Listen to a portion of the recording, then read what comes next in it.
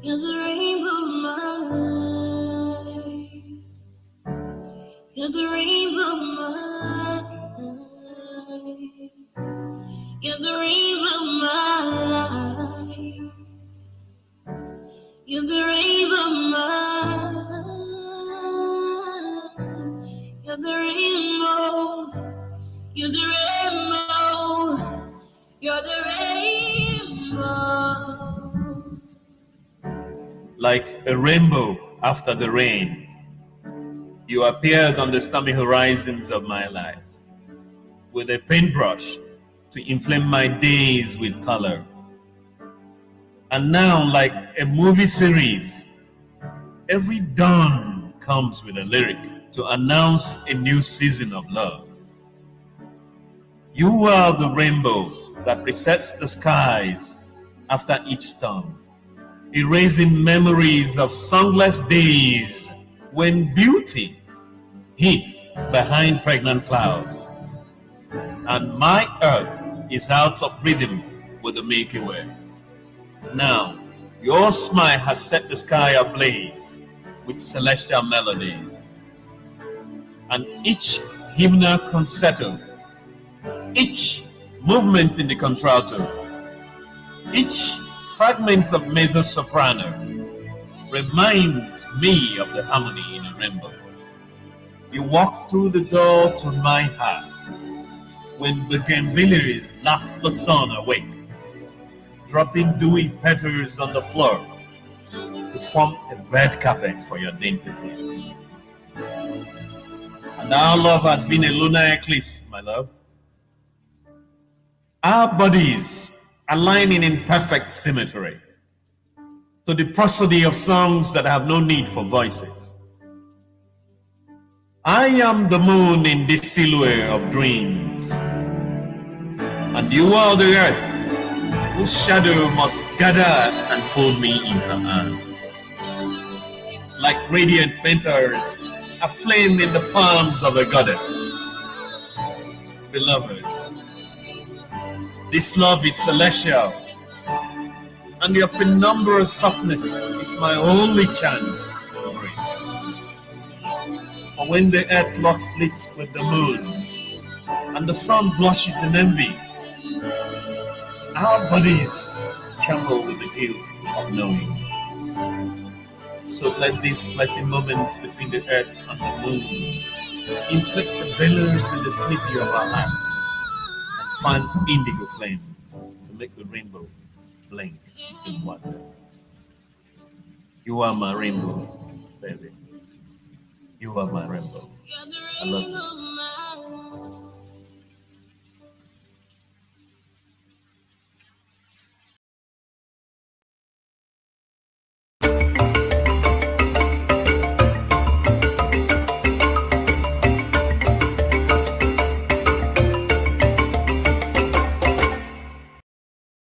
p.m. in Accra, Ghana, 6:30 p.m. in Lagos, Nigeria, 12:30 p.m. in New York City. Wherever in the world you're joining us, welcome to another episode of 90 Minutes Africa. My name is Rilo Fokonkwo. My co-host, Chido Onoma, is on assignment. Our guest today is Mr. James Eze. He started his career in journalism at This Day Newspapers, and then later on moved on to the Sun newspapers in Lagos. He's the author of the 2020 poetry collection called Dispossessed, which won the Anna Poetry Prize and was longlisted for the Nigerian Prize for Literature in 2022. As the head of external communications at Fidelity Bank, James Eze coordinated the Fidelity Bank International Creative Writing Workshop Series, which Chimamanda Ngozi Adichie taught. For 8 years, James Eze served as the Chief Press Secretary and speechwriter to the former governor of Anambra State, Chief Willie Obiano. He joins us to discuss Anambra State politics and life and answer questions like, is Governor Charles Soludo losing control of P2B and Willie Obiano's legacies? James, welcome to the show. Thank you, Rudolph. I'm delighted to be a part of this great movement, a part of this heritage, which you and Chido have, placed before us and the entire world. So I'm happy to be part of it today. Thanks for inviting me. Thank you so much. It's wonderful to have you. I didn't know a lot about you until a few hours ago. I didn't know your poetry. I mean, I'm amazed at what that video that we Thank you. That's Thank you. thing. I like that. So Thank you. we're going to cover a lot of things on this program, this conversation today, but I want to start with the stories in the news. The first one was 2 days ago, Senator Ifeanyi Uba was buried in Nnewi. How was that burial in Anambra State? There were some people threatening that it would not happen. So there was tension around the state. So can you tell us a little bit about what happened?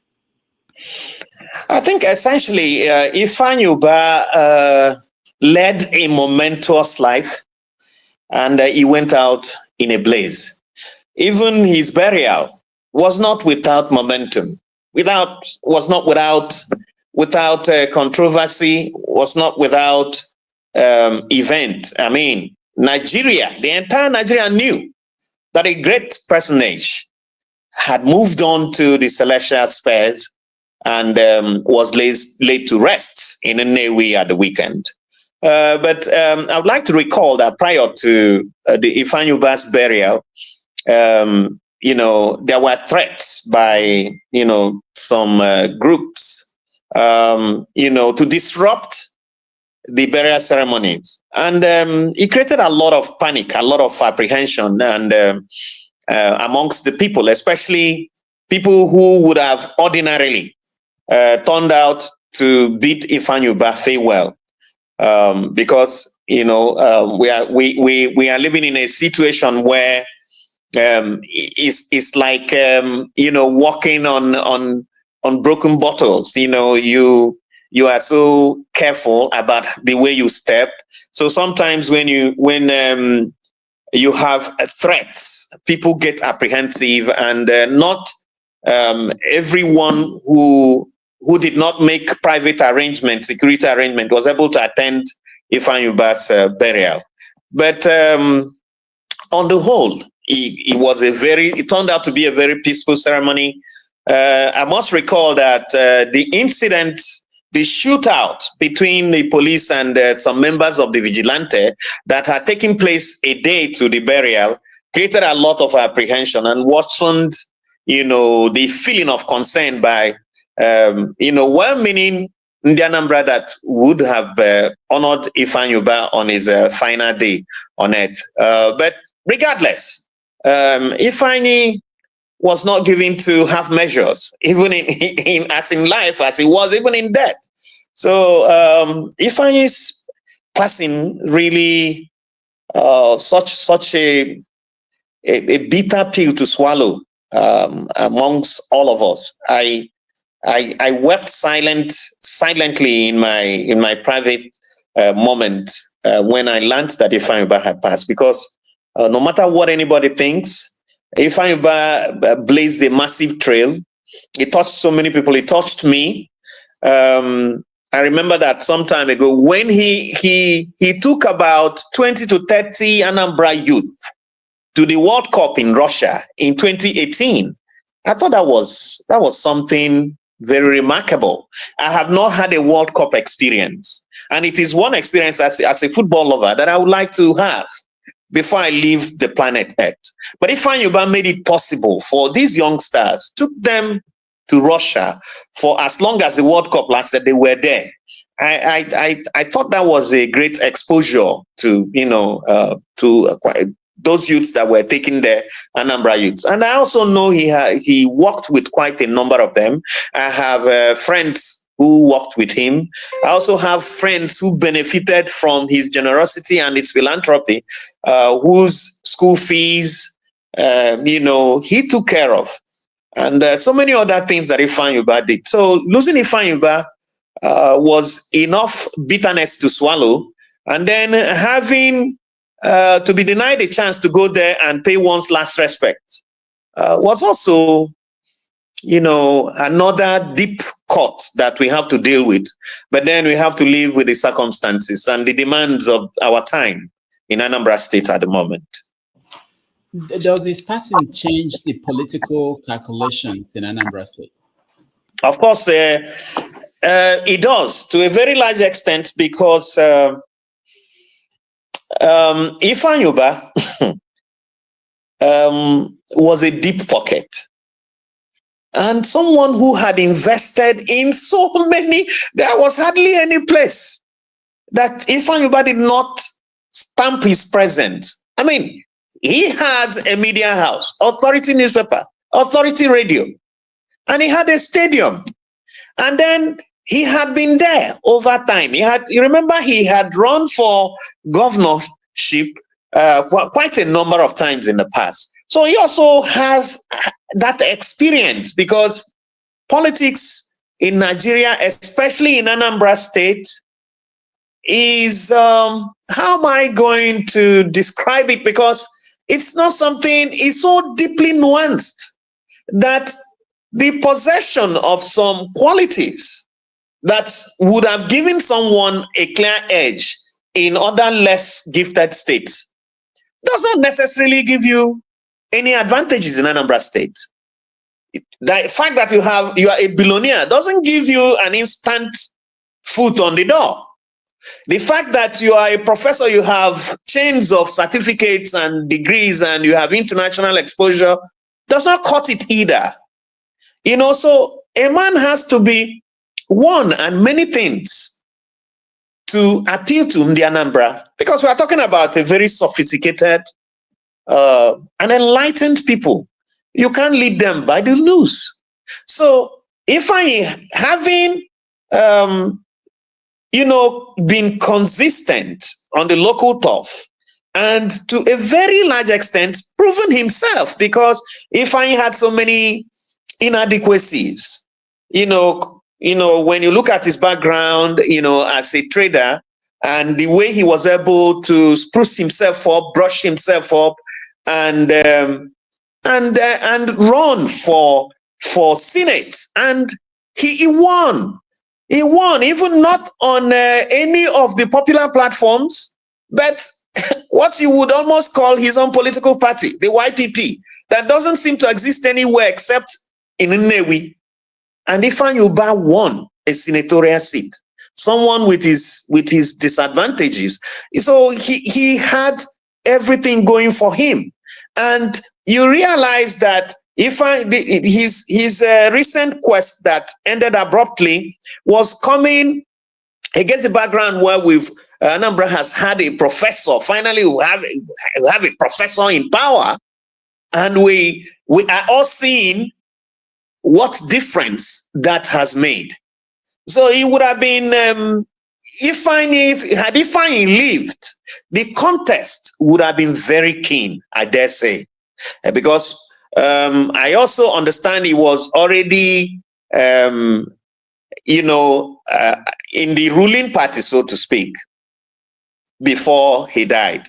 So he was in the ruling party, he was in the APC, and he had structures, he had loyalists, he had people willing to go suicidal for him.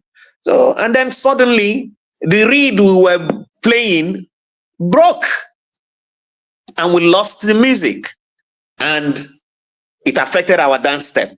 So Anambra is recalibrating, and then we are still looking at the scenario to know who will, in order for the coming dispensation to be democratic enough.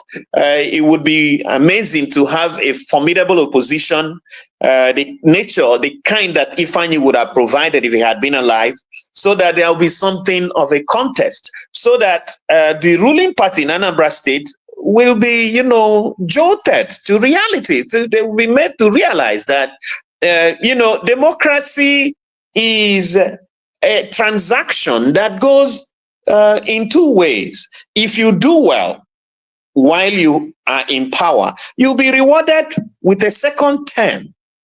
But if you don't do well enough, you have to renegotiate that contract. You have to renegotiate your way into the people's, acceptance.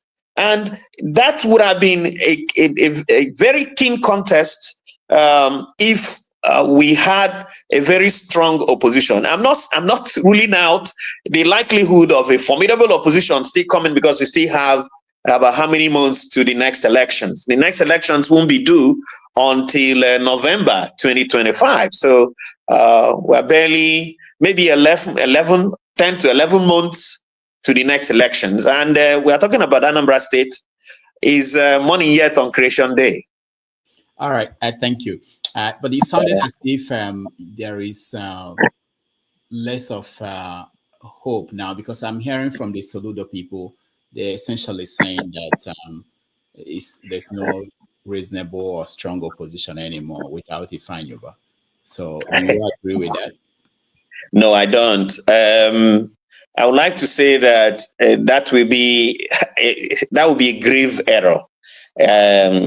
A serious oversimplification of the challenge that the administration will face in a matter of months, because the opposition parties in Anambra State are already beginning to build up. I am aware of the fortification that is going on in the APC. A gentleman known as Sir Paul Chukwuma is gearing up. I mean, his publicity is almost everywhere. He has been giving media interviews, and I'm aware that just last weekend he spoke to the media and spoke to the issues in Anambra State. And I understand he is the one who has risen to fill the vacuum that Ifeanyuba has left. And now, the interesting thing about Paul Chukwuma is that when it comes to exposure in terms of academic background, he made first class all through his university education, first class in philosophy from the University of Nigeria at Nsukka, first class in one university in the UK where he studied, I think, international something, or it has to do with copyright and something like that. And then he made first class studying law. So he seems to have a great profile, and I know that in time, the Anambra, we get to meet him, to know him, to assess him, and then make up their mind whether he fits the bill.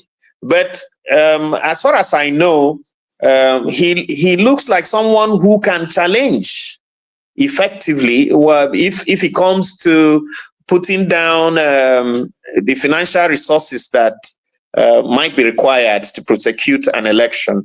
I understand he has a big war chest too. So, but then I know that there might be other things that a candidate, there are certainly other things that a candidate in Anambra State requires to garner the popular appeal that he needs to win an election. But the only thing, I think that the veneer of hope that lingers is what I consider to be a somewhat unconvincing performance of the party in power so far. We'll get into that in details about what's going on. But first, let me ask you about the news. How did you receive, or people in Anambra State receive the news that Simon Ekpa was arrested in Finland? How did you receive it, and what was the reaction of people there? I think people heaved a long sigh of relief. I personally felt a little bit relieved, because he had looked like an incubus hovering over us for so long. Make no mistakes about it. Let's not conflate issues at all. Simon Ekpa is not Nnamdi Kanu. Okay? Nnamdi Kanu is popular amongst almost the entire spectrum in Igbo land, apart from a few elites who feel that his strategy, his approach to the quest could have been better handled, because there are rough edges to Nnamdi's quest for self-determination, which is, guaranteed by the United Nations Charter on people and human rights.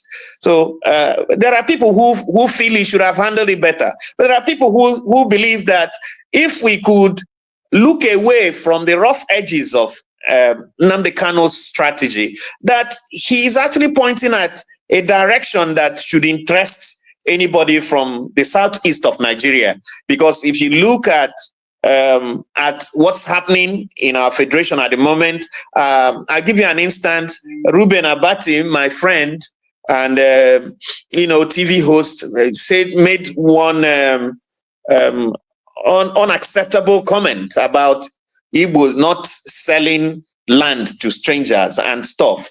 And then out of that comment, many rejoinders had come. Like some people had observed that maybe there was nothing attractive enough in Igbo land to bring strangers to come even asking for the land in question, because the federal government had not looked in our direction in any positive way, because we don't have investments in Igbo land that would attract the kind of population that you see in Lagos, that leads to the quest for land, the desire to buy and develop and build, and Lagos has benefited from that advantage so much.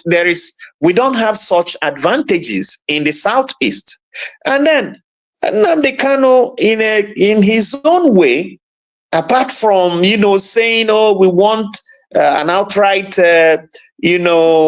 republic of our own, some of us see it as, okay, he is actually drawing attention to some of these obvious inadequacies, this lack in our society, the need for the federal government to, maybe take a second look at the way we have been treated.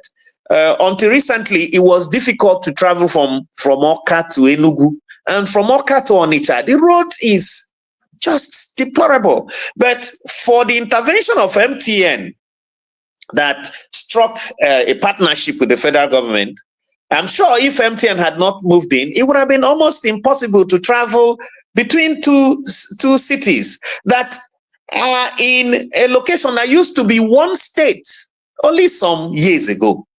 You can imagine, the absurdity of someone who lives in Awka not being able to get to Enugu. There was a time when because of the state of the road, this road I'm talking about, I personally wanted to go to Enugu from Awka, and I had to take, it took me about 3 hours, because I had to negotiate my way through Orumba to Umunze to a location in Abia State. And then before I could get to Ogu, and then finally into Enugu, it took almost 3 hours because the road was bad. And I personally felt that if Nnamdi Kanu's agitation ends up drawing the federal government's attention to fixing some of these things, these obvious inadequacies we have within the geographical space known as the southeast of Nigeria, that it would have been meaningful. Because a certain philosopher says, shoot for the stars. If you miss it, you land on the moon. So you can't lose completely if you are consistent with your agitation and resolute. And I know that there had been serious attempts to make him abandon the struggle, but he held forth, which is indicative of the strength of his moral fiber. So now that is Nnamdi Kanu. Simon Ekpa is a different personality altogether. And his approach to the struggle has been it has left most of us perplexed, because you can't claim to be struggling to liberate us from a presumed internal colonizer, and you are okay with the wanton destruction of lives and the killing of the people that you want to liberate. So if we are all dead, who are you rescuing from Nigeria? Who will you rescue? So there are some, the rough edges are way too unacceptable for anyone not to feel relieved that at least, we had held our breath waiting for something to happen. And finally, something is happening. So maybe it will lead to a peaceful resolution. And then eventually we will be able to breathe again in Southeast Nigeria. Because at this moment, I cannot tell you that all is well. When on Mondays, there are places where people don't move around. Enugu is relatively peaceful, and life has started coming back, but it has not acquired full vigor. Anambra, you can't really be sure. So some people who are security conscious would rather stay indoors on Monday, even if no one is out there to harass and intimidate them, because they don't want to take chances. That is not living, my brother. I think we deserve better. Right. One more question about politics outside, then we can come back in. Tinubu's government appointed Bianca Ojukwu as a minister. How did you receive the news? I think I was excited for Bianca because Bianca is a phenomenal woman. And although it surprises me how many Nigerians can only see the beauty. Bianca's beauty is just a cover for a very brilliant woman. Super brilliant. I began to take Bianca seriously when I read her eulogy to her husband when Ojukwu passed. It was Bianca Ojukwu's tribute to her husband that made me realize that you had lost a great man. And it took a lot of the power of the intellect and the gift of the imagination to bring Ojukwu back to life. For me to now, meet Ojukwu through Bianca's eyes, and then mourn Ojukwu through Bianca's tears. And that's Bianca Ojukwu for you, a very phenomenal woman. If she were not a woman, she would probably have served Nigeria even on a higher plane than being appointed a minister. So Nigeria belongs to us. So I was excited about Bianca's appointment. So because we cannot all avoid service to our motherland, Nigeria belongs to us. If they give someone like Bianca a chance, Bianca is someone, incidentally, that we also know. I personally believe that there is no room for compromise as far as Bianca is concerned.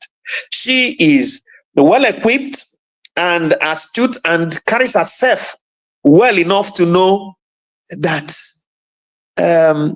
everything cannot be traded away. She knows our expectations of her, and she will represent us well. In any case, what are we expecting from Bianca as a minister of state? So I'm happy for her because she deserves it, and she got it. I even expect I expect Bianca to be challenged with a higher office. Let's see whether our women can make a difference. Because in all sincerity, Rudolph Okonkwo, I don't think our men have actually lived to expectations in the political sphere so far. We can only count a few of them, and that is not a good scorecard. All right. Talking about men, you worked for former Governor Willie Obiano as press secretary, chief press secretary, and speechwriter. Yes. And you were you there for 8 years? Yes, I worked with him for 8 years. For 8 years. Okay. Yeah. So last few weeks ago, we had the current Commissioner for Information, Dr. Law Mefo, on the program here. And he talked about the situation in Anambra State. And he blamed the situation on past administrations, of which you are one of those that worked under Willie. Let me play the video of him and then get your reaction. Okay, fine. We are saying, how did the governor let it get bad, this bad? Because Anambra used to be one of the safest states in the southeast. I'll tell you what went wrong. I'll tell you what went wrong. You know, there were policies run by the past administrations that didn't go well, right? And you see, if you kill a cow for your enemy as a way of buying peace, what you have bought is piece of the graveyard. Soludo doesn't want to continue along that path. So that is part of the problem. And you don't pay blackmailers. And you don't also pay people who don't want peace. And you're paying them only for them to kit up, feed well, arm themselves, recruit more stranded youth to unleash greater insecurity. Don't forget that the policy already failed even before Soludo came in. And that was why the last gubernatorial election, the election couldn't hold in many parts of Anambra South. Why? Because the criminals had already built camps. And these are camps that Soludo has been trying to uproot. And they have to be fully uprooted. Anambra made fully unsafe for them. We cannot continue this way. Politics aside, we need to recover our state. And because they followed our route, they bought peace, like I said, of the graveyard. And that was why even they couldn't even respect some of the agreements they had with the past government. And they couldn't allow election to hold in many parts of the south of Anambra South. And eventually it indicated one thing, that it was piece of the graveyard. You don't empower criminals. They will come back for you.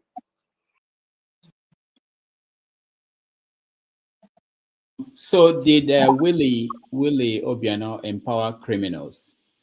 Did your government, the one you stabbed, did you guys pay people to keep quiet? And I wonder. I think Rudy, you probably should have asked him to name the criminals that were empowered, because my understanding of a criminal is that he's an outlaw. He lives on his own terms and by his own rules. It's a criminal is an enemy of the state and not a friend of the state. So now the idea of empowering criminals is perplexing and to me. And for a commissioner for information to open his mouth and instead of trying to explain the difficulties, the challenges that they are obviously having, begins to pass buck and begin to blame the previous administrations, not even one, but Obiano and P2B, where he indicted both of them and said, I would like to take him on this, maybe on a live debate someday, because I have the record of Obiano's achievement as governor of Anambra State in the area of security. I'm not out to defend Obiano because it doesn't make any difference anymore. He has served Anambra, and there are aspects where he excelled and some places where he naturally would have done better. But unfortunately, or rather fortunately, security is one of the areas that one of the aspects of Obiano's administration that he came out sparkling from. You know, because I was there. Obiano happened to be the first governor in Nigeria to convene an international summit on security, and flew an Israeli security expert known as Moshe Koinen to Oka in Anambra State. It was Moshe Koinen that drafted what turned out to be Obiano's security architecture. And in less than a month of Obiano being in office, Anambra experienced a crime-free Easter for the first time. I was there. And what did Obiano do to guarantee that? He set up security tents. We don't have security tents anywhere today in Anambra State. And you need to ask yourself why. Why you have to change a winning formula. There were security tents in all the flash points. Anyone in Anambra, including people in, in the underworld, they know areas where there are flash points. These areas, there are strategic locations across the state. What Obiano did was to set up security tents there and put policemen, fully armed policemen there for 24 hours. They were on 24 hours there and set up a command and control center that made it possible for, the police structures across the state to reach each other. No particular segment of that security structure was cut off from the mains. So it worked like magic. Need I talk about the occasional helicopter patrol? I flew a number of such missions. I have an area, if I were the black guy from the UK, who painted New York City after flying over New York in a matter of hours. I have forgotten his name, but I know you remember him. If I had his kind of gift of the imagination, I could give you a printout of Anambra State from the skies, from those patrols that the police did, especially when it was close to Christmas like now. What Obiano would have done if he were still in power, he would have launched area surveillance. Police helicopters will be flying all over Anambra, combing all the forests, all the bushes, all the outliers where outlaws would naturally hide to unleash havoc on the population. So, unfortunately, MEFOR should tell us why that is no longer the case. Because I understand that I don't want to go too far, but this was something they had. I also remember, Rudolph, you remember, there was a time Obiano came to Boston, Massachusetts. That was the first time I ever met you and Okendibe at, is it DoubleTree or something, the hotel in Boston, Massachusetts. And he came for, a different purpose. He was a guest of Nigerians in New England. But he used the opportunity to shop for security equipment and bought some of the most sophisticated security cameras ever, because he followed, the trail of the security company that dug up and arrested the Boston Marathon bomber.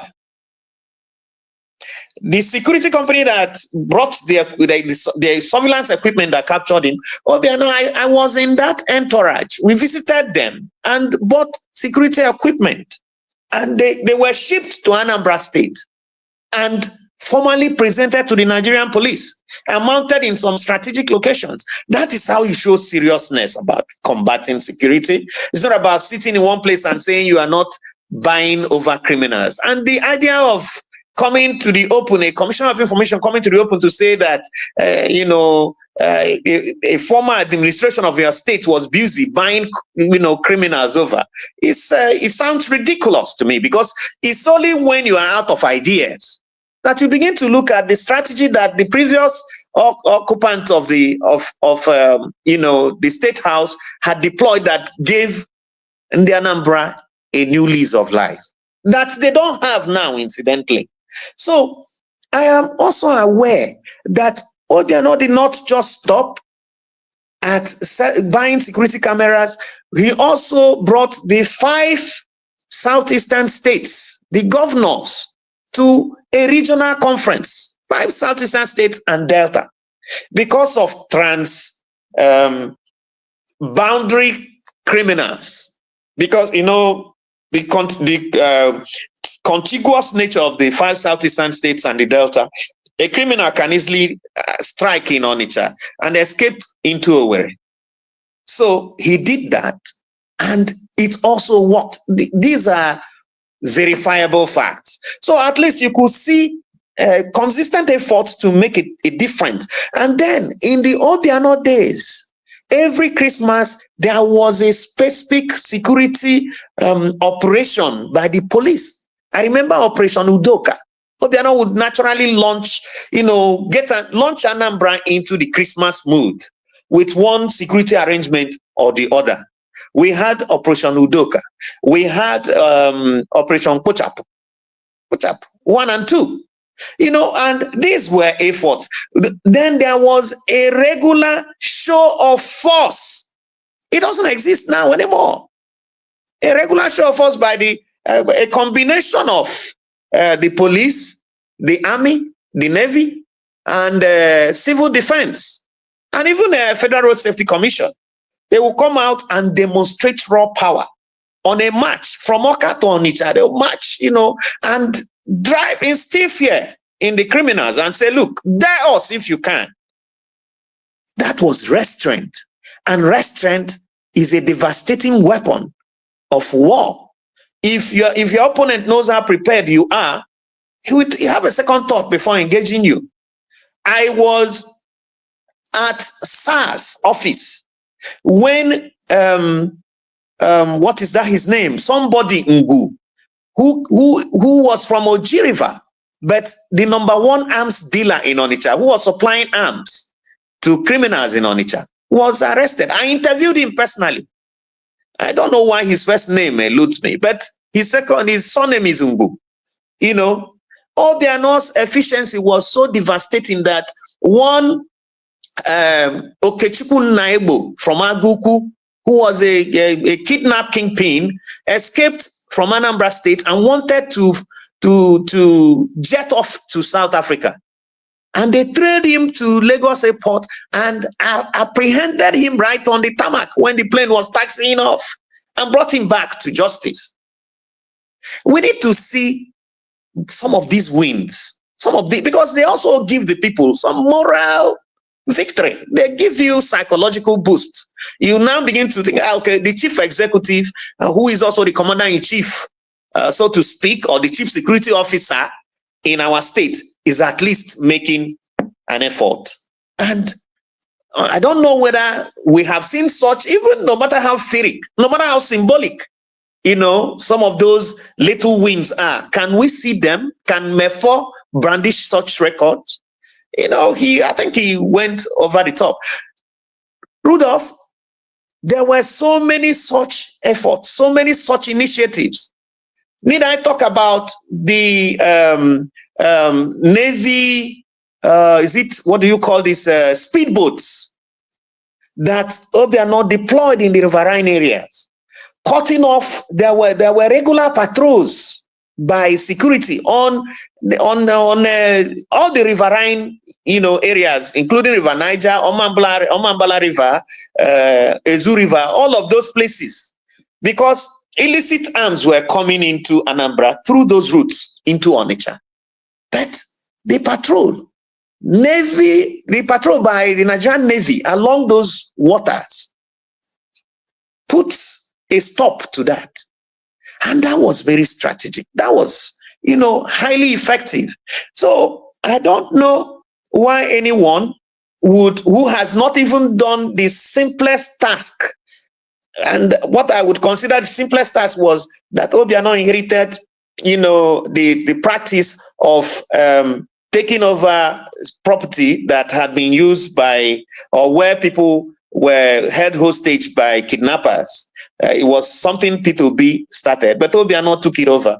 And I was in the in the team. I was in the police team when we went to so many locations. Obiano started the destruction of facilities used by kidnappers from his own village, from his hometown, Aguleri. And from there, he took the battle, to every part of Anambra State where criminals or where kidnappers had held people hostage in any specific building, any building that had ever harbored victims of kidnapping was pulled down, because that also needed to let people know that criminals were not ghosts. They were people who lived among the populace, and many residents knew who these guys are. So if you are a landlord and you allow your house to be used for such purposes, you risked getting it destroyed by the authorities. Now that practice has stopped. So what are we really talking about? Is it that someone does not want to accept responsibility and is just looking behind his back to say, if this person had not wrong-footed me, I would have been doing better? I mean, that's begging the issue. So does it mean that your former principal, Obiano, is not talking to Soludo, that they don't communicate, and they are in the same party? Are they not? Yeah, they are supposedly in the same party, but I am not very familiar with what is going on between them. They are my bosses. I have also met Soludo in the past, and he's a man I hold in high esteem. I campaigned for him. I wrote some of my finest essays on Soludo and the reason in the Anambra should vote for Soludo.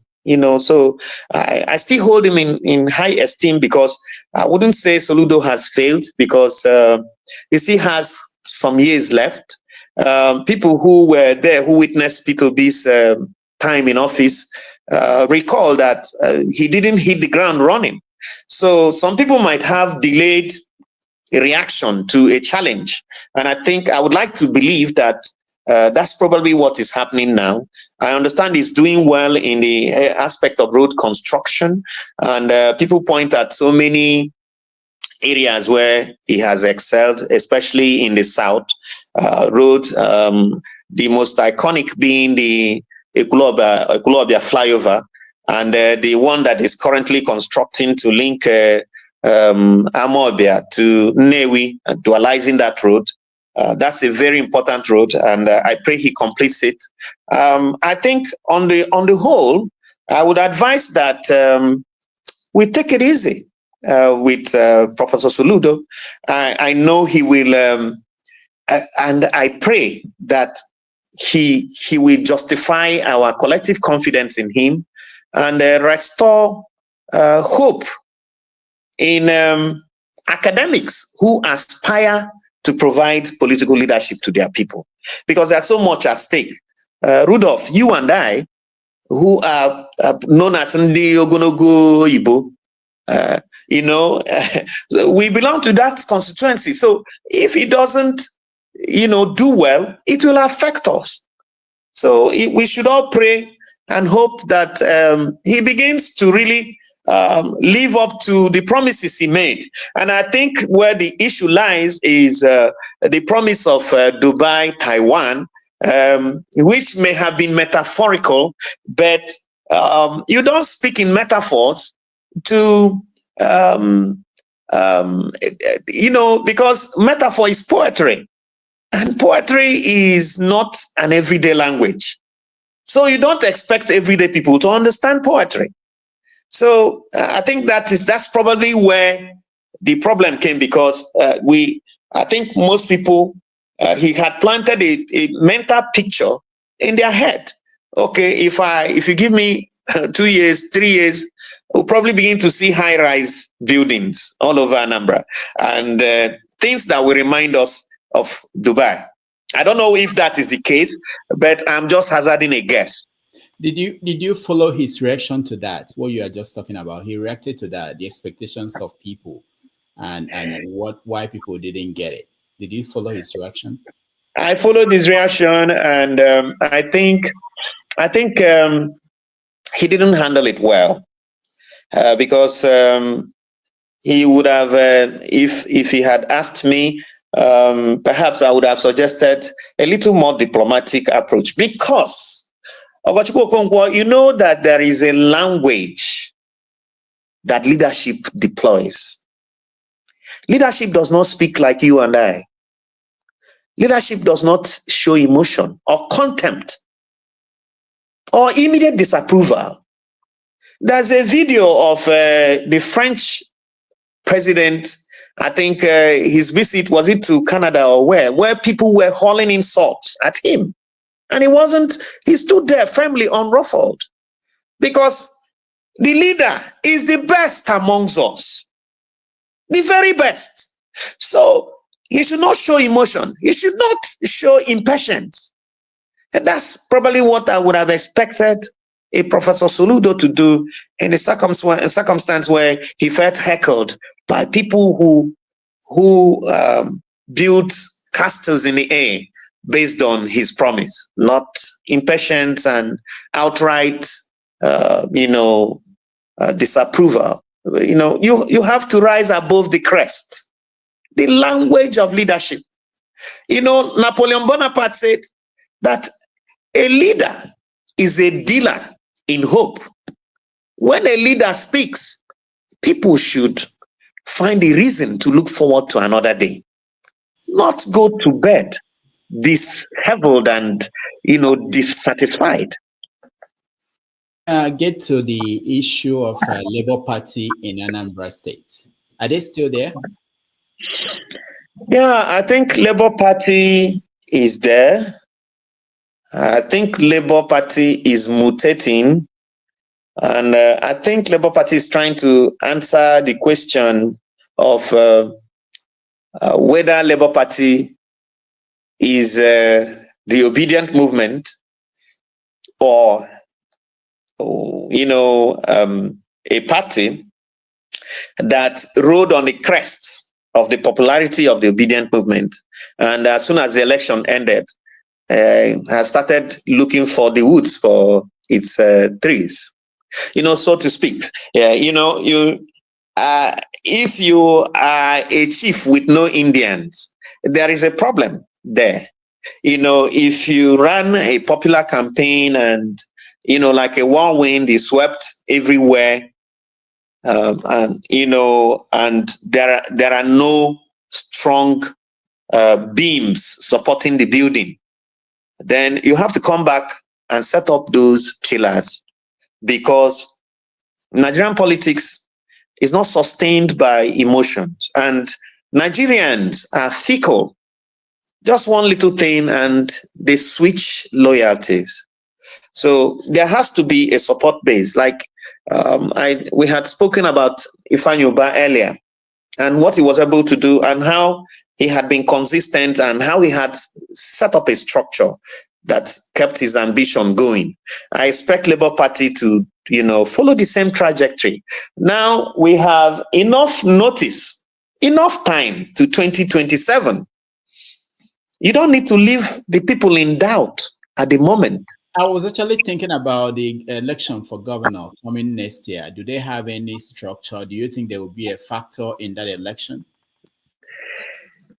Labour Party at the moment, they are not showing any signs. It's only APC. I don't know whether Valentine Ozigbo, who is a great candidate, by the way, a great politician, and one that a lot of people respect. I don't know which party. I don't know if he's going to run. I've only seen one material from him, a viral video where he was analyzing Soludo's performance. That's the only thing I've seen from him so far. And I don't know if he's running on the platform of Labour or on the platform of the PDP or YPP. So at the moment, the only sign of life from the opposition camp is coming from the APC, powered by Sir Paul Chukwuma. Apart from him, others are not, if maybe they are still trying to put their houses in order. Until they come out, you cannot really rule out anybody. All I know is that they also have there are quite a number of credible candidates that can challenge. The only difficulty is that and I think our politicians should learn this. If you want to challenge for a position as difficult as a governorship of Anambra State, you don't wait until the 11th hour. You have to start showing signs. It is important. We should learn from P2B's experience. He didn't have enough time to prepare for the presidency, to challenge for the presidency. I think other people should learn from that and begin early to gather the straws, that will help you build the perfect nest, and that's it. That's what strategic thinkers do. You have to plan. You don't rush into a storm. Nigerian politics is a blaze creek, a comprehensive blizzard. If you rush into it without adequate shelter, you'll be drenched in the rain. Yeah. We have a few more questions before we get our audience to join us. But okay. Let me clear one. The letter that Charles Soludo, Governor Soludo, wrote during that election, what did you make of it? I don't think we've talked about that. No, we haven't. I think it was one of those miscalculations on his part. Whatever informed his decision to come out with such an insidious letter at that time, whoever advised him did not advise him well. If he was not advised and he chose to come out the way he did, it was a wrong move because he didn't have to. Maybe I'm not politically minded enough to know that he had a dog in the fight, but I didn't see any dog in the fight for him. So why come out and, why would you even write such a thing? Even if you had a contrary opinion about Obi's candidacy, as I know that some people had, did you have to come out the way he did and oppose him? And, the tragedy is that we're all familiar with Soludo's letters. Soludo's letters are devastating, and I'm sure Goodluck Jonathan can testify to it, because he wrote a 2-part letter when Goodluck was president, and before everybody knew or anybody knew what was going on, the carpet had been swept from under Goodluck Jonathan's feet. So, because Soludo is a brilliant man, he's a bright mind, no matter what he does, you can't take that away from him. You can't be niggardly with praises for him when it comes to showcasing, products of the mind. God gave him that aplenty.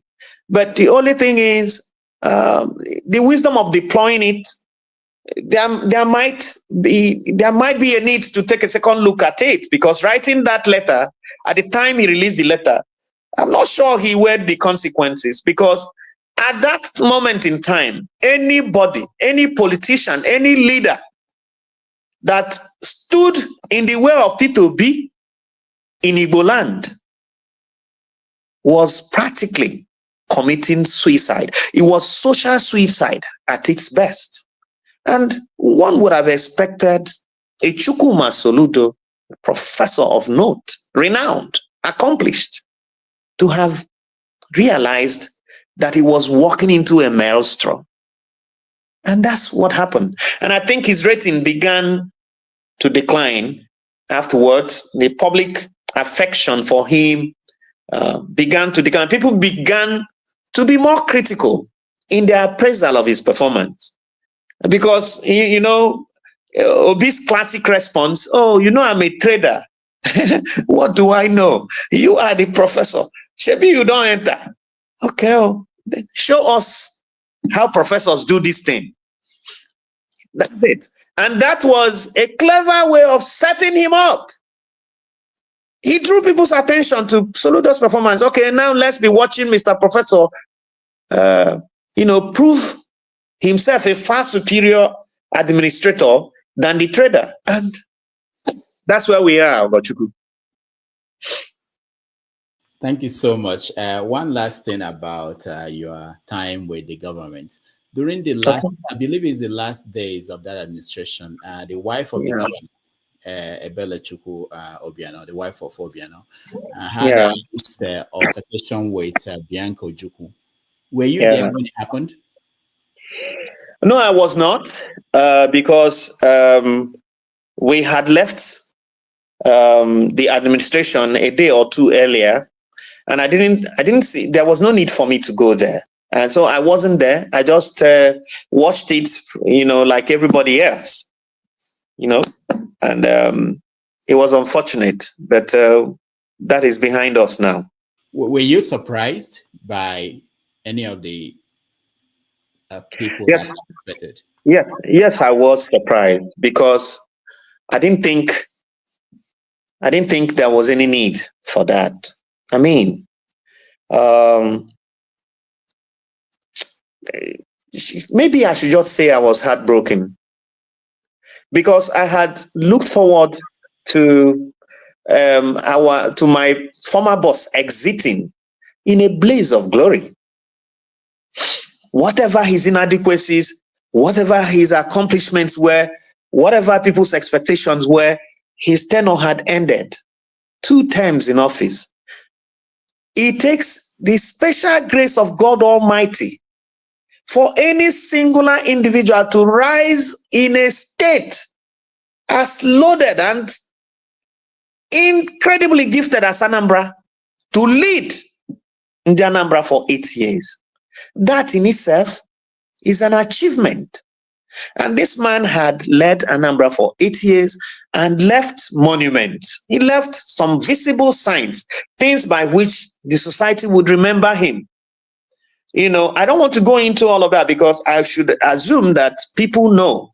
Because it wasn't until Obiano came to power that the landscape of Oka changed with the 3 flyovers that stand out as a very strong tribute to the genus of Ndi Anambra, as it were. And then the Chinua Achebe Airport. Until Obiano, built an airport, there was really nothing worth putting Achebe's name on in Anambra State. Achebe is a renowned philosopher worldwide. I regard Chinua Achebe as my literary father. I adore him. I just on the 16th, I actually recited one of my tribute poems to Chinua Achebe. And almost every year I celebrate Achebe privately because if it wasn't for Chinua Achebe, I would not have discovered literature and I would not have been the man I am today. So, but until the airport was built, it was nothing in Anambra could actually, carry that name. Now, an airport, Obiano designed it to be an international airport. If it had become an international airport and, became a busy international airport, wouldn't it have been just the perfect ending for, any foreigner that touches foot on Anambra soil and he sees Chinua Achebe International Airport, he would know that he has stepped into the land of greatness. And that's the symbolism. Advanced societies look at our time on earth in terms of the symbolisms, the monuments, the icons, iconographies, things that remind people, the people that will come tomorrow, about our existence. Those are the things that people take away.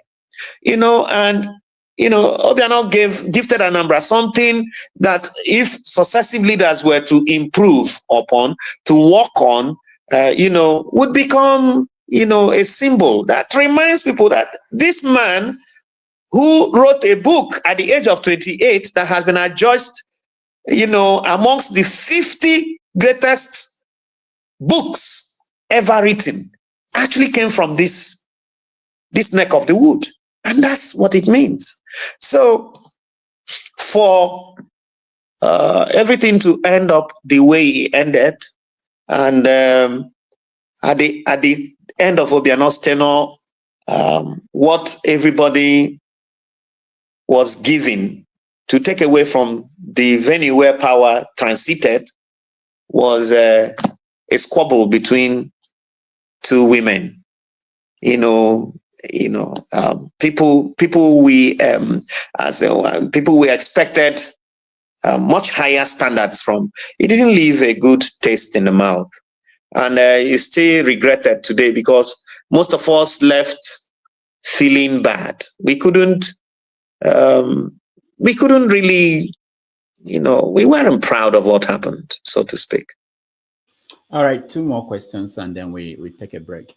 During your time in the government house, you had some events recognizing some old musicians from Anambra State, or from, I think, more than Anambra State. There were things about the arts, writers and artists. And is something like that still going on in Anambra State, or did it end with the administration of Obiano? I regret to say that it ended because Obiano's time in office witnessed some level of renaissance, and to the grace of God, I was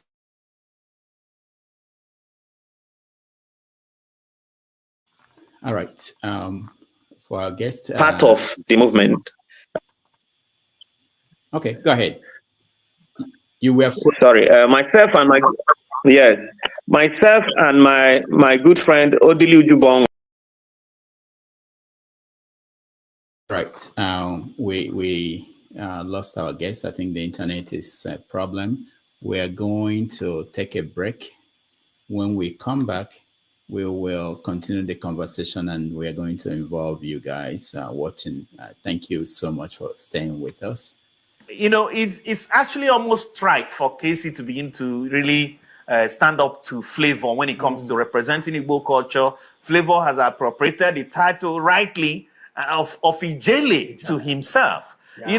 When Ijele comes out, every other masquerade pays into the background. They become could that be the problem? Could that Ijele title be the problem? Yeah. Because I'm not quite sure there's any other masquerade that towers above the Ijele. None. I mean, you could have some other masquerades that look deadlier, that act deadlier.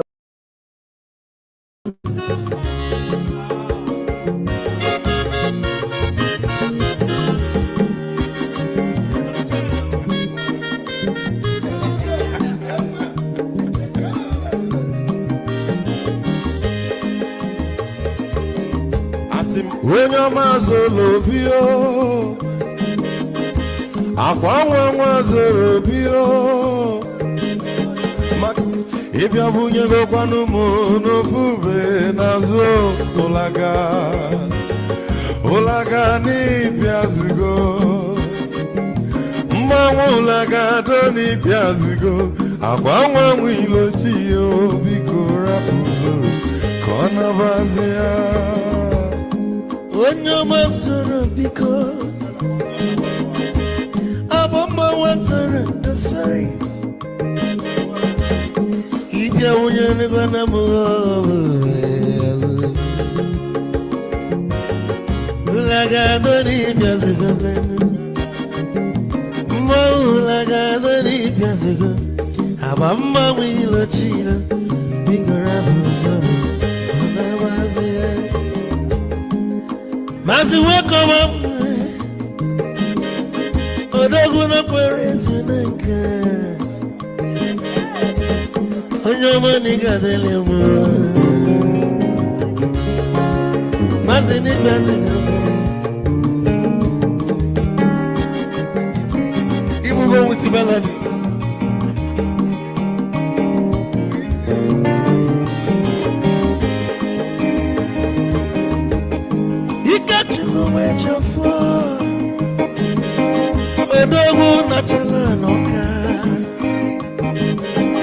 Is he one them nigga dilemma? Olagadoni Pesigo, Olagadoni Pesigo, Mama will chilo, Nicaragua,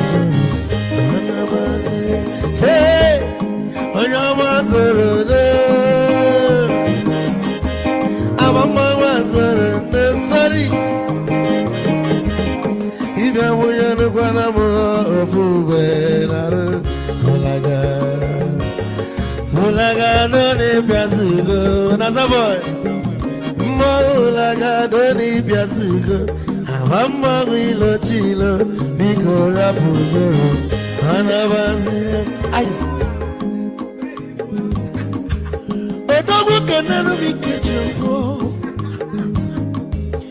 Ama kwa mnika gogogia Waligwe kwelo Ikejobo bele bege Hey, you want?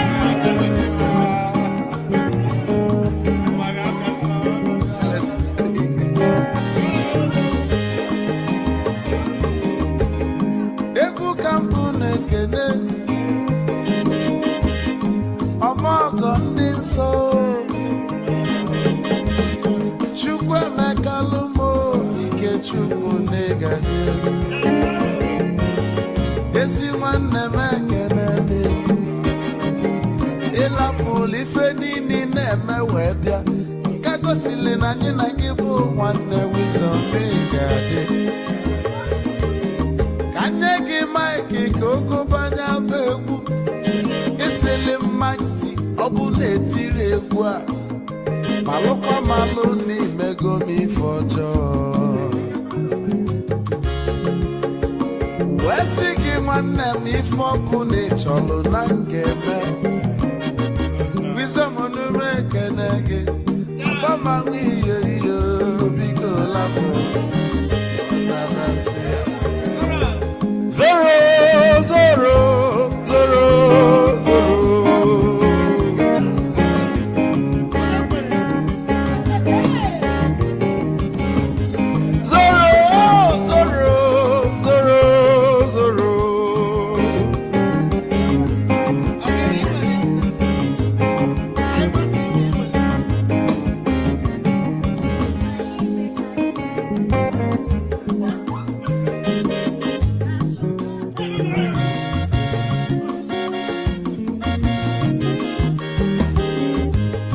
Geduru joy na bugwa osa Sokoto Ujembe mwilo Anu solo mwe manofia nara Onye nwuro zurike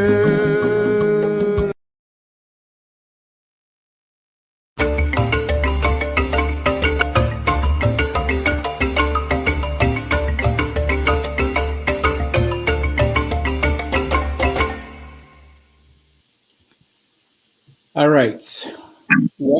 Welcome back, everybody. Thank you for joining us. We're having a conversation with Mr. James as a poet, former chief press secretary to the former governor of Anambra State, Mr. Obiano. So when you left off, you were talking about the state of creative industry and the government support for that industry in the present administration. Go ahead.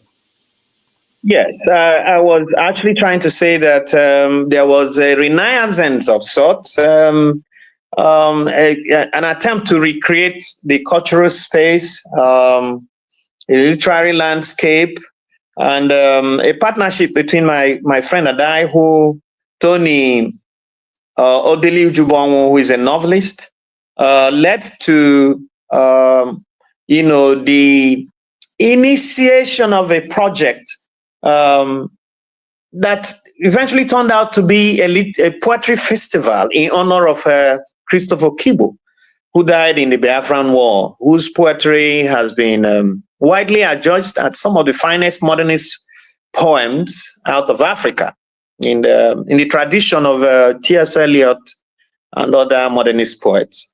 So we began to, we hosted the first festival, which attracted some of the finest poets. Nduko came all the way from Canada. Chijoka Munade, Tade Padola, amazing poets, and we had a feast in Ojoto, right in the Okibo compound itself. So, and then my dear friend and mentor, Chief Willie Nwokoye, came up with a night of nostalgia, which attempted to honor all the artists and musicians, whose gift of creativity supported our people's survival, aided our survival and healing from the Biafran War. Artists of the late 60s and 70s, and there were many of them. So we called it a night of nostalgia. And those artists came to perform in one massive show at the Alex Ekweme Square in Oka. And it was supported by the Obiano administration. Our poetry festival was also supported by the Obiano administration. And there were so many other shows. I recall that within that period, Okendibe, also we hosted Okendibe to an evening of reading, somewhere in a location in Oka. And there was this ferment, people with diverse gifts of the imagination had enough opportunity to express them. It was at that period that I must tell you, Ogochukwu Okonkwo, that my poetry found the highest expression within that atmosphere. Challenging as my time was working, with Obiano, I still was able to create, much to my surprise. And it was because the environment was okay. On my own part, I had a personal initiative known as, a flutter in the woods, which was an evening of poetry and songs in Oka. And almost every Valentine Eve, we would come together, and under the blaze of the setting sun, we would have a feast of poetry and songs. People, artists, singers, poets, young aspiring poets, everybody gathered. I did it for a number of years in Oka. And we also had some open mic sessions, and it was all amazing, because the atmosphere was magnificent. There was enough security. Nollywood, producers came to Aroma Flyover to shoot some of their movies. There was a specific night I was going home, and that was around 2 a.m. I was surprised to point and see, television crew with cameras and, cast. They were shooting a movie that late in the night.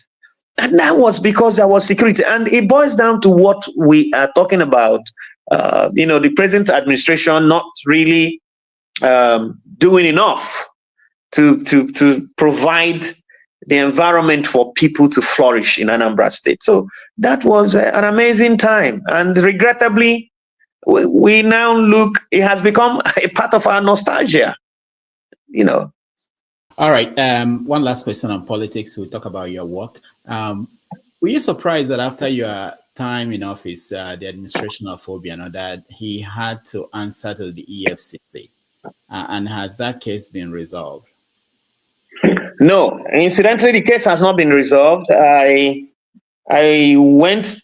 appeared in the court 2 weeks ago. Incidentally, I was in Abuja, and I also went to witness the court proceeding, because no matter what anybody thinks, no matter how we all see it, no matter our individual interpretations of what has happened, until the court pronounces him guilty, he's still innocent.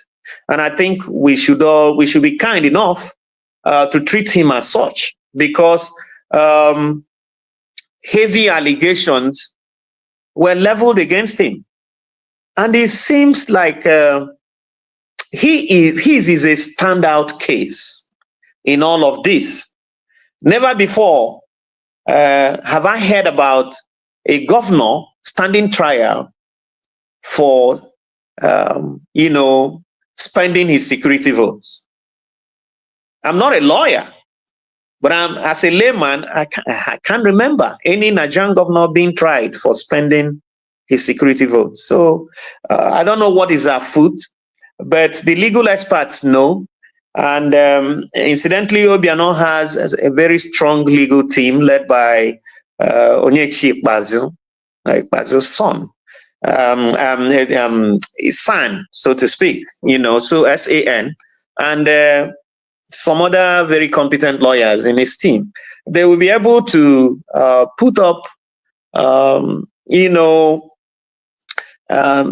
enough representation that will, leaves no one in doubt. If Obiano is guilty as charged, well, too bad. He will go in for it.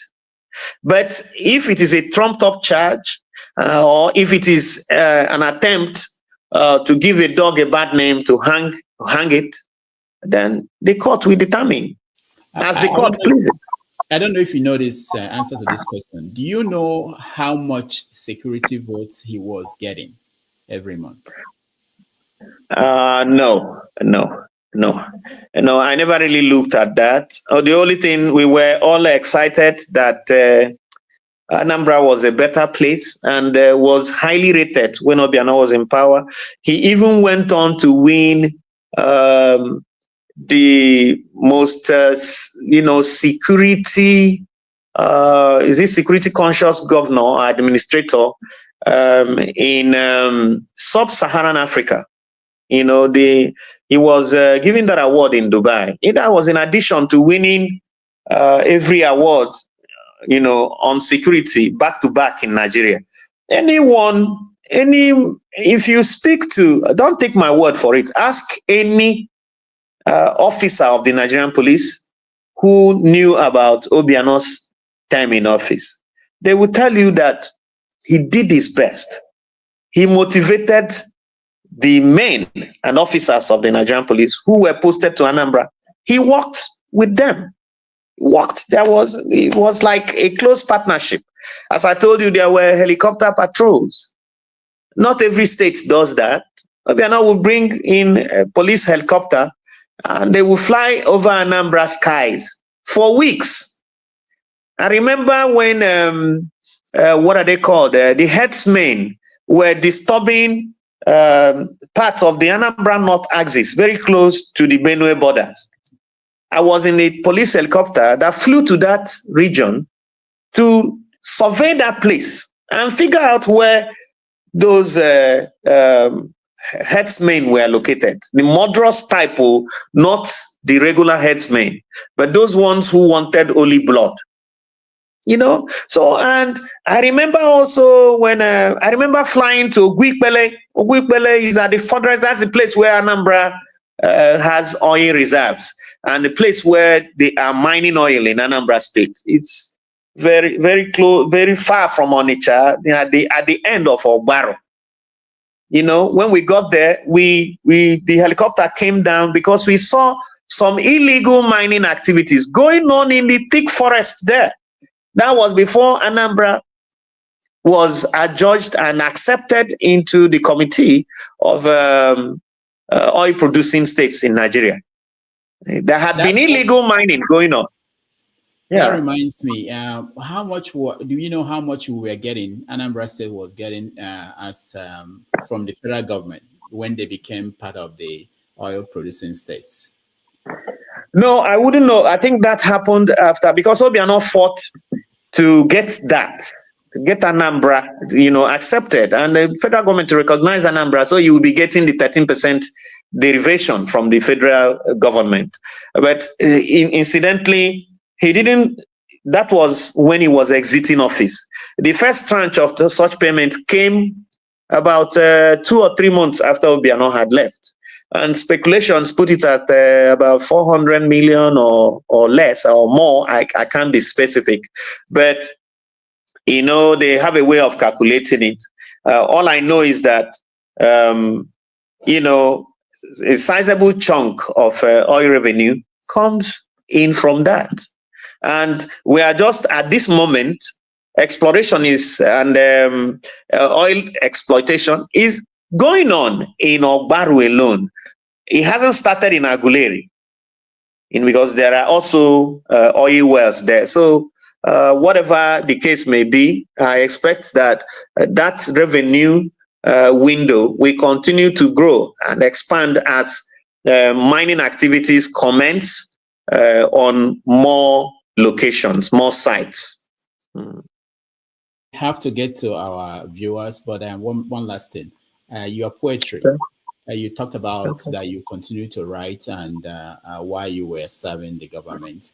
And your poem, Dispossessed, the collection, won an Association of Nigerian Authors Award and was shortlisted and listed for the Nigerian Literature Prize.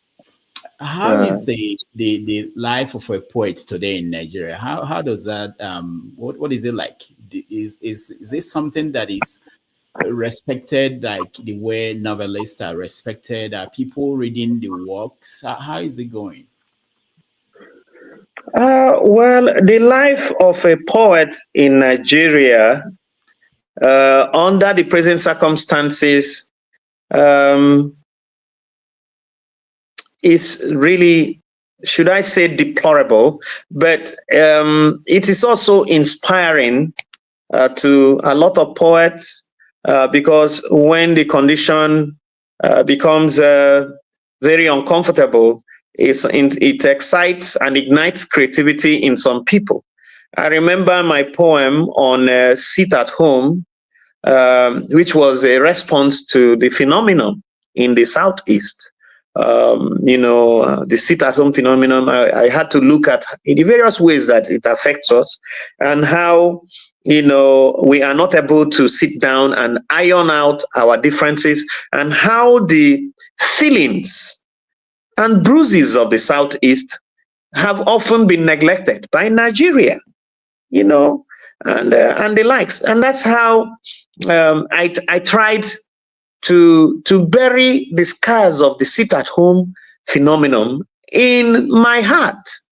A poetry sheds his tears on paper, and that's how I shed mine.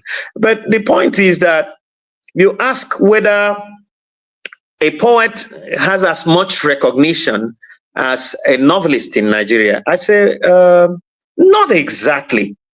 They are not neglected either, but of course, because of the recondite nature of the poetic craft, a poet doesn't have as much, acceptance, and the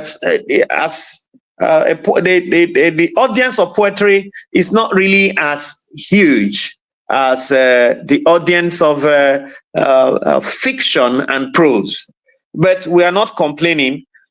In fact, one of my, should I say, strongest influences in the poetic craft, the late Christopher Kibo, at a point said he did not write his poems for non-poets. So I think that any poet, worth his salt, who is actually, passionate about the poetic craft, we not set out to write for popularity. I don't write to be liked. I don't write to appeal to the mass audience. I write because I feel either pain or pleasure in overwhelming measures. Like when I write about love, it is actually an internal explosion of exhilarating feelings. I feel excited. I am enamored by, what I have seen or what I have experienced, and I go in a rhapsody, and I write about that and use words that best approximate the feeling that wells up inside me. And I think that is the nature of poetry, because of the intensity of the feeling that produces quality poetry.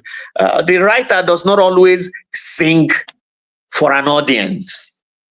He just creates. I remember that when I spent time with the late Professor Ben Obumselo, a foremost critic and an Okibo ally, and Chinua Achebe contemporary, because they were all at the University of Ibadan at the time, or the University College as it was called then. I was trying to understand, the inner layers of the Okibo poetic craft, and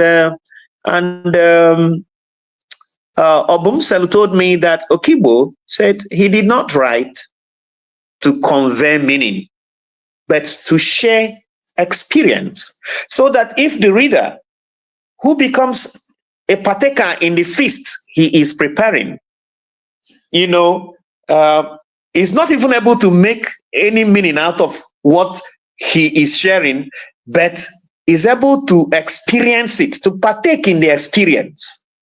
That is enough. That might be all that you need to take away. So poetry, to my mind, the kind of poetry that I write, I don't write poetry that, gives you so much ease of access, or the kind of poetry that is a poetry of the public square, except when I am writing a song. And I have written many and recorded many too. Yeah. We are going to listen to one of those songs as we invite our audience to join us. So while we listen to that song, I will bring in the audience who will ask. Okay. Yeah, fine.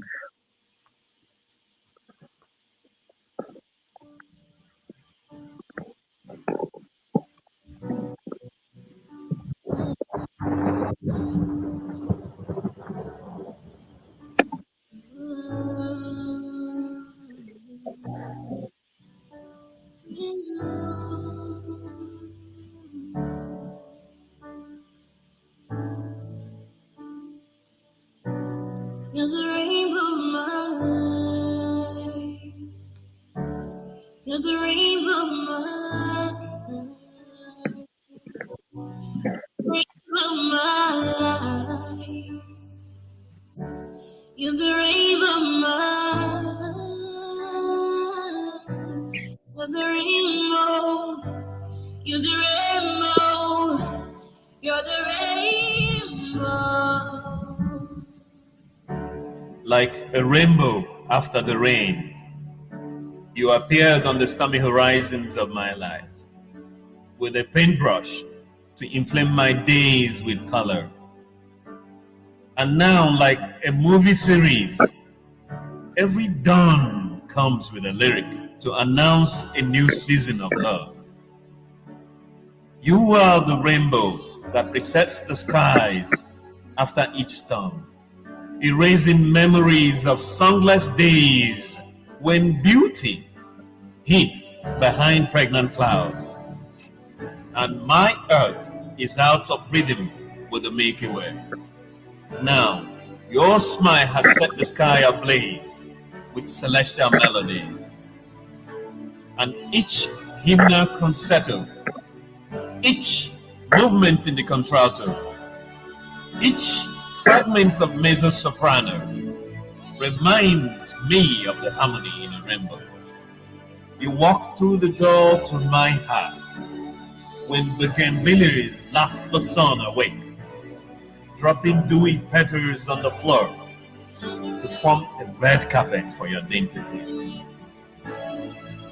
And our love has been a lunar eclipse, my love. Our bodies aligning in perfect symmetry to the prosody of songs that have no need for voices. I am the moon in this silhouette of dreams, and you are the earth whose shadow must gather and fold me in her arms. Like radiant mentors, aflame in the palms of a goddess. Beloved, this love is celestial, and your penumbral softness is my only chance to breathe. But when the earth locks lips with the moon, and the sun blushes in envy, our bodies tremble with the guilt of knowing. So let these fleeting moments between the earth and the moon inflict the billows in the smithy of our hearts and fan indigo flames to make the rainbow blink in one. You are my rainbow, baby. You are my rainbow. I love you.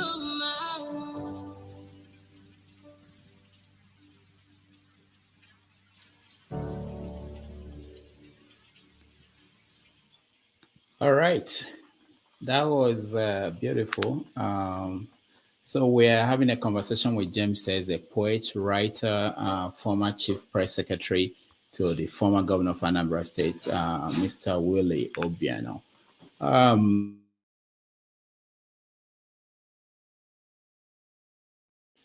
We have people joining us. When I call you, please find your best question or comment, and then you'll have a minute to do that. Jefferson, you're first. Yeah, good morning. Nice poetry. So I believe you are familiar with D.K. Chukwumerije. He's another good poet too that is waking the minds of Nigerians. So my question goes like this, James. I want to know, because there are so many speculations. Peter has been called all manner of names. Okute has been called all manner of names that he said he didn't save money. So I just want to ask you that can you confirm under Obiano's administration that Peter Obi actually saved those monies, and part of those monies were they actually used to build the international airport? Because last I checked, the former governor of Taraba State actually spoke of the fact that he had a conversation with Obiano, and he said that the money that was saved by his predecessor was actually used to build the Anambra State airport. I want to know, and was there so many work or legacy that was done and was acknowledged? Because again, I could also remember that Obiano, when he was governor too, equally politically accused Obi that he didn't save any money. So I want to know from you. James, you are muted. Let me unmute you. Okay. Yeah. Go ahead. All right. Thank you, Jefferson. I am here not to speak like a politician would, because I am not one. I am a poet, and poets bear witness to truth. What I do know for a fact is that P2B saved money. Okay. That is not in doubt. Now, as for whether that money was specifically spent on building the Anambra Airport, I can only say maybe a part of it, because I believe that the Anambra Airport, a lot of funds went into the construction of the airport. But we must also remember that P2B's contribution to the building of Anambra Airport goes beyond saving money. The land on which the airport stands was also part of P2B's legacy. You know, but because government is a continuum, I wonder why we want to separate some projects, you know, like split. There are projects that government, a particular administration hands over to his successor, and the successor is expected to continue and complete that project, because the project belongs, whatever project a particular government builds or builds halfway belongs to the people and not the initiator of the project. What is going on in Enugu State today, for which a lot of people are happy and excited, is the fact that the International Conference Center that Governor Chimaroke Nnamani began to build and left uncompleted 16 years ago, Governor Peter Mba has not only began work on it, but is at the verge of completing it, and people are seeing what a beautiful initiative it was in the beginning. Now we are all clapping for Peter Mba and saying he's done an excellent work, but it was actually begun by Chimaroke Nnamani. Now, there is no division whatsoever, because the project is there to serve the people and not the political gladiators who may have initiated it. And I do not think that it serves any useful purpose for people to get into heated argument, over government projects initiated by people that we elected and empowered with our collective resources and revenue to act on our behalf. So why we dissipate energy, arguing about who did what and how it was done, it leaves me a little baffled. I think it's not consequential.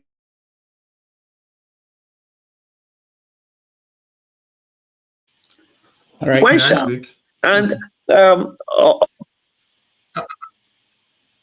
James, sorry, Rudolph. Yes, James, I'm back. I'm back.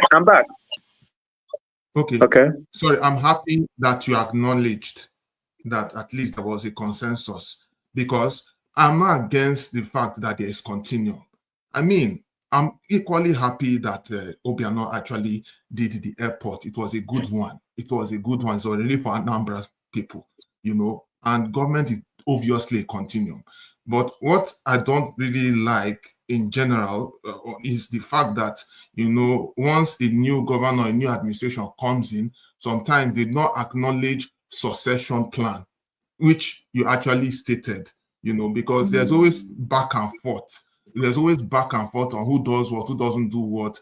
And so, and these kind of things actually breeds confusion amongst the commoners, that are not in government coffers, that are not running in political offices. So once people are informed of this, it is good for us to know. And there, because there have been so many lies, so many things. Even one that they said that even Obi went and before he left, he opened a beer company for himself and all that. People spread all manner of lies, and it is good we actually look into all these things and say them as they are. So I want to appreciate you on this. Let me stop there because other people are in the house. Thank you very much. Thank you, Jefferson. If I might add a little more, Obiano run on the continuity mantra. He said he would continue. I think he had the 4 C's. Continue. Commence, continue, complete, and commission obese projects. And part of what Obiano inherited that he completed is the Golden Tulip Hotel in Agolo, formerly known as Agulu Lake. Is easily the best hotel in Anambra State today. Obiano inherited that structure as a carcass. I was there on the first day that he went to inspect that hotel, and he completed it. Soludo was the board, the chairman of the board before he became governor. There was also the Onitsha, the ShopRite in Onitsha. It was P2B that began it, and Obiano completed it. There were so many other things, even some aspects of the Odumegwu Ojukwu University. There were so many courses that were not accredited when P2B left, but Obiano fought, especially medical students in that university were there for 10 years. Before accreditation came under Obiano. Now, this is how government should work, and we should see it as our collective success, and we are a developing society, and we can actually do with less bitterness in the way we approach some of these things, because as the Holy Bible says, was it Apollos planted and which other Peter watered? It is all for the furtherance of the scripture and the kingdom of God. So there is no star performer, so to speak. Every performer in a football field is essential, for the success of the team. As we continue our quest for growth and for a repositioning of Southeast Nigeria, and to actually prove to ourselves first, before we begin to prove to our neighbors, that we are direct heirs to our ancestors, the people who fought the Biafran War, the people who gifted Black Africa its first weapon of mass destruction, the genius of Biafra, the Ogbunigwe, and all the great inventions of our fathers and great forefathers. We have not lived up to that billing, apart from the signs of resurrection that I see in Innocent Chukwuma's factory at Nnewi in the auto industry. We have nothing else that stands our generation out as true heirs to our fathers. I think we should ask ourselves those questions, because we cannot go on like this. I live in Nigeria and I know what it means to come from the southeast of Nigeria. And we cannot, a people with our different creative gifts and diversity of talent, we cannot go on waiting for a federation that has since moved on. So we need to challenge ourselves and come out with our best game ever. I don't know. You look at our people in the diaspora. Which society are we not playing to the fullness of our strengths? Which advanced society is an Igbo man not making his mark? Gabo Keye won his second term in the House of Representatives the other time when the American elections took place. If he wasn't good enough, America is a society that is driven by merit, essentially. He was good enough, and that's why he won a second term. So why is it that we have remained a people that best typifies the metaphor of a tree with roots in the skies? Why is Igbo's success only manifest overseas? Why can't we bring our success stories home? Can I answer that question? Can I answer that question? I can. Yeah, please go ahead. Mr. James. Thank you. Ndị Igbo perform excellently well outside the shores of Nigeria because merit counts. In Nigeria, there's a ceiling, there's a stunted growth for us. That's just a simple thing. If you take the worst Igbo man in Nigeria and put him in America, he becomes excellent. If you bring Gabe Okoye from Atlanta, Georgia, to come and contest in his village, if he's not of APC, he will be rigged out. I mean, we know these things. If you bring hold on, please, excuse me, please. Excuse me, I don't want to look at people. Please, excuse me, just behave yourself. If you bring a country while from what sort of discussion to be in Nigeria and then to contest with other Nigerians, she will be rigged out. They will tell you that are Igbo. No, let them bring another person to go and represent. That was why when the likes of Daddy Onyama, we are representing Nigeria at the World Court in those days of merit. They have to bring one Yeye Salami to go and represent, and the World Court threw him back. That is Nigeria for you. So we know all these things. All right, thank you, CM. Let's continue. Chinonso, you're next. Yeah, good evening, sir. Ogeze. Good evening. Greet you in a special way. Thank you so much. I greet you and the Gene of Willie Obiano. I am part of a living testimony and witness things that happened then. This is me saying the truth, no matter that I believe in that thing for now. In Willie Obiano, all the MDG work was completed. And I am one of the person who built one of the MDG primary school in Willie. So when I said that he did well, Willie Obiano is the best governor I have witnessed in my life in Anambra State. So far, so good. And nobody changed from my mind. Despite that, he's the first governor who is calling meeting for all the armies, every security apparatus. He's calling meeting every 6 months. He did not owe me until I left Nigeria. And he's the governor who come ask all of us to submit our accounts that he will be paid. And once month's end, you will get your alert. No matter the stipend is too small, but you get it. This is Willie Obiano for me. So I believe that Willie Obiano, who is a governor who come to Anambra, finish all the legacies that Peter Obi left. And to finish all these things, they acquired money. Because I remember that one of the smallest MDG work is over 5 million naira then. For you to finish it. Me, who finished my own and primary school, once I finished, he paid my money, not to live like other governors who did not pay their own. Because I am an engineer then, so I got my own job, and he delivered it to me, and I delivered the job. He paid me everything. When I come into security, like I said, he's not owing me. So till tomorrow, anybody who asks me about Willie Obiano, I will gladly say weird things that he done good to me. And the way Willie Obiano is in the seat, the killing, the bad boys in Anambra right now, is not like that way before. When he left the office, a lot has happened. And that is when Soludo, for me, Soludo is going to be the worst guy in Anambra State. I don't look at any human being. I say the way it is in my mind. That's what makes me Chinonso. I am a son of my father. Soludo is going to mess things up.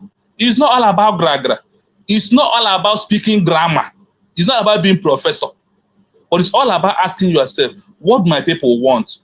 Soludo, Willie Obiano come give us primary schools here and there, build complete hospitals, give toilet to the areas of schools in Anambra State, and he completed all of them. If you did not complete your own, the last time they come inspection, who did not complete his own, he makes sure he complete it and he's getting his money. So nobody will say in the MDG work and civil apparatus that Willie Obiano owe. So if there are no other thing, let nobody spoil his name. Only for these two, I give him credit. Then, I want to say this at last. He's also a governor who honored our hero and heroes of Biafras. He never interjected on that particular days of our hero and heroes. Him himself, you will see him carry flowers, go to their grave and decorate something and said, it's our heroic days. I cited him for these 3 points. But my question is, after he left, what is going on in Anambra right now? Is my question to you, because you are in the house. Okay. Thank you, Chinonso, for your nostalgia about the Obiano years. But I think that our best days are still ahead of us. Because as I stated earlier, sometimes we must always remember that it's not always about how we start, but how we end the race. Soludo still has some years ahead, and he might still surprise us. It is not like anything has actually gone completely bad. He's battling the situation. And to answer your question directly, what is going on in Anambra State is that the state has unwittingly, walked into a security maelstrom, like a thunderstorm, and we do not know how long it will last. The state is responding the best way that it can. And, sometimes, if you try a particular strategy and it's not working, you will have to take a second look at it and then retool your strategy. And we just saw that happen recently when Kenema Kai was appointed to head Homeland Security or something like that. And he's a man who is known to have done well in offering a similar service to Okija community. Now, Okija is one of the massive communities in Anambra State with some of the most prominent billionaires that Anambra has.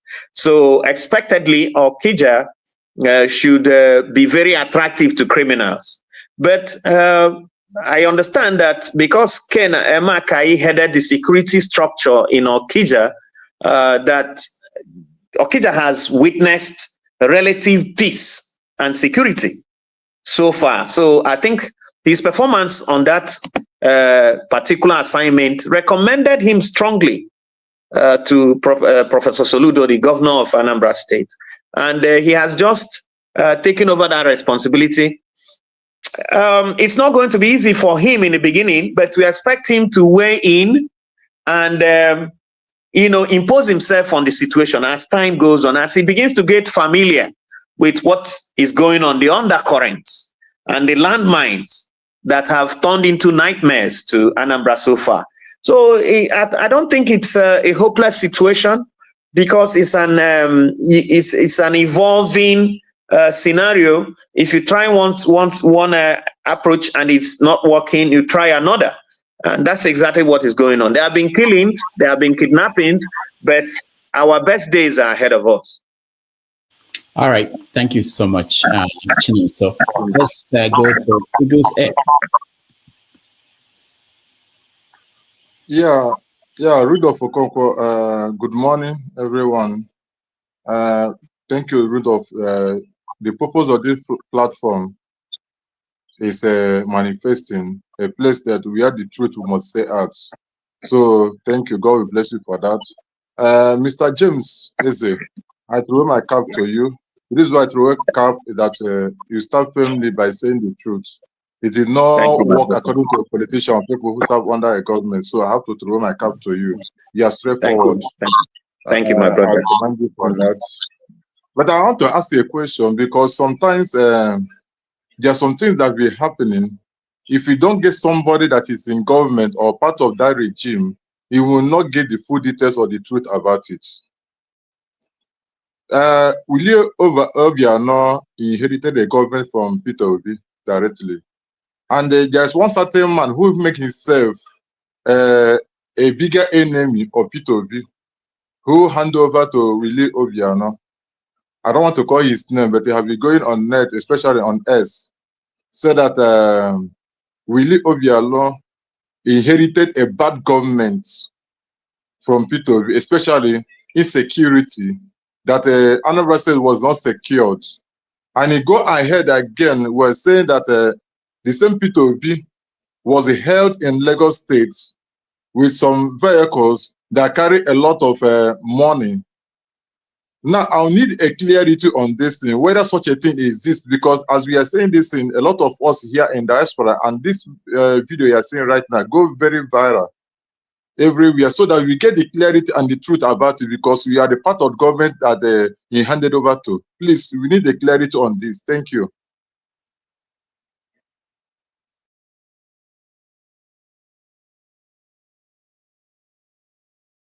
Hold on, James. I muted you because of a feed, audio feed we are getting from your end. So you can go ahead now. Okay. All right. Thank you very much. Your question is well taken. I think we should be able to know when politicians are talking, because politicians are in the habit of creating confusion, of engaging one another in senseless brinkmanship, which I don't think we need, especially in the Southeast, because our situation is peculiar.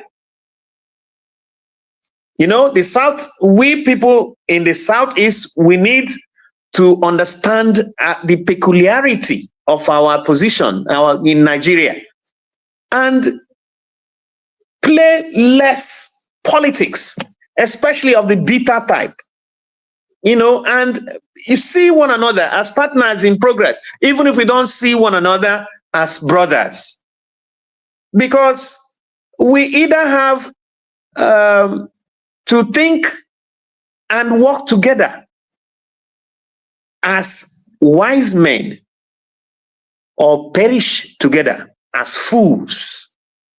So all this pulling apart, Peter Obi did this, Peter Obi did that, for someone who had served the state creditably.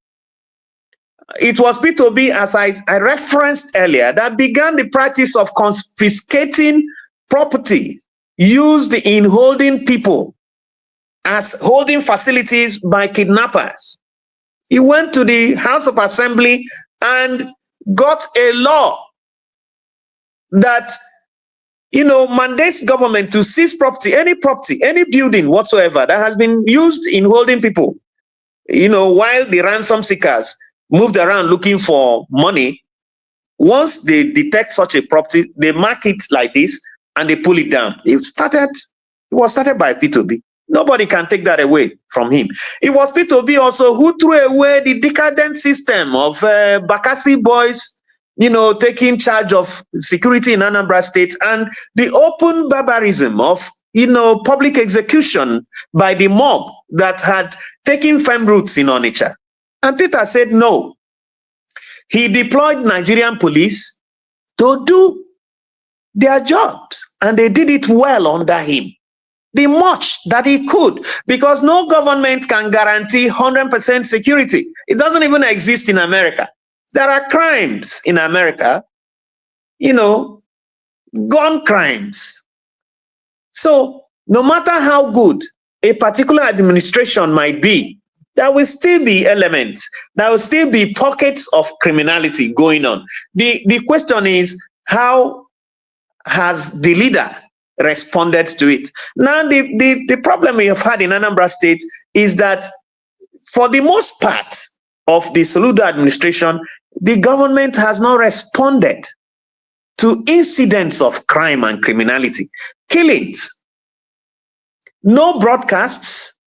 The government has not addressed some of the killings, and people are angry. I wrote most of Obiano's speeches, and I know how many broadcasts I wrote for Obiano. I know that when COVID-19 was going on, we were briefing in Anambra on a weekly basis, and on a weekly basis, I had to write a new situation so that people will know how the state government was reacting to the pandemic.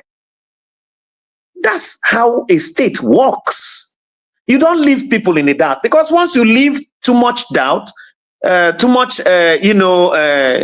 gap in communication, then, speculations will take over. And that's why the situation in Anambra seems exaggerated, seems blown out of proportion, because the government is not communicating, it's not telling the people what's going on. A television crew that was headed to Uyo in Akwa Ibom State to cover the Nigerian Super Eagles game was waylaid somewhere between Anambra and Imo State, but the news report claimed that it happened on the Anambra side of the boundary, and there was no official statement. There was no address for a crime of that magnitude involving people who were not even Nigerians, because the Super Sports crew, actually, these are South Africans. Super Sports is a South African broadcast station. So, and they were going to Uyo to cover an international match. That sort of crime, you ought to speak out and say what happened, and then tell the people what the government is doing. The killing at, there have been so many such incidents that they failed to address. And that is what the issue is. Carry the people along, let them know what efforts you are making, let them know how you are responding to challenges that are thrown to you. Because when you accepted the mandate that people bestowed on you to think for us, to work for us, to stay awake so that we will sleep peacefully, you should have known that you owe us speech, not silence, at the crucial moments. And that's why we have these challenges. So I am surprised that anyone would say that P2B left Obiano with a security nightmare. I'm not aware of that. Then, as for what is the second part of your question now? But he was held in Lagos with a convoy. No, there is no such incident, to the best of my knowledge, involving P2B as an individual. Now, I wouldn't know if any of his aides may have been involved in anything of that nature. It's not for me to say. But as far as P2B as an individual is concerned, he was never heard, and I have not even heard anywhere that a governor, a sitting governor, can be heard by any security apparatchik. It's not. Governors are given immunity.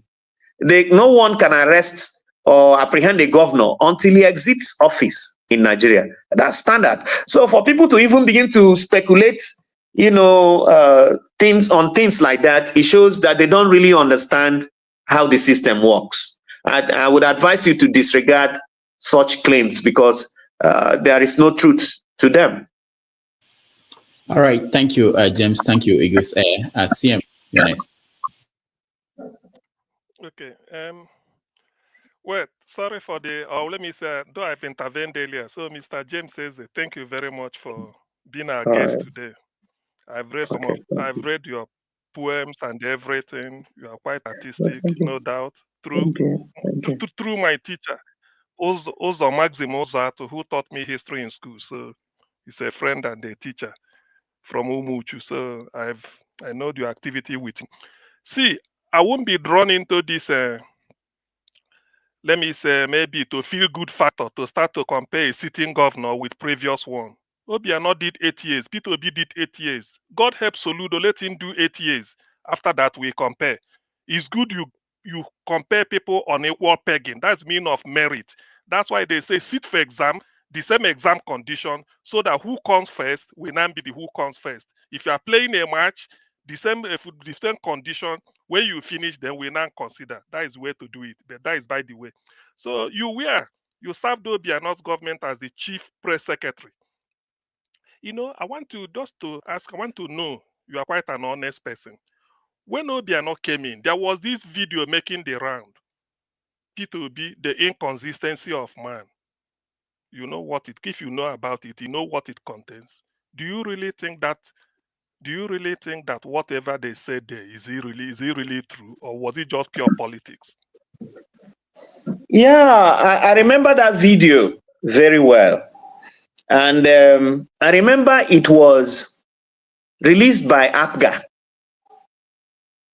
It wasn't really any video released by the Obiano administration directly must have come from me. Blame me for it. I wrote lots of documentary scripts trying to create awareness about what Obiano was doing. I can't remember writing any script that sought to chronicle P2B's inconsistency. But I remember that when P2B left APGA, he made a comment that didn't go down well with the leadership of APGA. He said he wanted to go to the center and that APGA was not the kind of vehicle that would take him to the center. In a sense, he was actually alluding to what finally transpired last year when he ran for president on a bigger platform than APGA. We must know that APGA is essentially a party with a stronger appeal in Anambra and not anywhere else. So if you look at P2B's political aspiration, he wanted to lead Nigeria. And he said APGA would not serve that purpose. It was not a purpose-built vehicle for the realization of that dream. And he said he was quitting APGA. And then the people, the leadership of APGA, and APGA has so many passionate members. Peter had been the arrowhead of APGA in Anambra for a long time. He received the totem of APGA leadership from Nanyo Ojukwu himself. And I recall that, you know, in some viral video clips that circulated that time, there were instances where Peter had sworn that he would never leave APGA. So what happened was that I suspect that some of these characters latched onto those existing materials where he had sworn never to leave APGA, and in a blind anger put them together and said inconsistency or something like that. I'm giving you a candid view of what may have transpired. So such a video, of course, it exists, but it was the party fighting back because APGA, members of APGA felt that APGA was the party that made P2B, that gave him the platform to begin his political dream in the first place. I remember that when Obiano was in power, there were also endless waves of speculation that Obiano was about to leave APGA. Now, if you ever rule Anambra on the platform of APGA and you decide to leave any day, you better prepare for a similar treatment.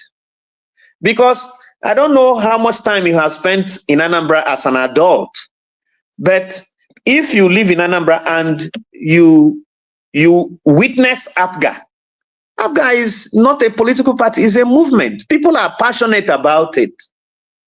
Very passionate. To go against APGA is akin to committing social suicide in Anambra State, especially if you have been a beneficiary of APGA one way or the other. And you come out and you do not just say, okay, I am leaving the party, because whatever has a beginning must have an ending. But you sit back and in public, you deride the party that gave you a chance at leadership. People didn't take kindly to it. And that, I think that was what happened to Peter. And what I'm telling you now, if you do a search on these things that I'm telling you, you see all these things that I'm telling you. Peter's remarks that may have triggered the reaction from APGA members.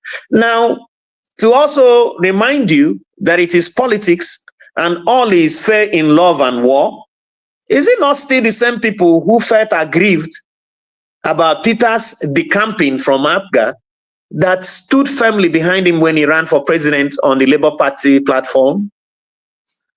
So, in politics, there are no permanent enemies. All right, thank you, CM. Let's go to Loco P.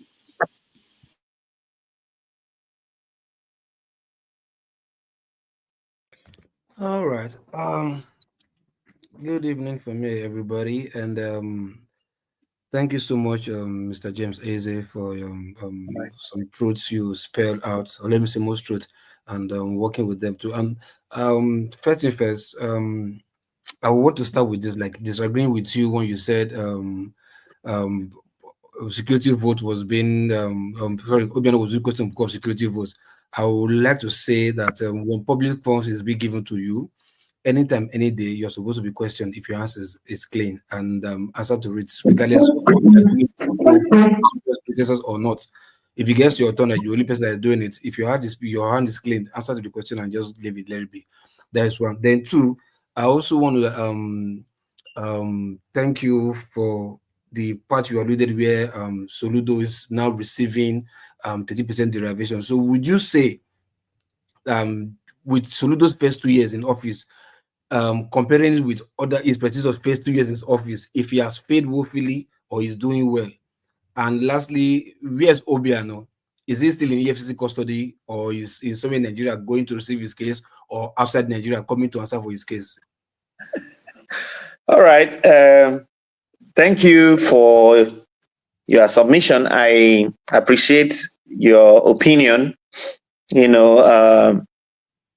but when I said what I said about the security votes, I was not even speaking my opinion. I was speaking as a matter of law, because I've lived in Nigeria long enough.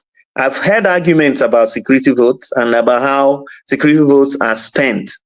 There was a particular instance in Ibadan where a strong man, Lamidi Adedibu, was quarreling with the former governor of your state, and saying, security votes, bring your security votes, let's share it, because that is our money.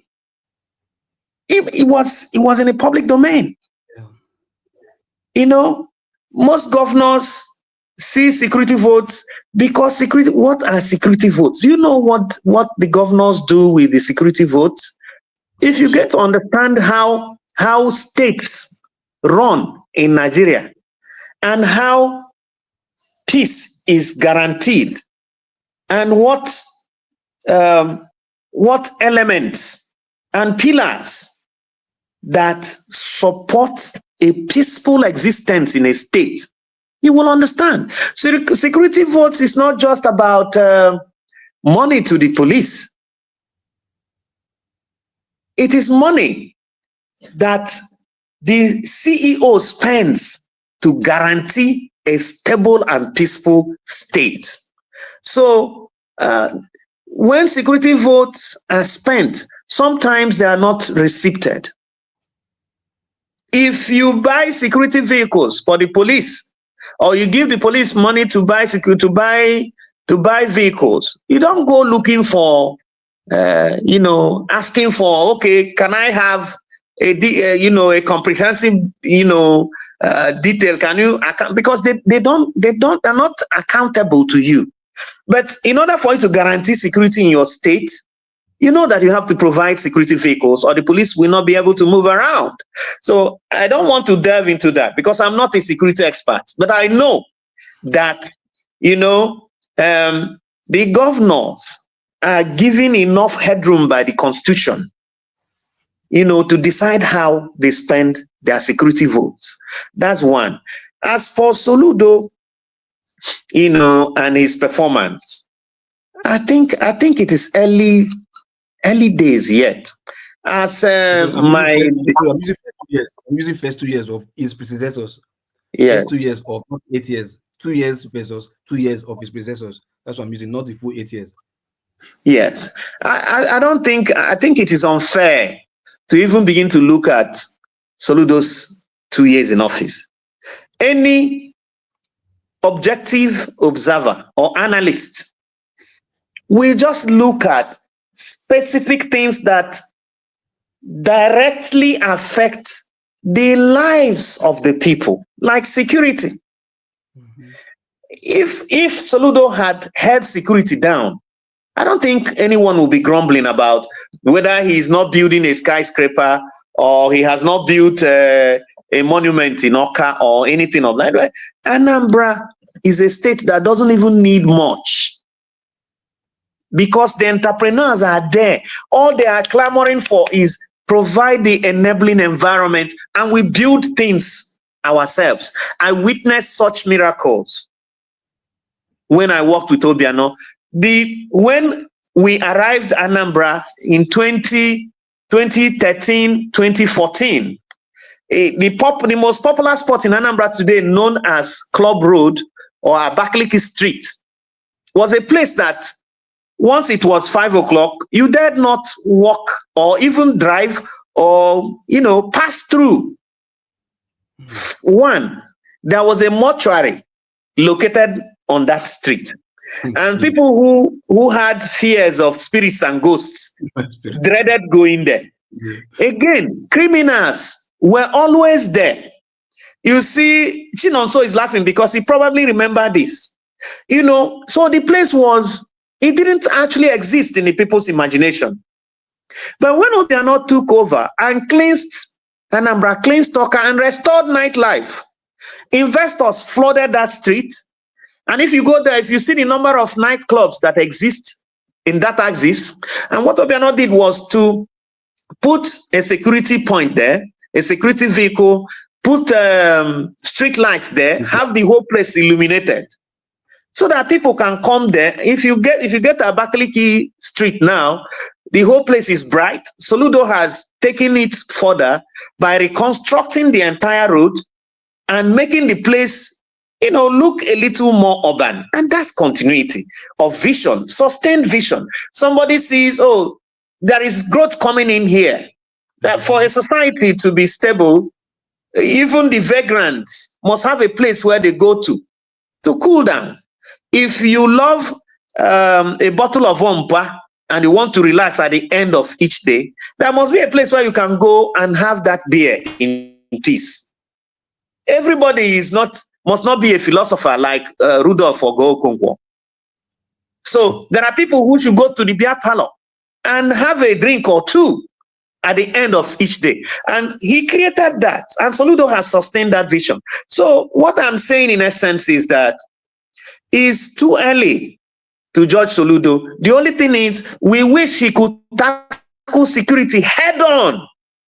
You see how I've heard people, say that if only Soludo had tackled security with the same determination that he deploys in tackling the revenue drive, especially the type that has led to people getting their legs broken in Onitsha, that, maybe the insecurity problem in Anambra would have been over by now. We just want him to show a little more resolve to deal with the issues head on and demonstrate his position as the chief security officer of the state. Because nature abhors a vacuum. Once you don't take that space over, the criminals will take it. and begin to make headlines, so that instead of people here reading stories about you, they are reading stories about the exploits of the criminals, and that's what's going on. So, the last question you asked, Obiano, where is he? Is he in the FCC custody or is? Obiano was in court on the 13th of November in Abuja. He's not in FCC custody. He was in FCC custody in the beginning of his ordeal, but he has been allowed to go freely and then appear in court until the court determines his case. So that if he's guilty, then he will face the consequences of guilt. But if he's innocent, he will be allowed to rejoin his family in America. And I think that's fair enough. Thank you very much and for your questions. Sorry for your answers. And I'm speaking from nowhere close to the Southeast. I'm not from the Southeast. And one thing I agree with you that you said, like Nigeria has moved on. So it's now left for the people of Southeast to start building. And like you said, the only existing one there is Innocent Motors, Innocent Chukuma, and other billionaires. You understand? Everybody must not be in politics. Everybody must not be in politics, you understand? So it's good for other billionaires to come to the Southeast and start building the way Innocent Chukuma is doing his own. That was the point I was trying to say when this, what's his name? Say CM. You rudely interrupted me. Tell me, because if I blow your cap, not try me. All right. Thank you, Local P. Let's go to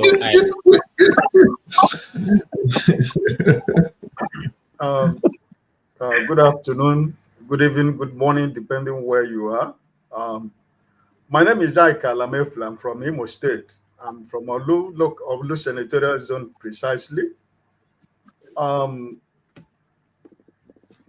I want to thank you you already answered two of my, from Jefferson, from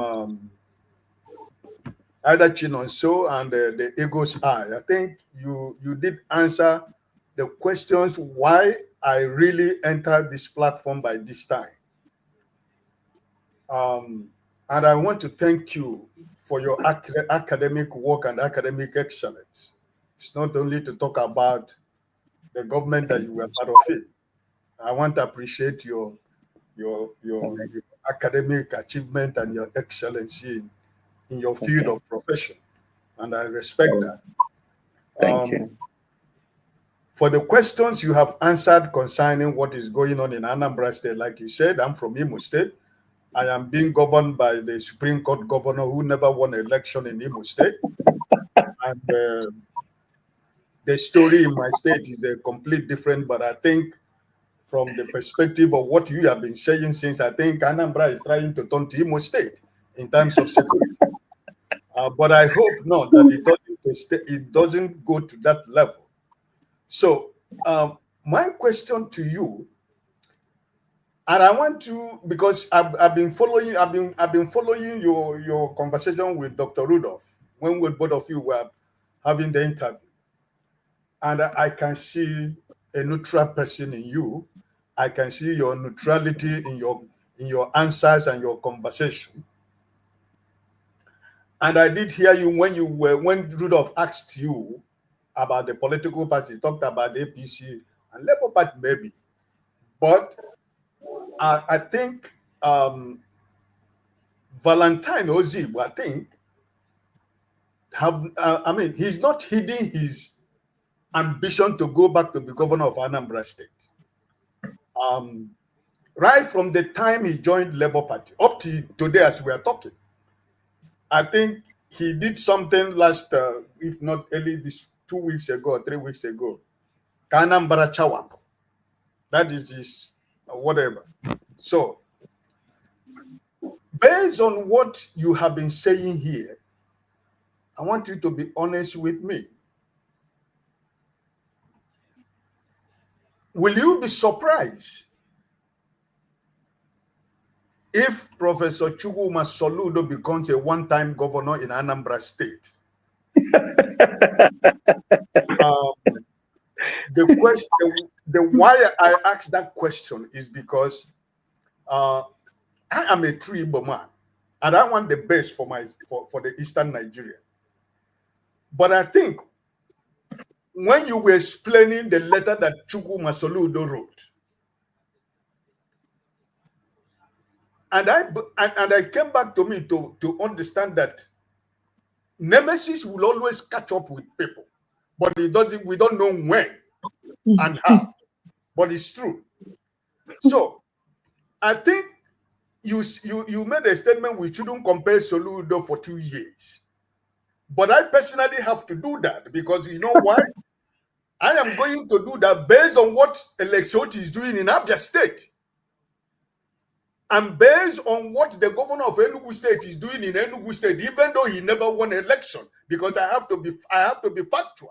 He never won an election. He was a government. He was a court governor. NYC said he never. So it doesn't matter.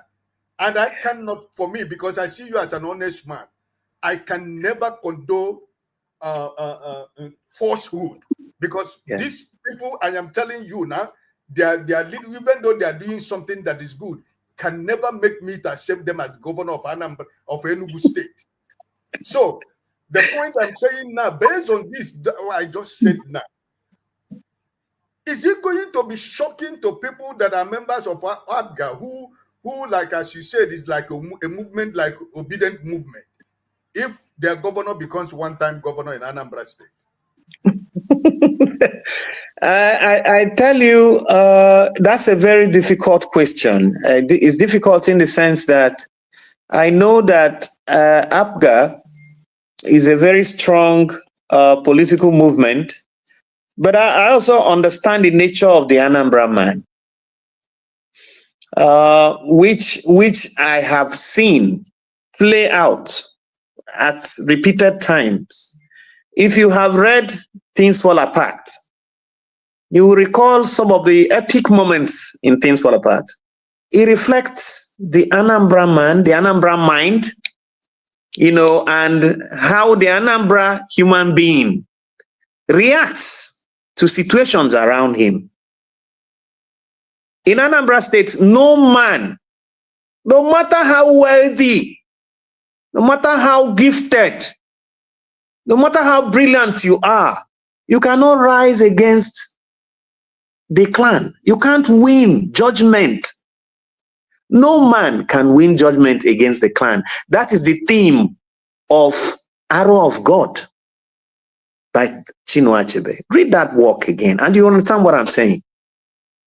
So, no, I know that while I know that party is a strong political movement, APGA, I also know that when the Anambra people resolve that they have had enough of you, no party will save you.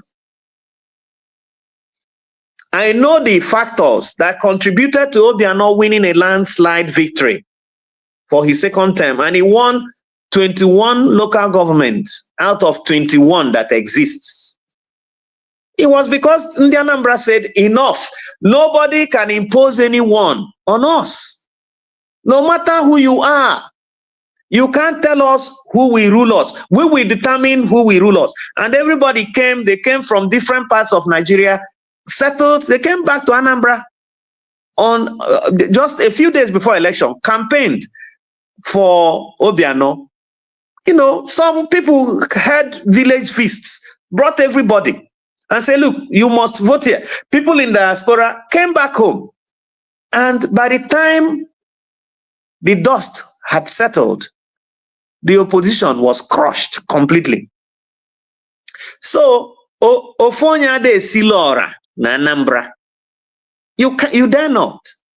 That's why I said it's a difficult question, because even when I recognize the supremacy of the party and what the party can do, I also know that if the Anambra feels sufficiently disenchanted with Soludo's leadership, they know what to do.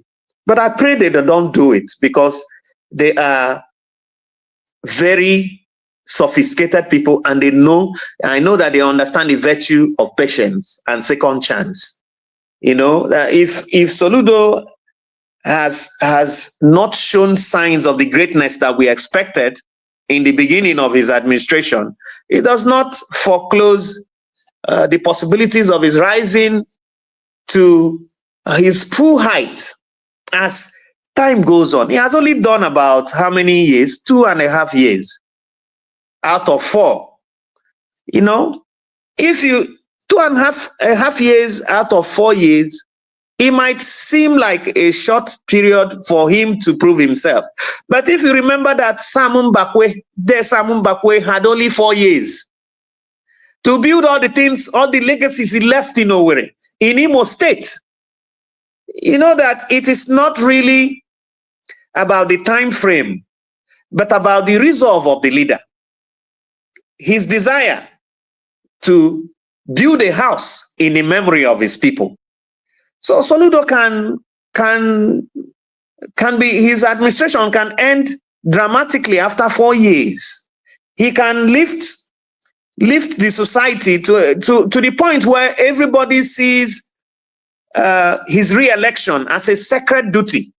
And everyone begins to work for him and say, because you have done this, you deserve a second chance.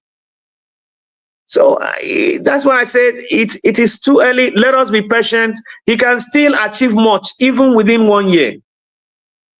Obiano built the airport in about 15 months. 15 months. And he built that airport in the heat of COVID-19, 2020, when there was no movement, nothing. But work was going on. So a whole lot can still be done. I think we should still give him the benefit of the doubt, because he is a gifted individual, a brilliant economist. You know, if he decides, he can inspire all of us and rally people to war by showing in strong terms, you know, that he is capable to provide leadership for the entire Southeast. I tell you what, my brother Ike, when I was campaigning for Soludo specifically, it was because I thought that Soludo would catalyze development in the entire Southeast region. Why? Anambra has the human capital. Anambra has everything that you need. The proximity, the biggest market in this part of Africa is located there. And now Anambra has an airport. Obiano intended it to be an international airport.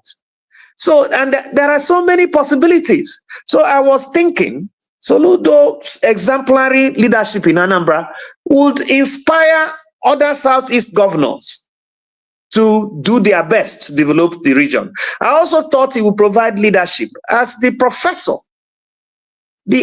of note that he is, an acclaim. I thought he would be such an inspiring leader that it would be easy for him to rally his brother governors together to a round table where great ideas that will uplift the Southeast region will be hatched. He had occupied such posts prior to becoming governor. When the Southeast met in Oka for a historic occasion known as the Alex Ekweme Declaration, when they took a stand on restructuring Nigeria, it was Soludo that was the chairman of the committee that was drafted to articulate the position of Ndigbo on restructuring in Nigeria. So he's always had that prominent position. He's always played major roles for the region. So I had envisaged that it would be very easy, now that he had executive powers, to actually animate some of those ideas that had lain dormant for years, most of which came from him in the first instance. Now you see why some of us are expecting so much from him. And we are hoping that in time he will realize that even those who criticize him out of love, and not because they don't like him. It is because we want to rouse his spirit, the Igbo spirit, the can-do spirit that is resident in all of us. Because we know that if Anambra becomes better, the rest of the Igbo brothers of the Igbo states will wake up. In an encounter with Donald Duke, the former governor of Cross River State, when I was working with Obiano, Duke had come to visit Obiano, and when he was leaving the governor's lodge, I met him because I had always admired him from a distance. After I had visited Calabar, Tinapa, and Obutukato Ranch and all those places, and I had seen his legacy. So I walked up to him and told him, rather, fiendishly, because picture me telling Donald Duke, look, you have to be a madman to come up with the ideas that I saw in Cross River. And he looked at me and laughed. I said, look, I am so fiercely proud of you, because what you did in Cross River was exactly what the Emirates, in Dubai, that's what they did. They conjured an imaginary kingdom into existence. And you did just that. Tinapa, if you've been to Tinapa, and the time that I visited Calabar under Duke, I came out in the night. I was seeing a friend of. I was taking shot, and I couldn't empty my bladder on the road as we do in Nigeria, because the whole place was pristine clean. I felt I'll be doing a disservice to the environment. You can imagine when a leader leads you to a point where you have internal checks on your actions, on your natural impulse. That's great leadership. And I told him, what you did in Calabar is unforgettable. And his response, he told me, I'll tell you, young man, do you know what I discussed with your boss? I say, what? He said, I told your boss that he had a role to play. That if Anambra gets it right, then the rest of your Southeastern brothers will get their own acts together. And together, the region will be a better place. I still believe that if there will be a serious renaissance in the southeast of Nigeria, the governor of Anambra State must lead the charge. Anambra has the highest number of billionaires in Nigeria and, supposedly West Africa. So what it just takes is a visionary, inspiring leader to bring these people together and throw a challenge at them. And we begin to see results. Thank you very much. All right. Thank you, James. One more question from the comment, and then you can give us your final concluding thoughts. We really appreciate your time. I know we agreed to 2 hours, and we've done more than that. So this is a question. It says, can you address Willie's accusation against Obi asking for kickbacks from his election? This was said publicly in his debate for second term. Are you aware of that, and can you address it? Yeah, I'm aware of that, but I would say that people should be able to understand when political leaders engage each other as politicians and they are hurling missiles at each other. I would rather ask the person who threw this question, did Willie organize a press conference to accuse Peter, or did he say it as a result of his struggle to save his political life during a campaign? Things acquire meaning based on contexts. In any case, we should be able to know when a comment is premeditated and when it was essentially uttered to serve a purpose. Because Peter didn't want Willie to have a second term, and he didn't make any secret of it. He was promoting Oseloko Obaze, and he was making an inroad because he's a charismatic figure in Anambra, and people adored and loved him. And I think, pushed to the wall, his political opponents had to respond. And there were also things that he threw at Obiano during that exchange. So why are we not remembering those ones too? So I love the person and the mission of Mr. P2B, but we must also remember that he's a human being, and every human being has their own personal battles. So he fought, he made enemies, and he fought them, and he's still fighting them. So we should put things in their proper context. If my political enemy throws a jab at me, and I respond in like manner, all is fair in love and war. I think we should not hold on to such exchanges. And when politics, when it is over, once it blows over, people move on. The fellow who asked this question, would it surprise you to meet both Willie and Peter, having a dinner together sometime? You just never know. So that's it. All right. Thank you so much. Any final thoughts? Well, I think my final thought on Anambra's political future is that it's early days yet, and we all have a responsibility to build a prosperous state. And we must also remember that once elections are over, what sets in is leadership. And every individual in the society has a responsibility to play their part and, ensure that there is stability and progress in the state. We all share in that responsibility, and we must never forget that. I think there is still enough chance and enough time for us to begin to see positive results from Professor Chukwuma Soludo. I campaigned for him.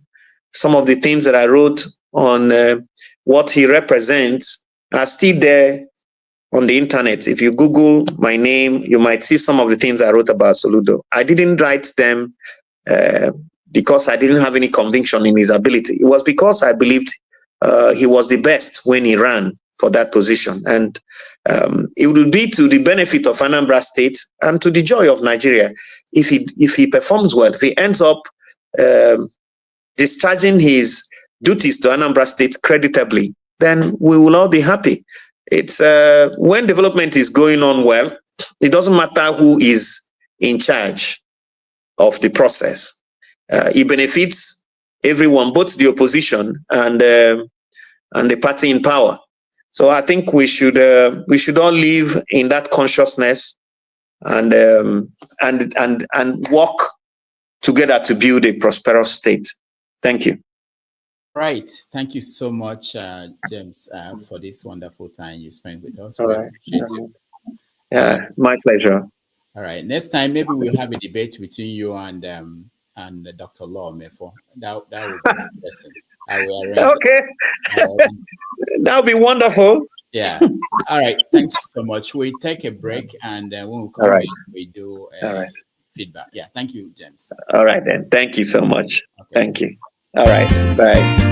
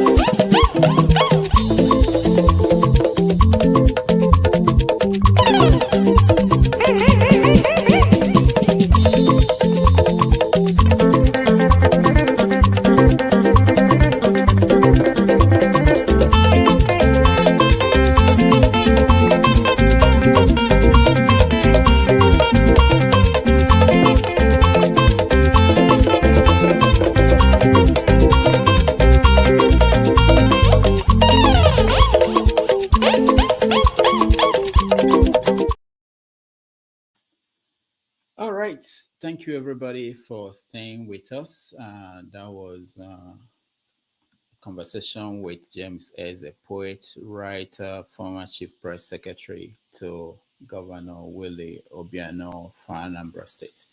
Where I'm waiting for KJ to come and take over from me. I have a meeting to attend, but in the meantime, let's have a feedback from you guys. Jefferson, let me start with you. Yeah,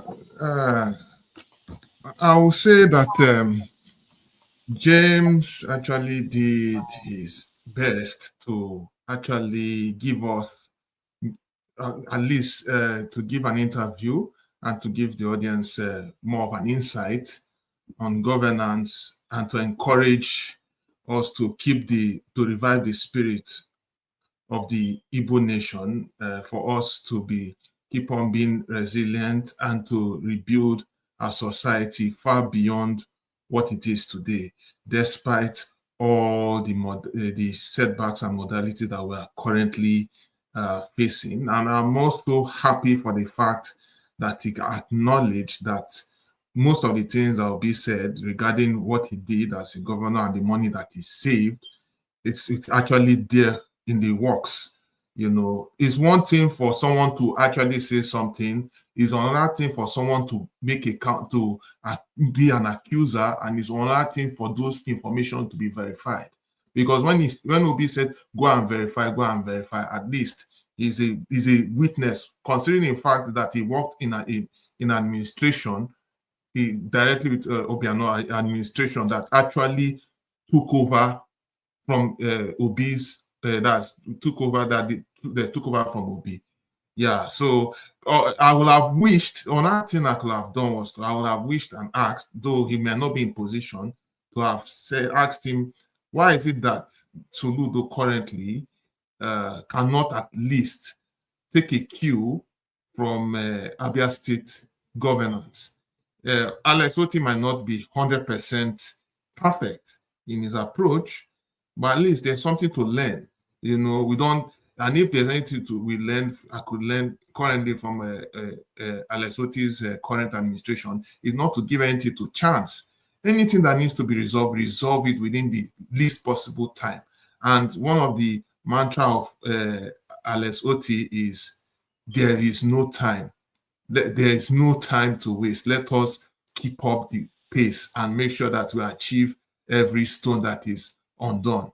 So that is it. I wish to also ask him if he knew Chukwu Merije Dike, because he's another poet that if we have been listening to him, I've actually gone to one of his poetic shows where he's actually how will I put it? He's there's a word for it. He's actually sensitizing Nigerians, politicians, and everyday Nigerians to actually see ourselves beyond tribe. Is something that we have to, is something that we need to learn, is something that we need to correct, because as whether we like it or not, we have not really learned anything. You know, the poet actually, yeah, so sorry, I'm soon finished. So we have not really learned anything, and I know he's a poet, I know he's into politics and all that, but I would have wished to ask him if he's familiar with his works. So, I mean, let me just conclude with that. So thank you very much. All right. Thank you, Jefferson. Chukwu Merije is on our list of guests that we are working on getting on this show. So hopefully very soon we will have him. All right. On that note, I have to run. I have a meeting that is already on. I will hand it over to KJ to round up with the feedback and any other conversation. I will see you guys in 2 weeks' time. Next week is holiday here in America. So I wouldn't be here, but the show will be on. We are working on people that will run the show. But thank you all, and I will see you. KJ. All right. Remember, I greet you. But Bro Rudolph, please, we are asking you to mind people you need to leave this platform to their hand, because there are those who come to spoil it though. Except Oga Kwejo, I observe him very well. He's a very intelligent and well-organized man. I give him kudos. But for the other people who bears a big name, they are messing up. All right, thank you. Thank you, guys. I will see you. The lab. I beg to disagree. I beg to disagree. No, me, I the boss. I beg to disagree. All right. Thank you so much, Dr. Rudolph. Gentlemen, you are welcome. And I want to say that I've been following right from behind. So I've listened to all the contributions, especially a wonderful question that the man took towards the end by Oga Ike. And even the contribution of Loco everybody's contribution is greatly appreciated. You guys made the show very, very interesting. And the guest was a very sound man, so he was able to bring a lot of wealth of wisdom into his answers. Chukwumereje, we used to be in the same university, so I know him very well. Soon he will be on this platform, and then you can equally ask that question. Very, very, very intelligent poet. Okay, so yes, who is the next person to speak? I guess it's Chinonso, right? Chinonso, yeah. Yeah, Chinonso, please go ahead. Oga KJ, you're welcome. Thank you, sir. And you are one of the person that always, if I look at your face, I would like to be in this program. Thank you so much. You are one of them. So you're welcome. Thank you, sir. The issue Igbo people say one adage. That is it. That is why I said that Soludo is going to be the most worst governor ever so far in Anambra State. I work closely with Peter Obi. That is when first time I come out as a councillor. I put my pictures everywhere and do my campaign. After my primaries, Peter Obi denied me access of being a councillor. And he told me that the person that affects me, he want to give him the councillor after all my expenses, and he did not balance me 1 naira. I take it like that, and I leave it there. That is when I find out that in Nigeria, the authorities give who they want, not who won the election. Okay. And since then, I swear with my life that Peter Obi will never win anything because he deprived me after my primaries and the hoping of winning the election. He said no, that he have a person he want to give it, that the person has been there more than 10 years before me. I go to Amadi and say he will never win. Instead of Peter Obi to win, let Amadi win it. That is for me, So that is why I said that Governor Peter Obi, the only way I hate Peter Obi, I've said my own. I don't paint words. That is me. The only way I hate Peter Obi about killing Masab, put them in Oji River. That is only my anger with him. That's why that that thing he did well. You see this man they call the governor. Do you have part to back that? So do you have part? Don't be allegation, please. Don't. Whatever we said have an evidence. Let's not dive in there.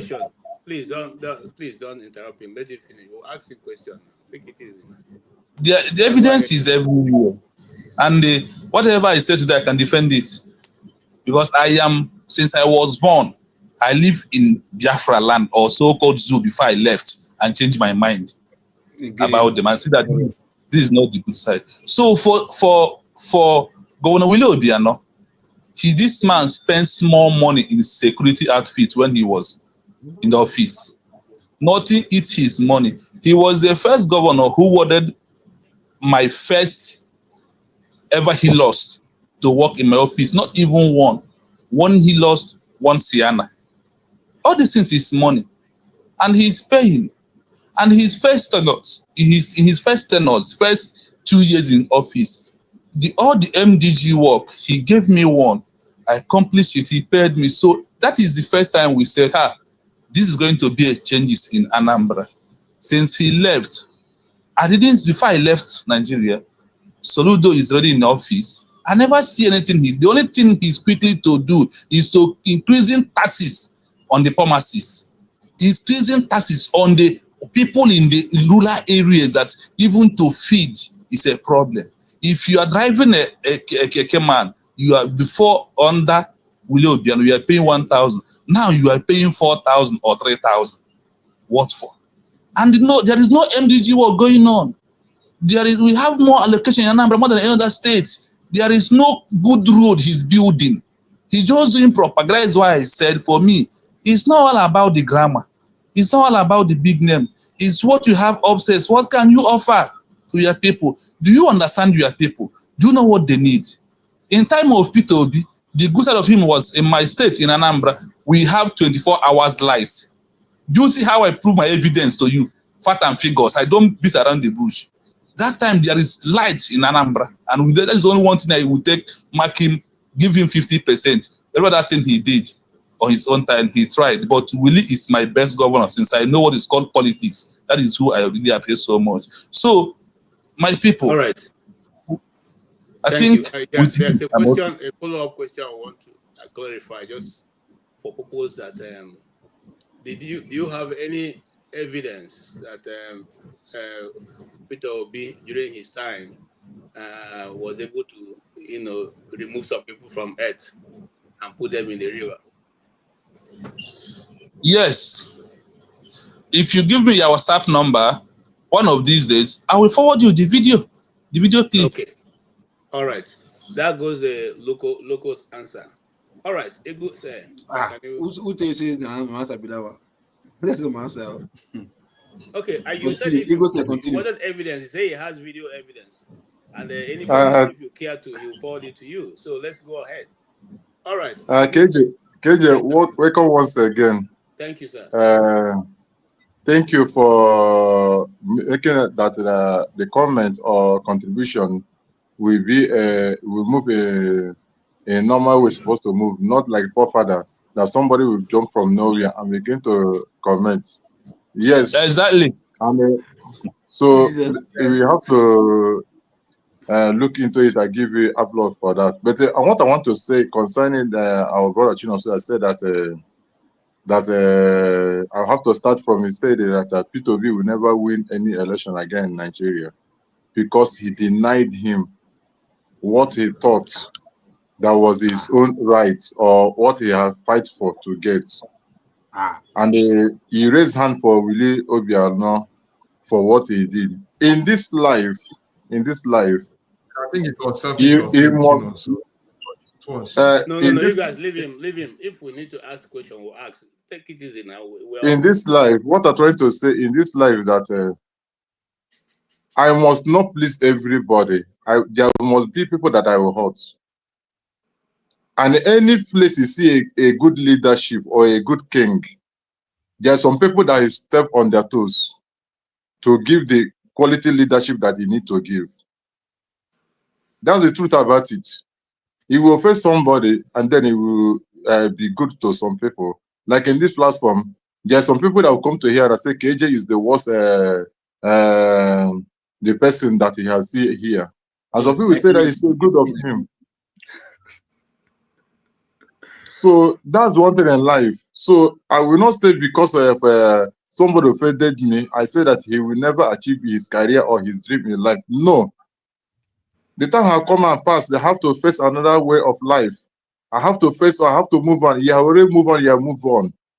That's on. So another thing I want to talk about is say that Peter Obi chop people's head and put them in the Ojo River. I want to say the truth. I want us to have a clarity over it because this thing we're saying here now, a lot of people are watching it back home.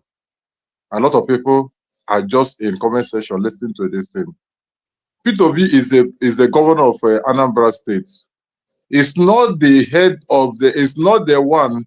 It's not the inspector general or what they call it, chief security or what they call it, security form that is carry on the duty.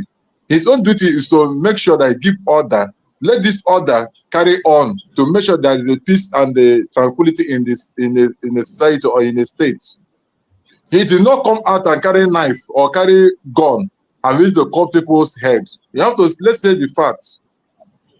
So by calling Peter Obi is the one that this social thing, I feel that it's not fair for say such a thing. For instance, KJ may decide now that my time is 2 minutes. I cut 1 minute over from it. Doesn't mean that the root of Konko who hand over to him to champion this platform is the one that cut my time. No. So let's say the fact in a way it should be. The Peter Obi will give order. The people that give order, like Willie Obiano, who give you order, give you healers and all the rest of them, to assign you to a duty for you to carry a duty. Your own duty to make sure that he did the right thing to make sure they come back with a good report. That's all.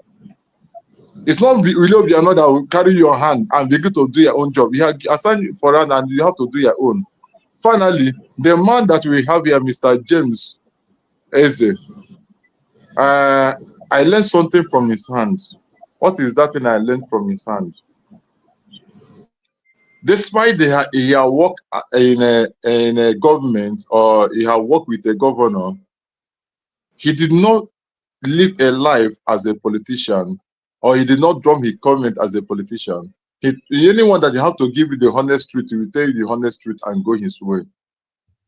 He did not stand to say, because this person did not work under me, this person, I did not work under this person, I will condemn that person. No. He will tell you the truth, that this is the area that he knows, this is what he knows about this, and that is final about it. That's why when we are talking about Soludo, you're trying to make it understand. Now you cannot judge him based on the 2 years and the year he can make a change tomorrow. Which I came here and told him that, okay, let's check within what's his name? LSOT and Soludo. Now he's trying to make the truth straight. Okay. Okay, I'm sure that I didn't want to stop you so that I don't cut off one of your minutes. And so, but I'm giving you 2 more extra minutes, so you have finished that 2 extra minutes also. I just want to say this. This is how I know. I lived in the north. I didn't know anything about the eastern politics, but from my researches. In the north, for instance, what Chinanso is trying to say is this. If you have spent over 10 months campaigning, spending money, at the end of the day, the man who is at the head says he does not want you there because he has another favorite candidate. You know what they do? They call you and ask you how much is your expenses. They refund your money or they try to meet you halfway because they always realize that one person is more important. So the person that people who are in non-so's cycle will not go against your own interests later in future.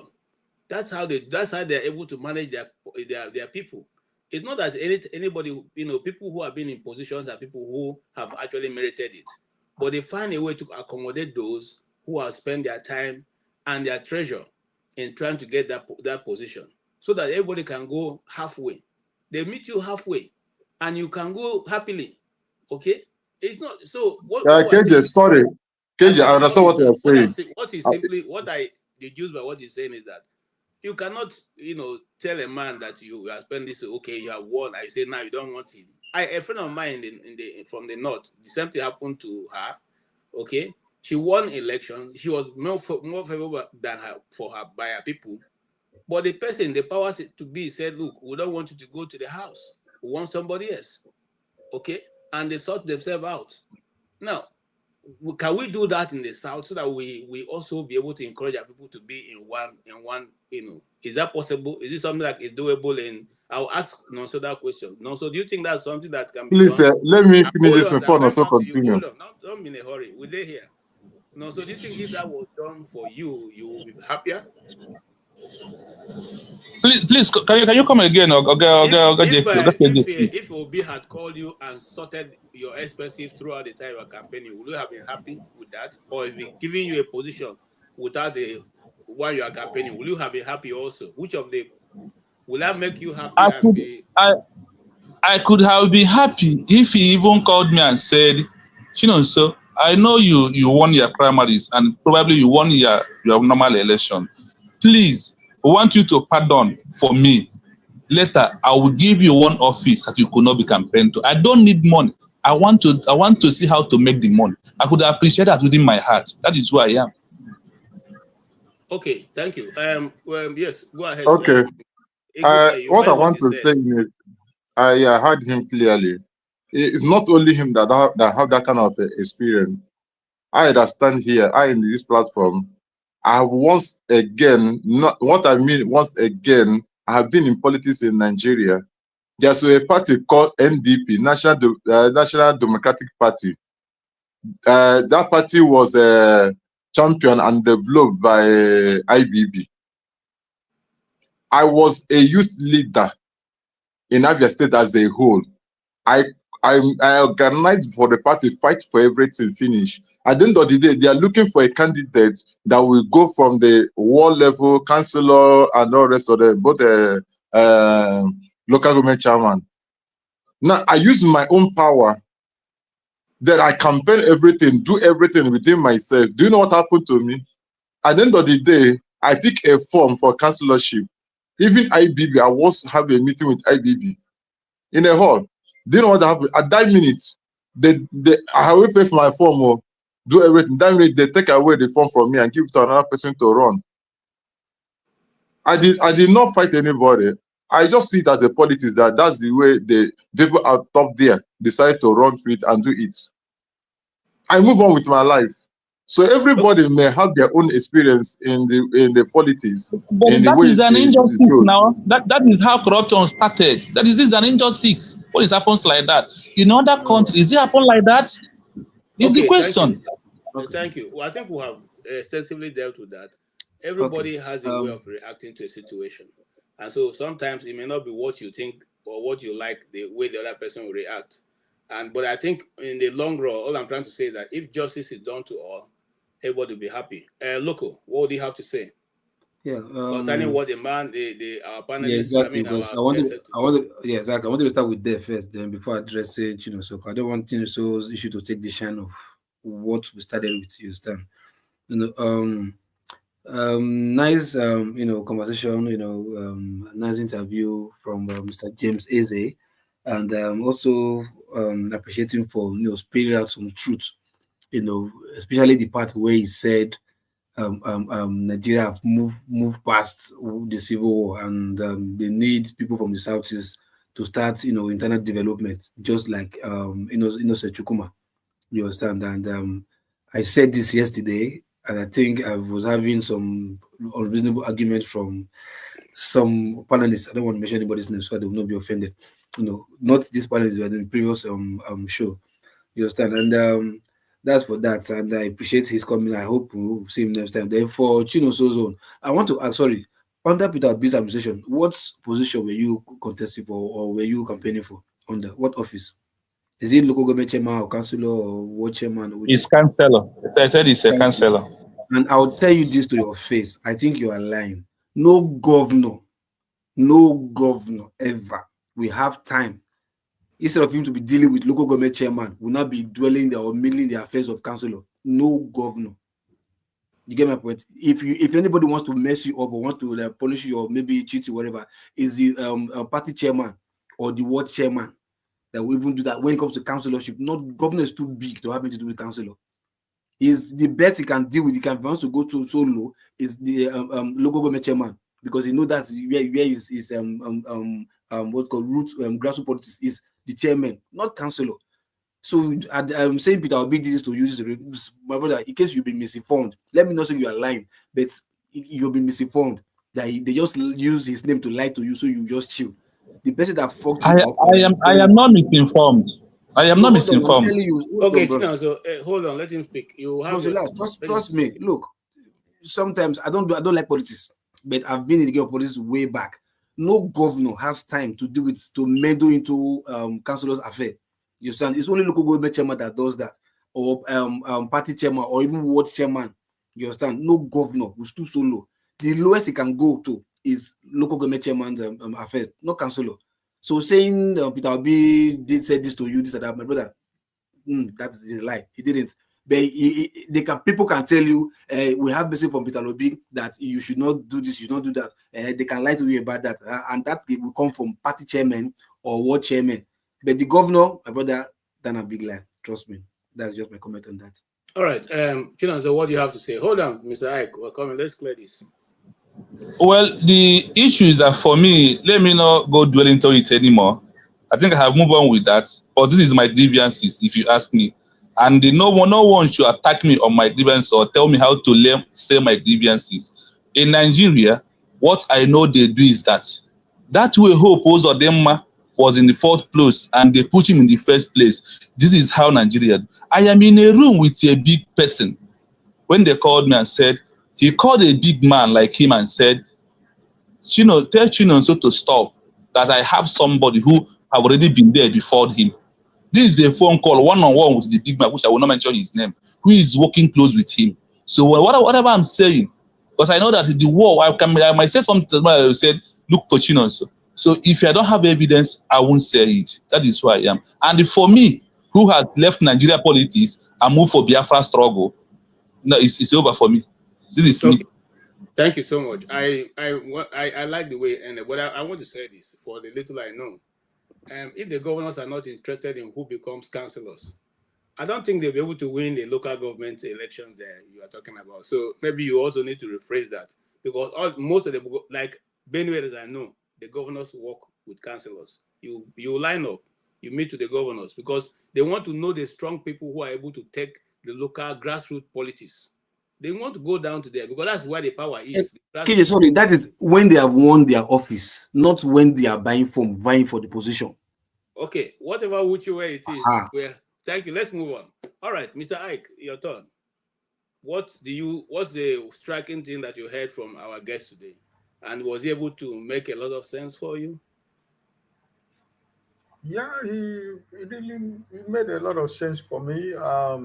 Like as I said, the question I wanted to ask my brother Jefferson and the Egu Square, and probably Chinon, so they asked the question, and I decided to rephrase the questions when I went back to give some few examples about when I gave an example of the governor of Abia State and the issue of Enugu State governor when he was saying what she is doing. I say, yeah, I don't know, I'm not in Enugu State, but even if he's doing a good job, he's an illegitimate governor of Enugu State because he never won an election. And I do not give any credence to illegality anywhere, right? So, and the question that I asked him, I know he is honest, but as a party man also, he couldn't have told me, yeah, it is possible that Soludo can be a one-time governor, right? But he's trying to tell us to make me to understand that we should not get Soludo after 2 years. That's why I came in with the issue of Elexot. You know, Elexot is not God. It's not 100% perfect, but at least within the short period of time, not only me saying it, Nigerians are saying, whether a Igbo man or not, everybody is talking about what the governor of Abia State is doing. So that's why Soludo has been there 2 years and he's still, you know, Anambra is trying to divulge into Imo State what Imo State is, you know, because he is busy writing notes about Mr. Peter Obi. He is busy trying to put down Mr. Peter Obi, and instead of facing the government of Anambra State, you know. So that's why I asked that question. I think it was a very honest conversation from Mr. James, and I think he spoke not like a politician. He spoke also not like somebody who has worked with the government. That is the area I was really happy with him, in whichever way. So, but finally, before I give another person the opportunity, my brother Chino, so I want to advise you, or I want to encourage you to know that when you continue to keep this kind of hurt in your heart, I want to tell you that it will always be a stumbling block to what you want to do in life. Mr. Peter Obi you're talking about right now, probably if you ask him who Mr. Chinonso is, he never in his entire life, probably he will tell you he doesn't know who Mr. Chinonso is. And you are here being offended because of what happened. He doesn't know. And sometimes there is power in our tongue when we speak word.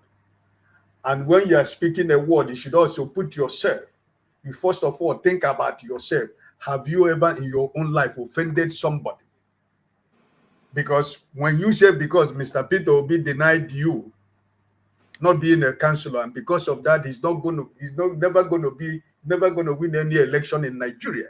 The question that we should be able to ask ourselves when we are trying to speak a word that has consequences is, Have I ever done something wrong to somebody that I realize and recognize that I did that? And even when I realize and recognize that I did that, did I ever ask for forgiveness?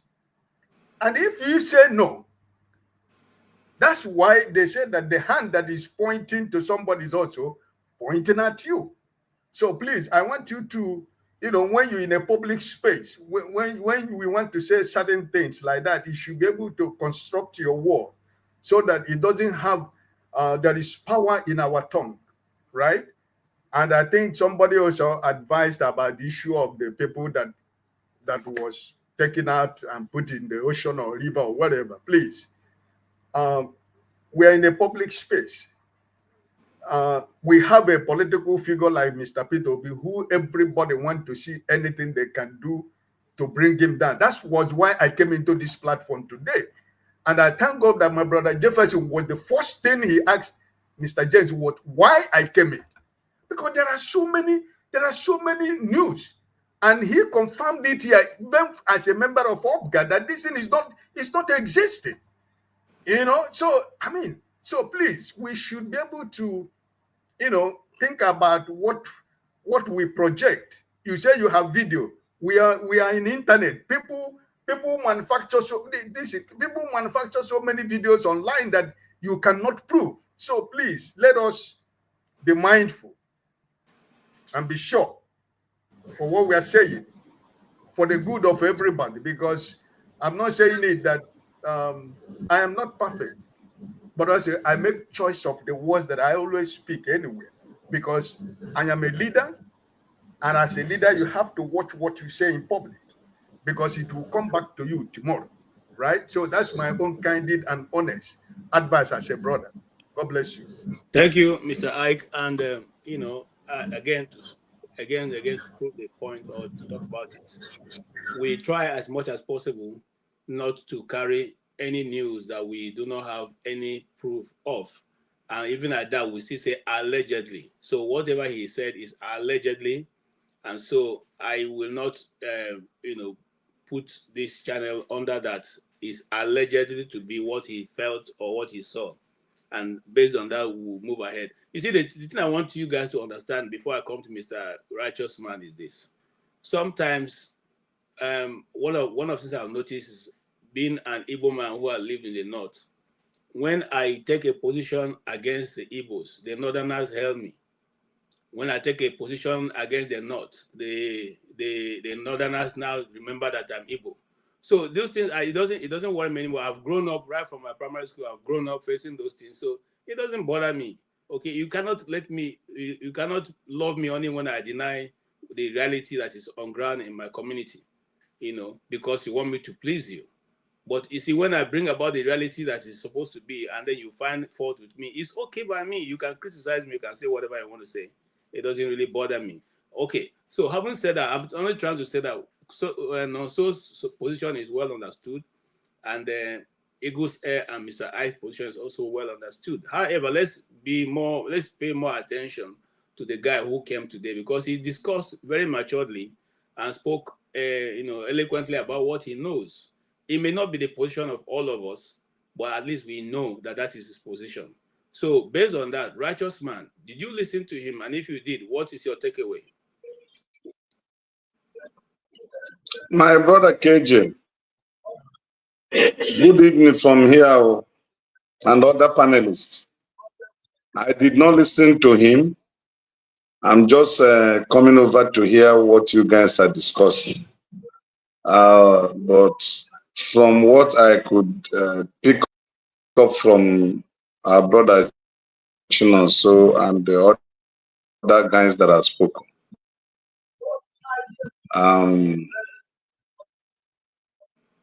if it is about Soludo is not doing anything in Anambra State. Is one of the greatest mistakes Nigerians will do is to elect any well-read, in quote, professors. I just want to give an advice to that my brother who was seeking for a political office. That's Oga Chinonso. My brother, one thing I always be mindful of in my anger. In my anger, I don't draw a line,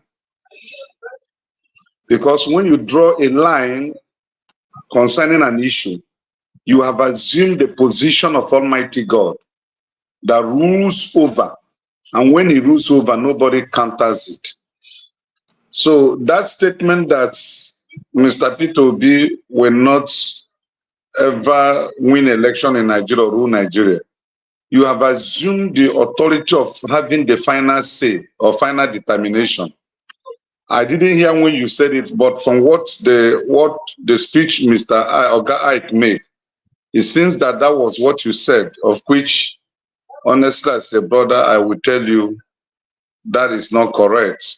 Even if he has stopped your political ambition, I always say in this platform, I'm a Christian, I'm a believer. Sometimes things happen. I see God walking through somebody to save me from something that would have consumed my life. I said it somewhere in the church today. It doesn't matter what anybody thinks or say. It doesn't change who God is. Whether you acknowledge He exists, whether you do not acknowledge He exists, whether you say He exists, whether you say it's a camouflage, it's a scam, it doesn't change anything in Him. He remaineth the Ancient of Days. And He has spoken through people in the time past and even today. God saves men in diverse ways. Maybe God would have used Peter Obi to save your life by not allowing you to occupy that political office. I have a friend, we were living in Lagos here. He's from Nkwere, in Nkwere, in Anambra State, your state. Okay. So both of us used to be somewhere in Germany. Then he came back to Nigeria. We're living in Lagos doing business. And 1999, 2003, he returned back to Anambra State, got himself into politics, became somebody very big. I won't mention the administration. If I mention, you will know him, since you were into politics in Anambra State. Last time I spoke with him, I called him. He was in Switzerland. So he came back a month later. My very good friend from his constituency called me and said, "Have I heard?" I said, "What is it?" He said, "Your friend is dead." Before he died, he was a personal advisor to one of the governors of Anambra State. I was shocked. When I got to Anambra State, I called his security officer to verify before I could go to his house. He told me, he said, "Yes, your friend is in the mortuary right now." Okay, so there are diverse, what I'm trying to say, there are diverse ways God can use. That's why I don't want you to think that Peter Obi was a stumbling block. It could be a way God wants to save your life. Maybe if you had gained that office, you may not be in the land of the living today to live among the living.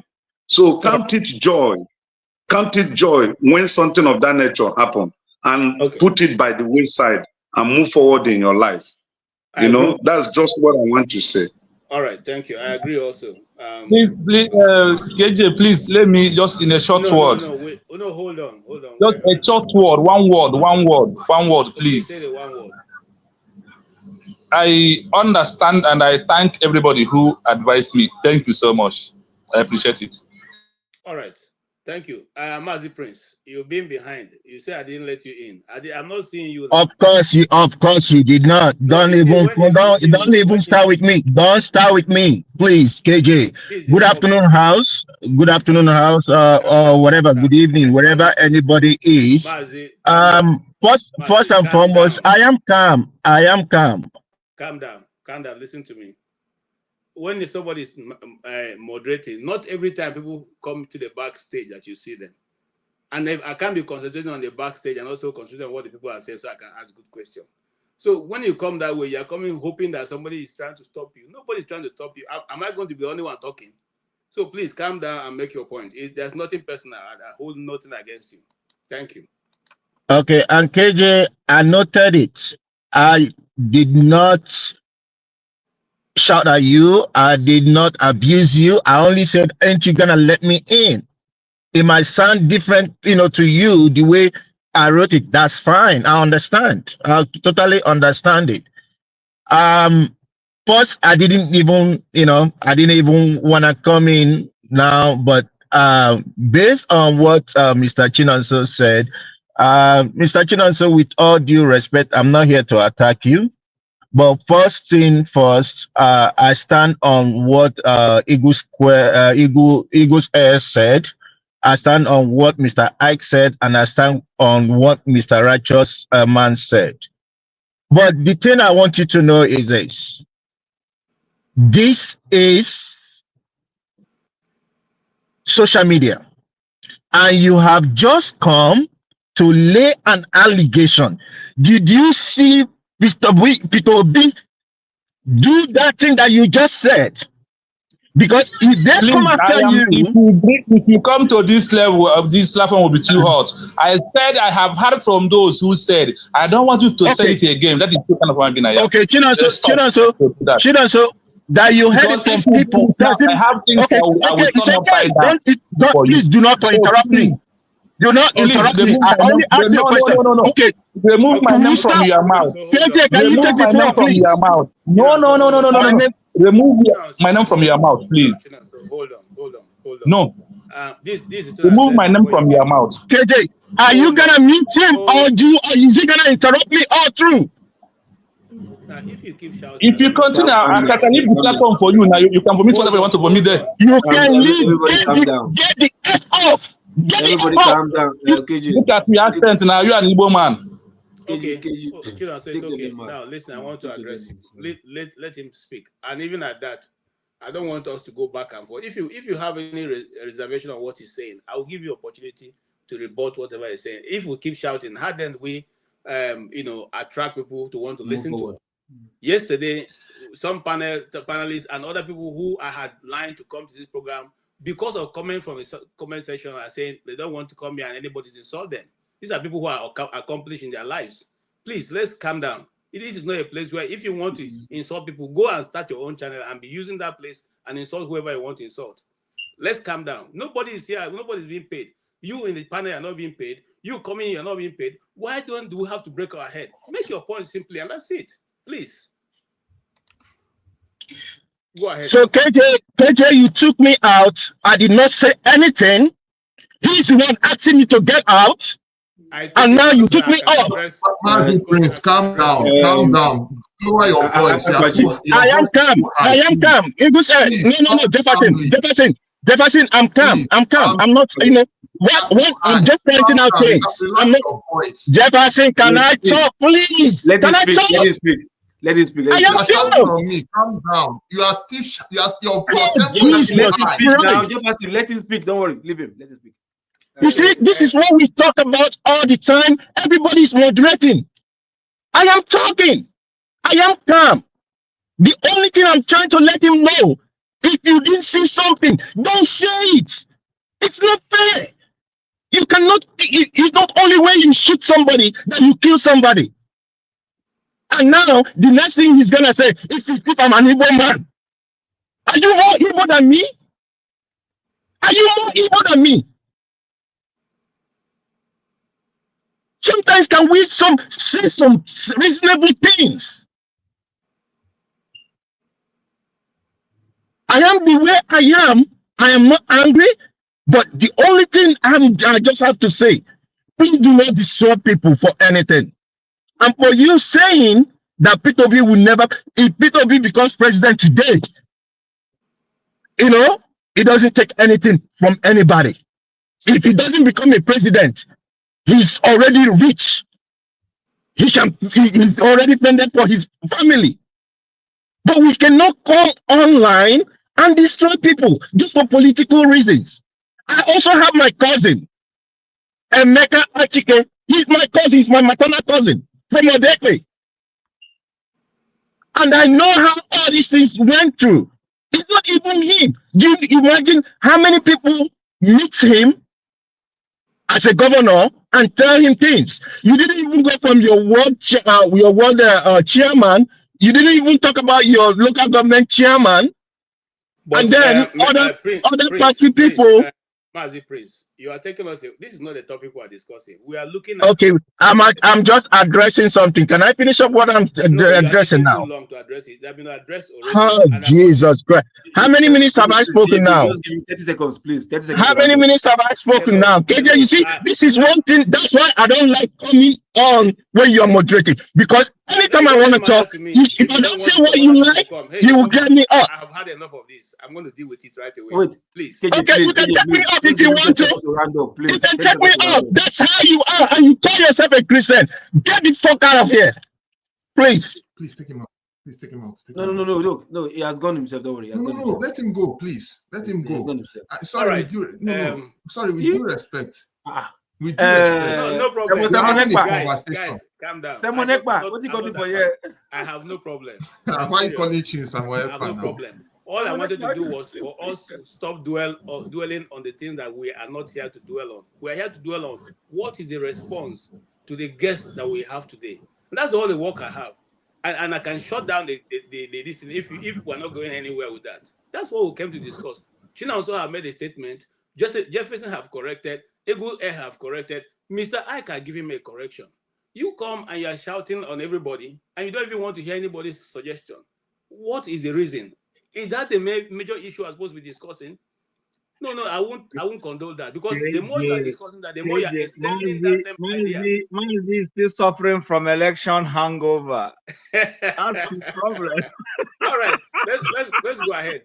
Let's go ahead. Welcome, Chim. Yes, Loco. Yes, Righteous Man has spoken, right? Yes, Loco. Please go ahead.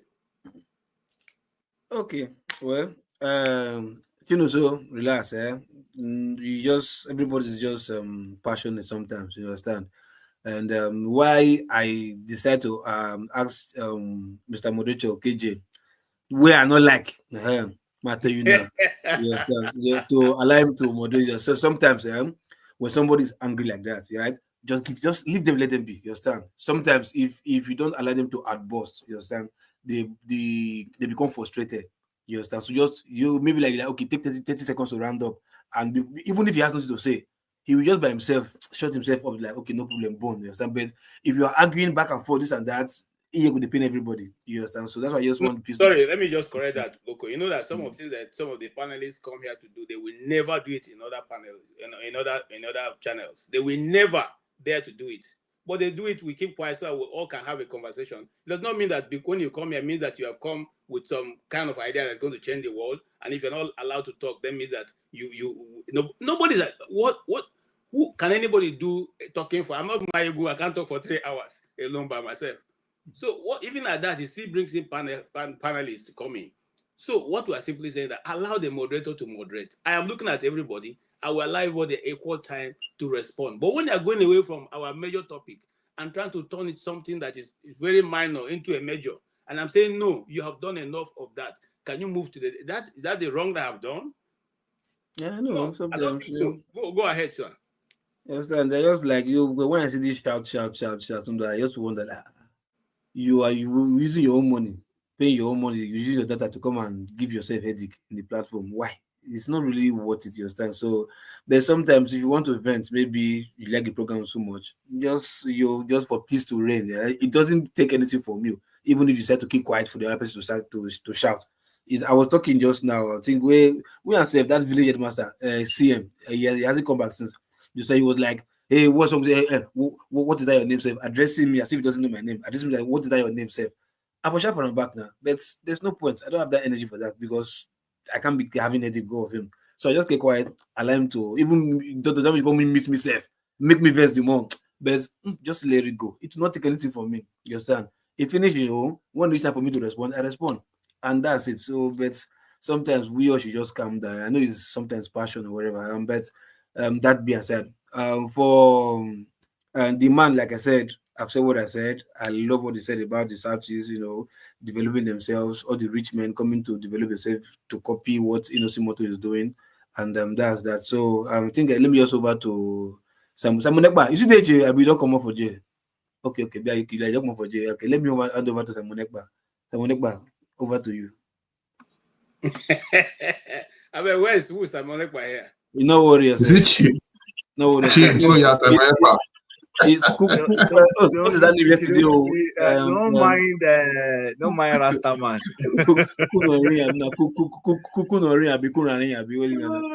Actually, I don't have anything to say about the guest. I'm here for another topic. So I'm not from Anambra State, so none of the conversations bothered or interested me. I watched it.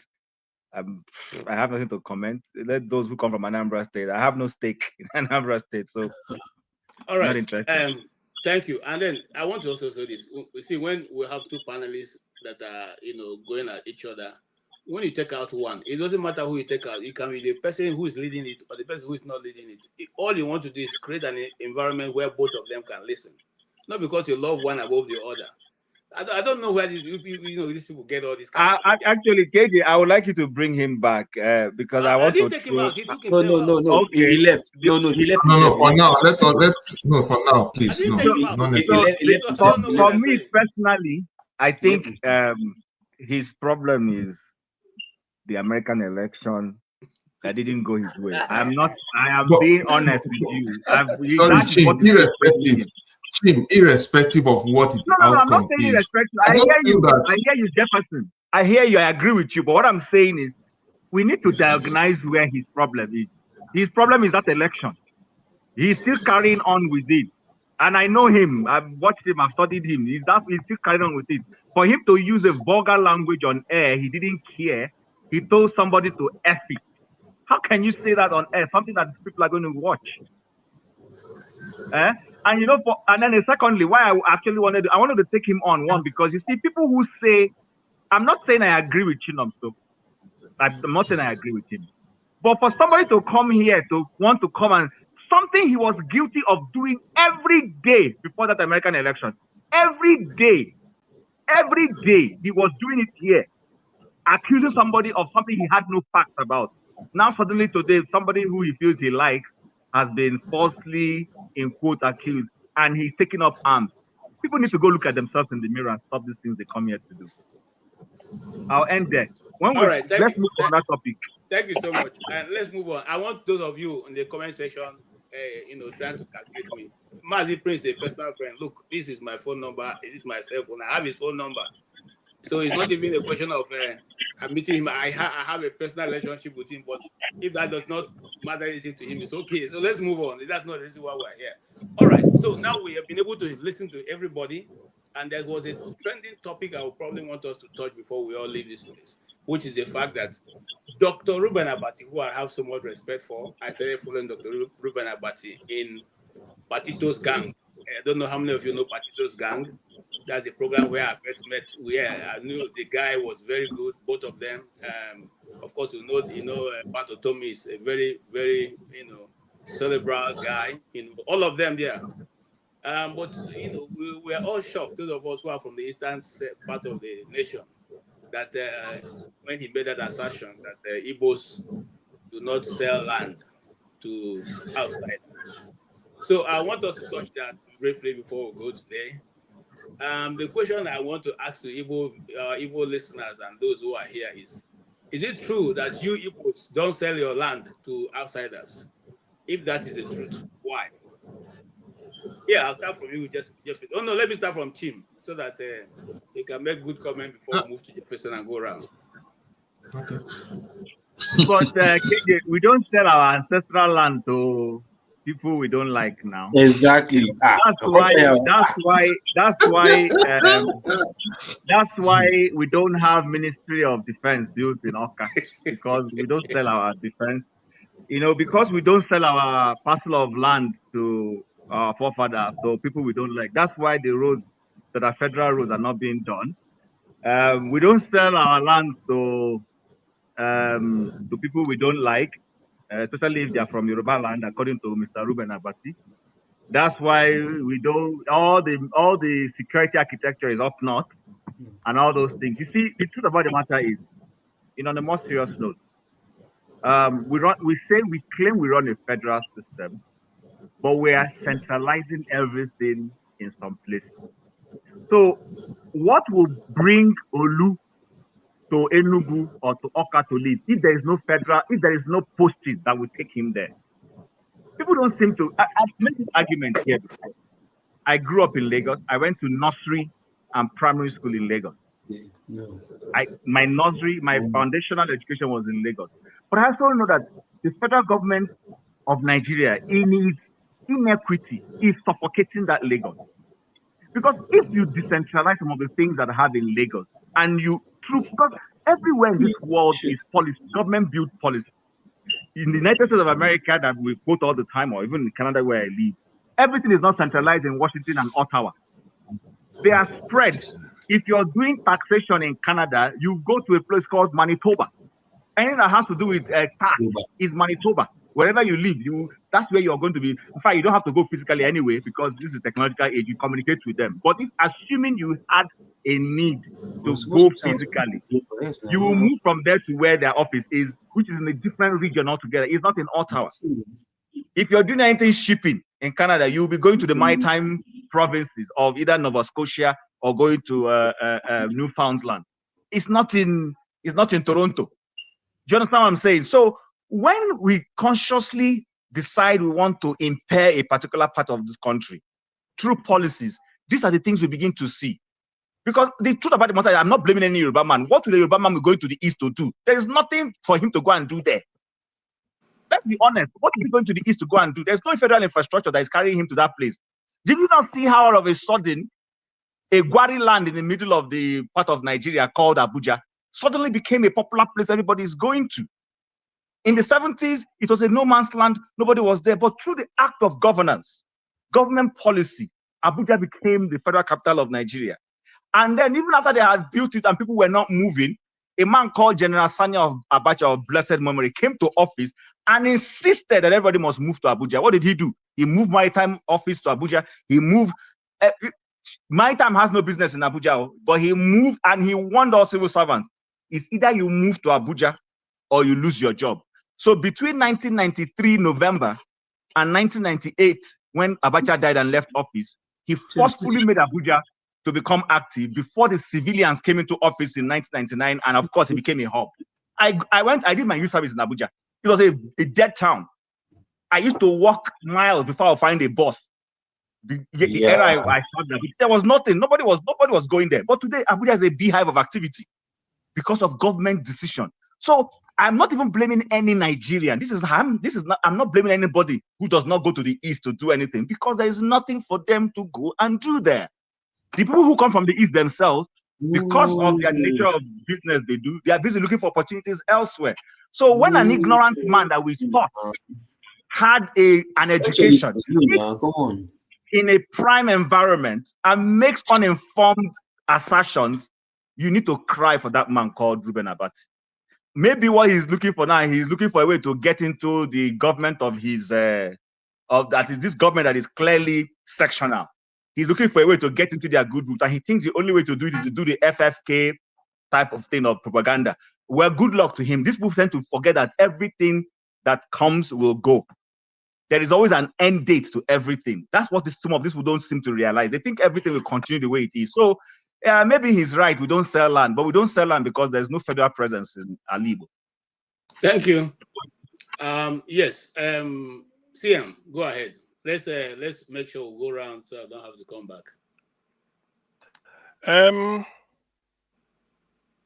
Yes, KJ, I know I was here briefly before.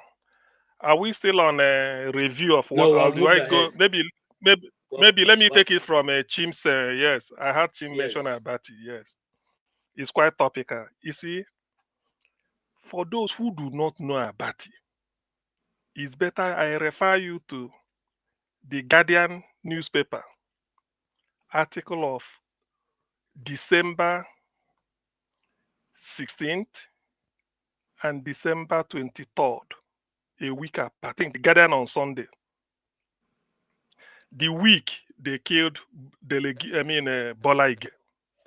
There was an article about he wrote, Obasanjo, secession and secessionist. Yeah, Jesus Christ. In fact, when you read that thing, you start to wonder whether, I don't know what the Igbo did to Abati. All that he was writing about January 16, 1966 coup, from beginning to end, they're all false. He manufactures what he calls his own fact and then put it there and start to discuss it. I think a lot of Igbo journalists took him to the cleaners. It was that same type of mindset. I thought Abati has reformed. That same type of mindset that he brought because he's claimed T.O.S. Benson, who married from Imo State in a place called Mbieri. He married from the Obaji family. Obaji was a former minister for education, throwing that extended family, somebody Obaji. Now, look at the logic. According to Abati, T.O.S. Benson, because he married Igbo girl, Igbo lady, and had a daughter, he felt to do a favor, let me go to my in-laws' place and build a house for my daughter and for my wife. There's nothing bad in it. But according to Abati, because I'm quoting Abati, I don't know about this, he said when he went there, they said, no, we don't sell land to foreigners. That is what Abati reported. But do you know that, thank God for some people, some people are well read, they went into the archives and found out that the community that in Bieri donated their land free of charge to T.O.S. Benson. So if I marry from a town and I want to buy land, they say no. They not give me free. Which one is better for me? Which one is better? Which one do you believe? So that is the type of narrative Abati is building. Ndi Igbo know they sell land. Ndi Igbo know they sell land. These are all lies. I debunked it in one platform. There's a school called Lagos Business School, somewhere in Lagos. There's an equivalent called Onisha Business School in Onisha. A business school is not a plot of land. It might be 2, 3, 4, 5, 6. You know it. To enter a business school where you give MBA, people sit for ECAN and all those things. That Onisha Business School is 1,000,000% owned by Professor Dakpo Olusegun Shogbeso from Ago-Iwoye in Ogun State till today. The question to ask is, the land on which that school was built, did Professor Shogbeso carry it from Ago-Iwoye to Onisha? Or he bought it from there? But he doesn't know all this. Now, one Professor Keike Chukwu said, there's a place in Omwa here, an area made up of Yoruba landlord. In fact, there are even Igbos buy land from them now. If you have to listen to the interview, that it seems to say, So there are a lot of examples to give, but I don't know why Abati should be messing up Ndoka or Baigbena. Meanwhile, Ndoka is Igbo, the owner of Arise. He's messing himself up. People say he had a PhD.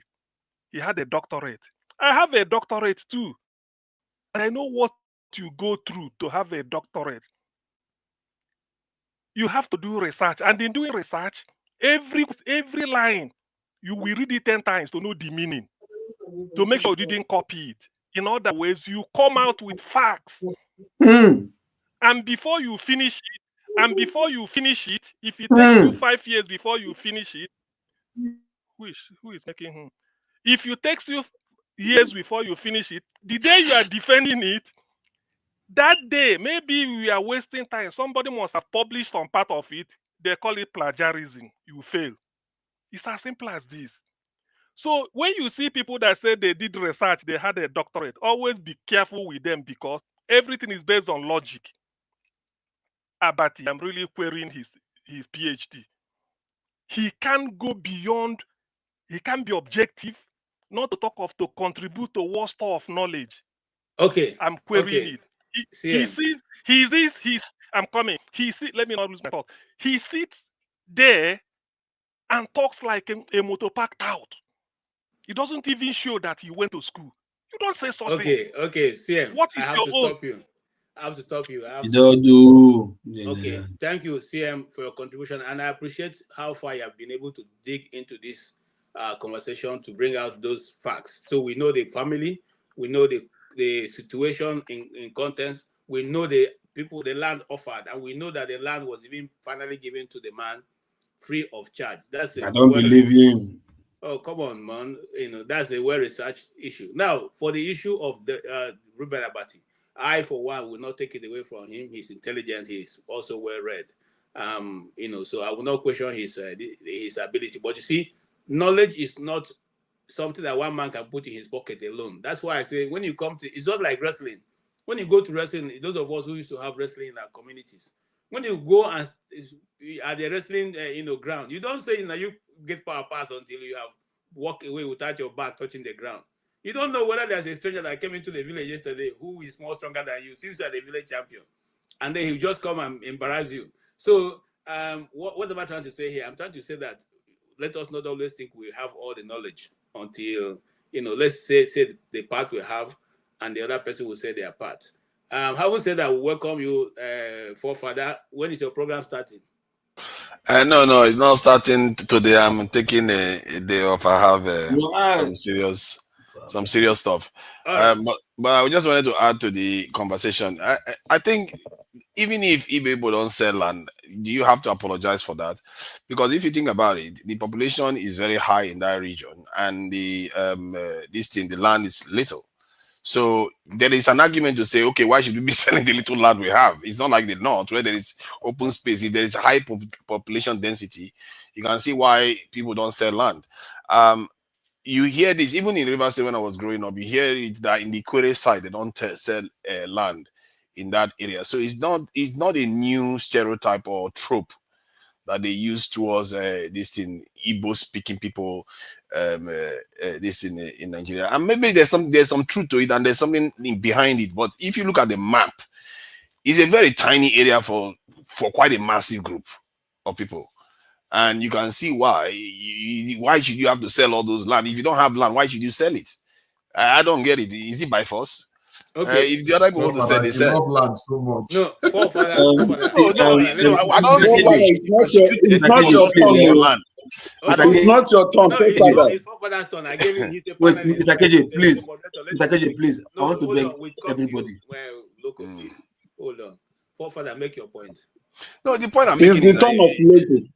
It's not necessarily the point I'm making is that it's not necessarily a bad thing for people not to sell the little land they have. Because why would you want to sell the little land you have to go and disadvantage yourself somewhere else? It's not logical behavior. And sometimes people just, blame people when they don't understand why things are the way they are. And personally, if I was the one looking at the Southeast on the map and say, okay, these guys don't like to sell them, I can understand why. There's not a lot of space there. And so if they don't sell it, that's not even, all those people that use it as a negative term, I don't think it's right. It's not a good thing. Okay. Let's say if a northerner has a big land and they don't want to sell, you can argue that, okay, that's big. Or let's say the South is they go sell it, they will sell it to River State man, but they won't sell it to Hausa man. You see what I mean? There's a kind of difference there. You see what I mean? But land is precious in some areas. I've been to the south, somewhere in the south area where they were saying that the land in that area is so expensive because there's little land compared to other areas that have a bigger land. So for me, it's neither here or there. I don't think people should be using it as a negative thing to persecute people. KJ, please, 30 seconds. 30 seconds. No, all right, 30 seconds.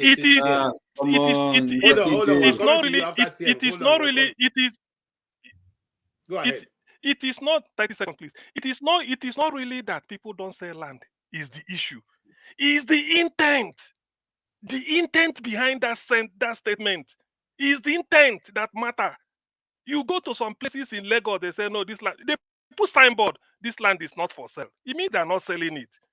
But is the intent, Igbos. When you say Igbos, we are talking about 60, 70 million people home and abroad. You are not giving them an identity. They don't sell land. Can you imagine? And somebody with a PhD is a lie. Okay. Anyway, it's a Nigerian PhD. Like, No, but even if they don't sell, why should you apologize for that? That's the question. Why if you don't sell land, why should you apologize for it? Forefather, hold on. Okay, before I come to you, Loco, I don't understand. Hold on, before I come to Loco. Loco, I want to explain this thing. Because I see people using the term Omona. Omona simply means a family. Yeah. Family simply means your clan. Your clan, for instance, the people who are related. If you go to Igbo land, there are land that is related to every one of you. All of you are related, have stake in it.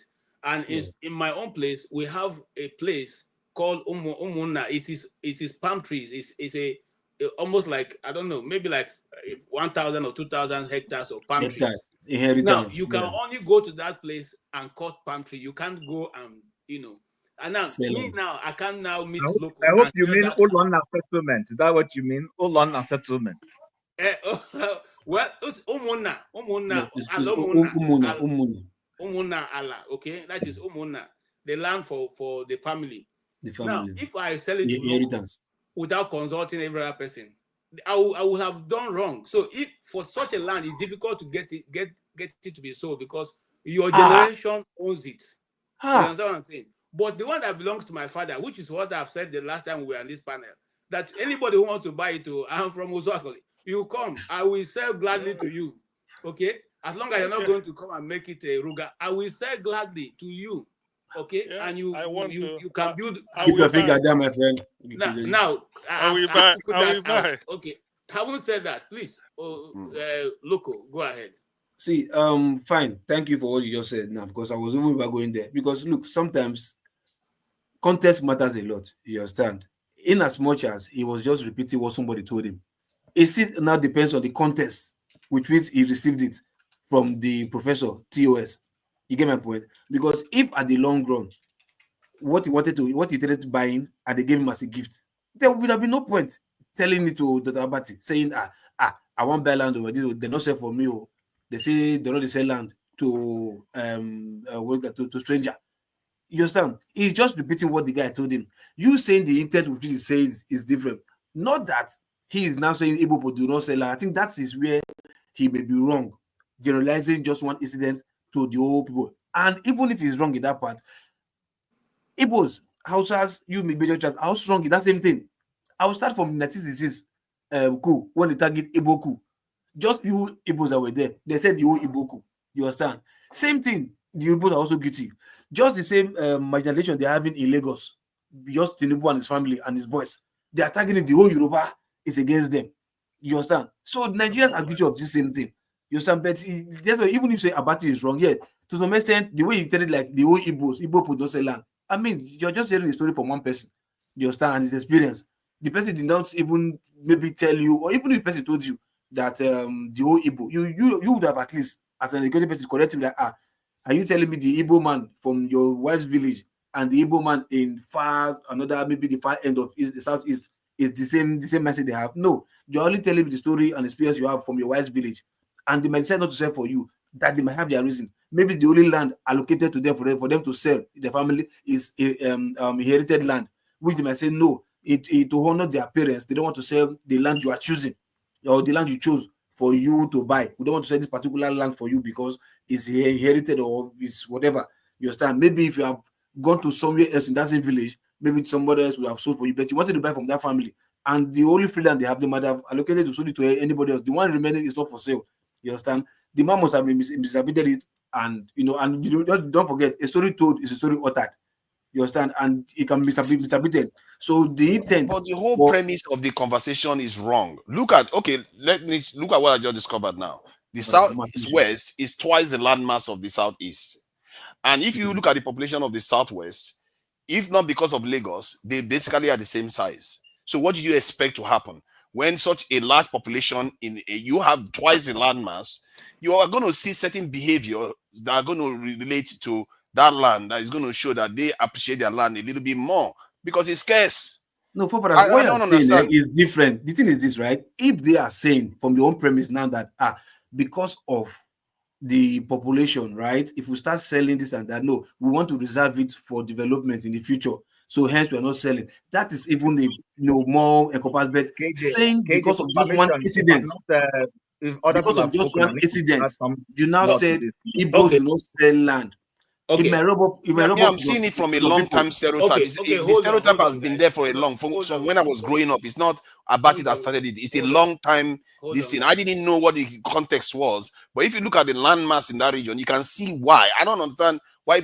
If you have less meat, you don't have access to meat, and some other person is eating nama every day. That person is more likely to share his nama than the one that has very little access to meat. What did you expect to happen? That's why I said context matters. Context exactly. Matters.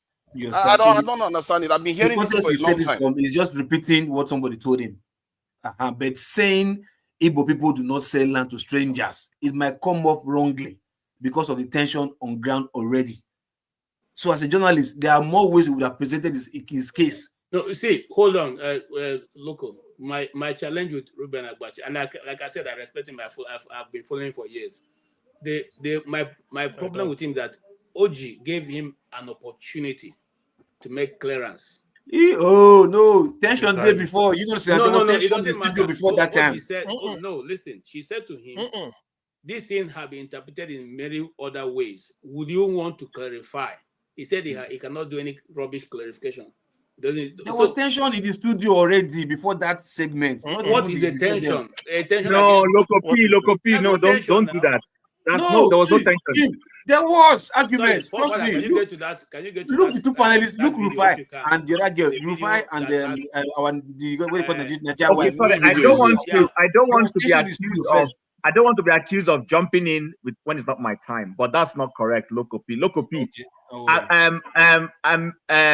What's his name? Ruben Abati has a tendency of looking down on his co-panelists. Yes, true. He has a tendency. This is not the first time. He feels he's very superior because of his so-called PhD. Yes, true. And he keeps looking down on those young people. Yes. So that was it. He exhibited the same thing to OG. OG came in a very professional way and said, Dr. Abati, your last statement is generating some blah, blah, blah. Yeah. Could you please give him opportunity? And look at the way he responded to her. Go back and play the way he responded to her. See, that's why I said there was challenges in the studio. Because you remember he said, if it's your opinion, then I will come for you. You get my point? There was already tension in the studio first. And I tell you, why will he come for the person who is going to there? Would they be hanging out together, drinking pepper soup together? Because you gave them an opportunity. You know your mind. No, I want to understand. Anyway, let's go. Yes. Sorry, Jefferson, I wanted to come to you, but righteous man, you are in Nigeria. What are you hearing?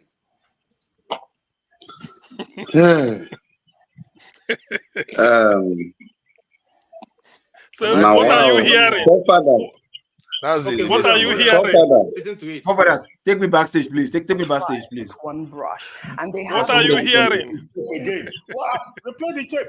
I was specific about Please, take this in a way so that I make my contribution before you play it. I beg. No, hold on. You make a contribution. Hold on. No nonsense. I think it's No, I have already had this man. A politician, a veteran journalist.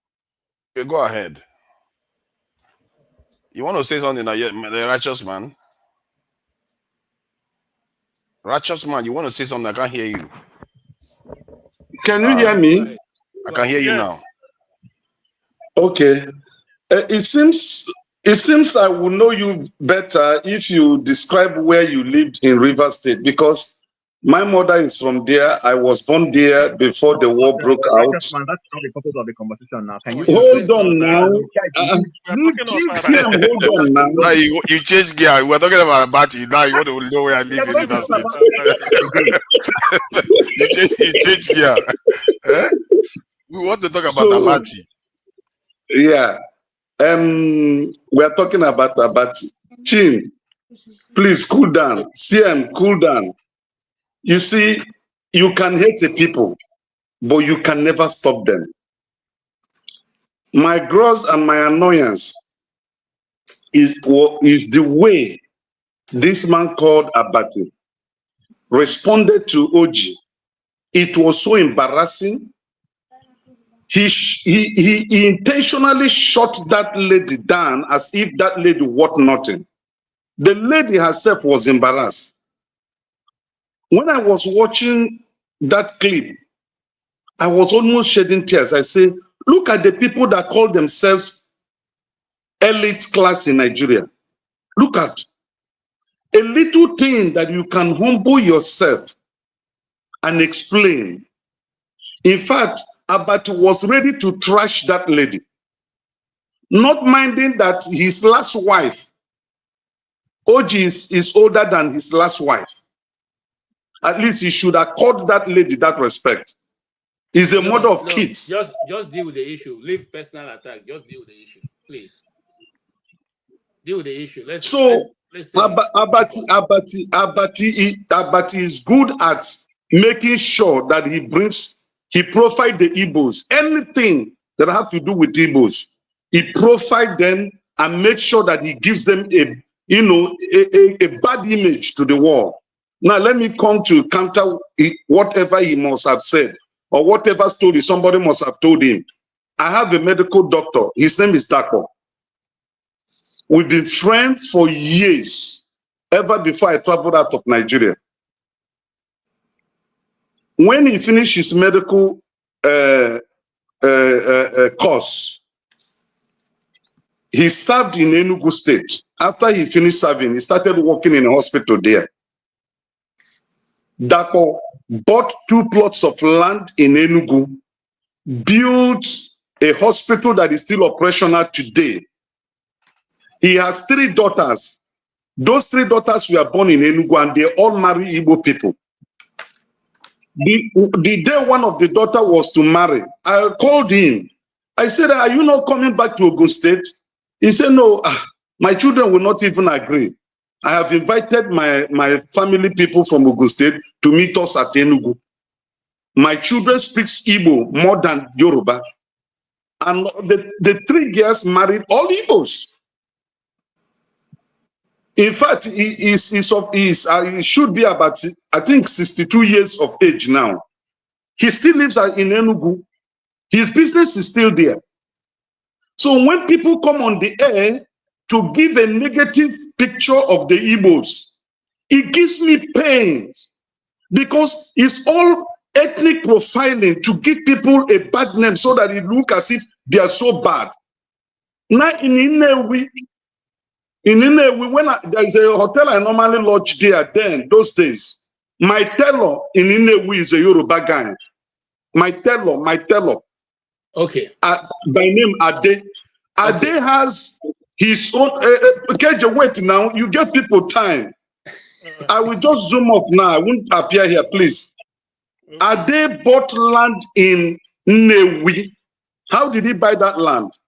The guy was so good that one Newi guy that is an importer that he makes clothes for asked him to look for a space that he will, even if he doesn't have money, he will give him money to buy that place and make it his workshop. The guy got half plot in Inewi. Up to today, Ade is still there. So when people who doesn't travel, who have not mixed with other Nigerians, comes to the public to profile a particular race or particular ethnic group to be evil, it pains me. And we are talking of building Nigeria to make it a one nation. And you are discriminating without facts and figures. Thank you. You see, Abati should do more than that. Can you hear me? Why I didn't want you to mention those individual cases would be the same thing that they said about Abati. That is a single individual case is mentioning. So I wanted us to discuss on the general term. Do Igbos sell land? The question I am asking is because majority of Igbo land is made up of is held in the hands of churches, the Methodists, the Assemblies of God, and all the rest of them. If you go to Uzoakoli, the leprosarium there is owned by the Methodist College. The women college that used to be the only women college in Nigeria where women are trained as teachers is in Uzoakoli. It's owned by the Methodist College. It was destroyed during the war. It is still standing. So if you are passing the market in Uzoakoli, you can still see it by your right-hand side. They destroyed, nobody have taken over. It's still there. Now, the Methodist College Uzuakole is owned by the Methodists. These are all large portions of Uzuakole. Okay, and then so when you say that Igbos don't sell land, how did these people get these ones? Okay, and I know that for sure. If you go to Holy Ghost College, it's no more here. These are also places owned by other people other than the Igbos. What I'm simply trying to say is, when you say that, what are you trying to do? Are you trying to just sell the Igbos as being unwanted people who don't give what belongs to them to others? And if that's be the case, is there any, and I'm coming to you, Mr. Ike, between a human being sorry, and KJ, please, 1 second, please, KJ. KJ, one second, I want to leave, please. Come on, hold on. Is there a difference? What's bigger, the human being or the land? Because Igbos allow their daughters and their children to marry every other person, every other place. In fact, I know Igbos that married aliens. Which is more important to an Igbo man, land or human being? Yes, now you can say what you want to say. Okay. What I want to say is this. Let's be mindful and also watch and read and follow updated news that the next President General of Ohanes and Igbo is coming from River State. And those who said that, those who said part of River State are not Igbo, and those who say part of Delta State are not Igbo. We have 7 states that makes up Ohanese. This is the reason why. See, now that you just dived into that one again, I begin to find out why Kweli was saying that they're not Igbo. Hold on. Okay, go ahead. I don't want us to scatter this thing that will be dragging to every direction. KJ, I ask you a question. Hold on. I can ask you a question. In Igbo culture and tradition, which is more important, the human being or the land? Okay, Ike is not with us. Yes. Ike, please let me add this. Ike, before you come in the whole of the southeast, there is Redeemed Christian Church owned by Adeboye. And the old land. Did he bring the land from Abeokuta to southeast? Okay. Redeemed Christian Church from Enugu State down to Abia, everywhere. More than 500 branches, if I may say so. More than, and they own every place. So that land on which the churches were built, did he bring the lands from Abeokuta? Before Redeemed, Kumuyi's Deeper Life has churches all over the place. They brought it all the way from Ayobo. Okay, thank you. That's the question I want Mr. Ike to answer for us. In the Igbo culture, which is more important, the human being or the land? Sorry, KJ. I'm leaving. I don't want to answer that question, but I have 2 things I want to say. Okay. I was thinking that by now, Ruben Abadi should have been fired by. Is it Arise? Arise, right? Yes. Obaibera, yes, Arise. Right. So by now, I think he should have been fired by now. For me, not because of what he said about the Igbos, but the way he treated Ojiokwe, right? His colleague in the profession, in the industry.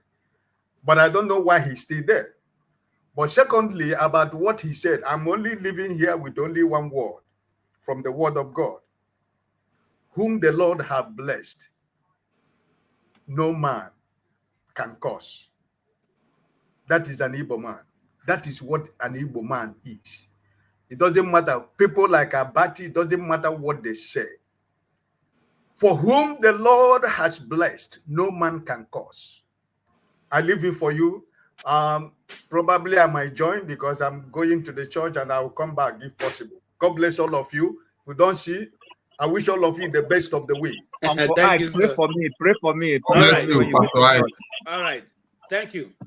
You know now that a righteous man went and opened Ikwere Wahala. When you start with that one, it's not going to end, though. Okay, it's not going to end. There yet. Let's go back to Igus. Your comment. No, I'm supposed to make a comment too. Sorry. Okay, sorry. Igus, please pardon me. Jefferson, go ahead. Okay, sorry, I had to stop you, Igus. So, that's a very, very sensitive topic. About Igbos not giving land. In fact, it's an extensive topic. Chim has said something that makes a lot of points. You know, before and after the Civil War, of course, people were stayed all over the country and all that. But, you know, I have once challenged my non-Igbo friends, Yorubas, Hausas, blah, blah, blah, and asked them this question that we, the Igbos that live in Lagos, Warri, Benin, Kano, and other parts of the country and build houses and expand, how many Yorubas and Hausas have migrated all over the country the way we have migrated, or come over to the east and more the way we have done? It's a very big question for them to ask, that needed to ask, because we can start from, we need to start from that point. Because if you notice, the average Yorubas, they hardly have properties in other parts of the country except in the southwest. The average northerners, they rarely have properties in other parts of the country except in the north. It is a trend. If you do the analysis, you will see that for yourself. So if there's anything that is viable, of course, we cannot be entirely selfish, because we cannot go to other parts of the country and be getting land and establishing there, and they don't want to establish back, and we'll deny them. I mean, thank God for social media, and thank God for the information around us. Anybody can step to any part of the country. Of course, and I also know that the Igbos have some peculiarity with land too. So we cannot deny that there's some peculiarity with that. So I believe that's what Ruben is holding on to. But what I am extremely angry with Ruben Abati for was the way he behaved in the studio. When his colleague, because in a professional team, you agree with me, and most of us are working in professional fare, you agree with me that when you are working in a professional arena, there is a way you conduct yourself, be it in Zoom meetings, be it in your physical meetings, be it in conferences.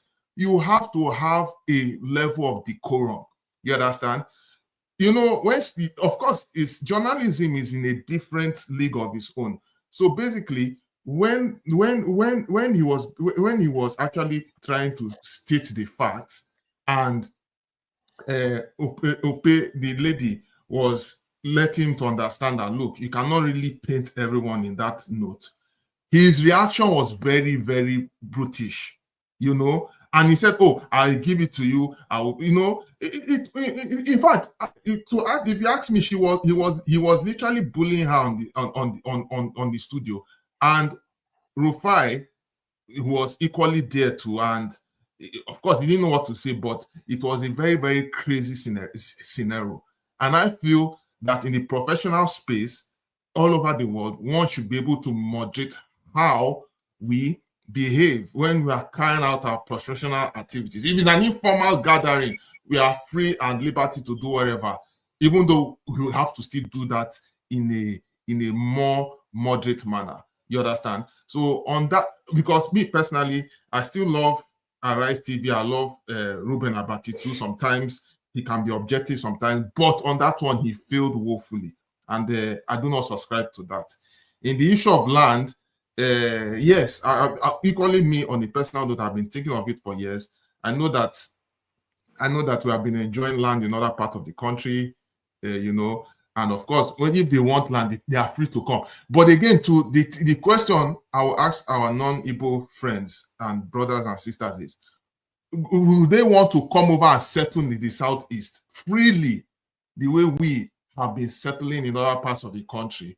Because most times too, I think it's a give and take situation. And even currently, for instance, in Lagos, you know, you will still see some people still say, "Oh, yes, they used to sell lands to us," but to some extent, because of the way things are going now, people are like, "Oh, don't sell land to Igbos again," or anywhere the Igbo people have land and there is a little chance of contention. "Oh, let's destroy that property. Maybe they didn't get the land papers correctly and all that." So that's why I'm seeing it. So okay. I don't know. Anyone can be able to correct me on that. Jefferson, yes. Jefferson, I want you to put this into hold on. You know, I've given enough time. Let Nonso and Eagles also contribute. They can come start all over again. Yes, no, so go ahead. Do you have anything to say? Yes, I have something to say. You know, there is this particular thing between Abati and this name Igbos. I want to make one reference of a sister, Amaka, who live in Canada. What's happened in the office that make her name bullied all over the social media. That's what Amaka did. If it's a Yoruba man did it, they would have used pillowcase and cover it up. But because of it's an Igbo person that said this thing, that is how they see it.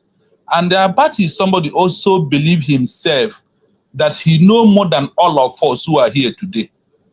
And in level of his own generalism, he think that whatever he said goes like that.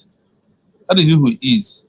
So for me, the way I see Abati, I see him like one Aboro man who is loading a bus in a Oshud.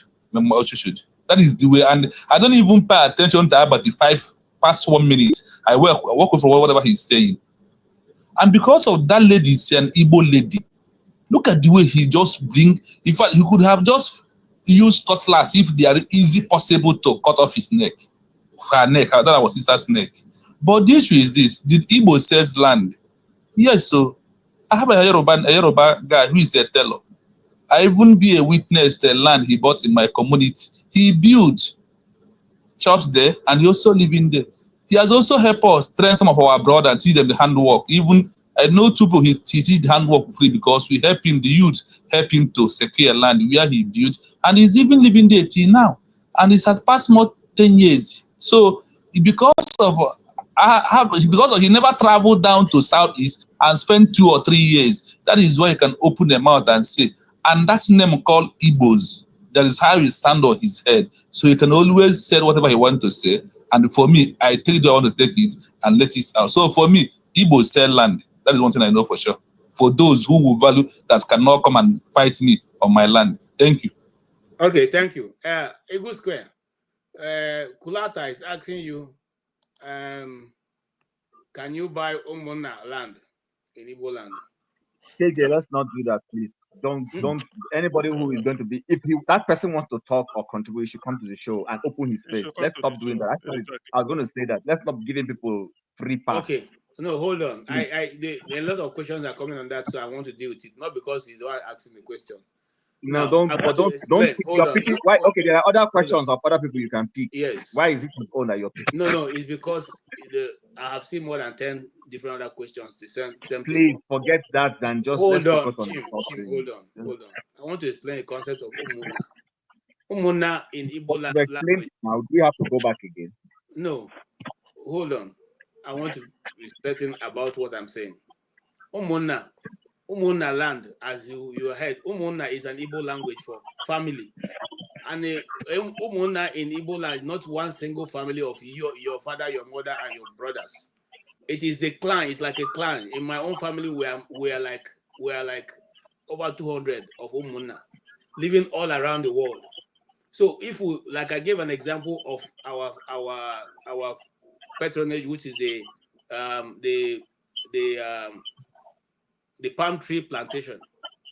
If I want to say the palm tree plantation right now, I have to contact every one member of my family all around the world to accept to sell that land. So it's difficult. But if that Umuna land had been divided among the different families, okay, you can sell your own. But once it's not divided, you can't go and take the thing that belongs to all of you and sell it to an individual. But so in every family, Umuna land is divided as the parents and grandparents, as my forefathers died, the land is divided. The followers, a land is divided until it gets to my turn. Okay? So the one that are held in trust cannot be sold. But like I've said to you, Chim here is ready to sell his land. He has land to sell if you want. I have land to sell Muzako if you want. Please, I don't have land to sell. I don't sell land to foreigners, so I've told you. All right. So for whoever is asking that question, I hope you have been answered. We don't, Umuna simply means a communal land. Communal land belongs to every person in your family, in your lineage. That's the right word. In your lineage. And you alone cannot take it over and go and sell. That would be going against the custom and tradition of the land. Having said that, let's move forward. Now, why I say let's move forward, because if you, I don't know if Forefather has that video. I'll try to download that video, because some people are saying, let us see in content. Let us see in content. There's nothing in content. When I watched that video over, I was disappointed myself that Dr. Riba Abati could have made that kind of statement, because people don't think, like Nonso spoke. Nonso, you don't think that Ruben Abati, OG, and Erufai, they are all friends. They meet every evenings. Okay, they hang out most of the time. So that is where I'm even surprised the way he responded, because they are all friends. I know they are all friends. They meet outside of the office. So no, the thing is, Abat is a very tactile person. Tactile. I won't explain. Just go and check the meaning. He's very tactile. So something must have happened. But all right. One thing I want to say is this. Please allow me. You see, if they say Ndi Igbo are not sell land, let's remove Igbo. How many non-Igbos are owning land in Calabar? Is Calabar Igbo land again? How many non-Igbos are owning land in Abuja? Is Abuja Igbo land? Na Igbo man they sell land for Abuja, no be Gwari people. Okay, if Igbo man refuse to sell for you in the southeast, did what is the name? Did the TV man refuse to sell for you in Boko? Did the Kanuri man refuse to sell for you in Medugri? So when people say Igbo, okay, let's remove Igbo. You should have said that it's only Igbo doesn't say. Why not go and buy in Medugri? But Igbos go to Medugri and buy. Why not leave Lagos or Southwest? Go and buy in Medugri. Abuja is for everybody. Abuja is no, they say it's everybody. How many of you bought in Abuja? Is Abuja not good? Or because you didn't buy in Onisha Newi, you say Igbos don't sell land? Now look at another logic. Don't you know that because somebody said this is deliberate, they don't want to buy? Because if you come to Newi and buy, somebody like what is the name, Oyedepo, who bought land all over East and built his churches. The day Oyedepo was supposed to demolish Igbo property in Lagos, we demolish his own. So why people don't buy in the East is because they have the intention that they are going to demolish your own anytime you mess up. So in the Igbo, which one will you demolish in retaliation? You don't have. So it's it's logical that don't buy there, because let them buy here. We destroy their own. No, excuse me. Let me bring it home. In last year, February 2023. And that is true. What Ian is doing is actually true. He's unfortunate. No, listen. Some of us do research. If they had been buying land, they agree to their own, come and buy. By the time they destroy Igbo, the way they were pulling houses down in Lagos, it's okay. Some of us have access to Caterpillar. We go down to the east and start pulling down. Everything will normalize. But they know that they are as rich as Dangote is. Dangote can buy land, but they don't want to put it in the east. Such that if the Almajiri, they instigate their people, destroy Igbo property all over Sabongeri, Ndi Igbo, which one will you destroy in Aba that belongs to Alaji? Which one will you destroy that belongs to the Yoruba people in Aba or Newi? Nobody. So it's a tactics. We know what is happening. But when people like Abati, for those who they saying, I mean, for Chinonso, I will give you this. Write it down. The Guardian newspaper, December 16th and December 23rd, 2001. The title is Obasanjo, Secession and Secessionist with Igbos. Ruben Abati wrote it. Go and read what he wrote about January 16, 1966 coup. Even people that were not even part of in the army, he included their name as part of the people that planned the coup. This is Abati. They say he has PhD. So Abati has been having this, hatred, this bigoted about Igbo. Every time he talks, he's trying to prove. I don't know why people I don't even look at it because I know he's empty. He's not secure. That's why sometimes when I look at him talking, I say this Ndoko Baigena is taking a risk. Don't worry, one day they will tell you that Allen Onyema is already carrying Igbo in APs. He doesn't want to carry any other ethnic group. Just mark this headline and look at my face. Go and write it down.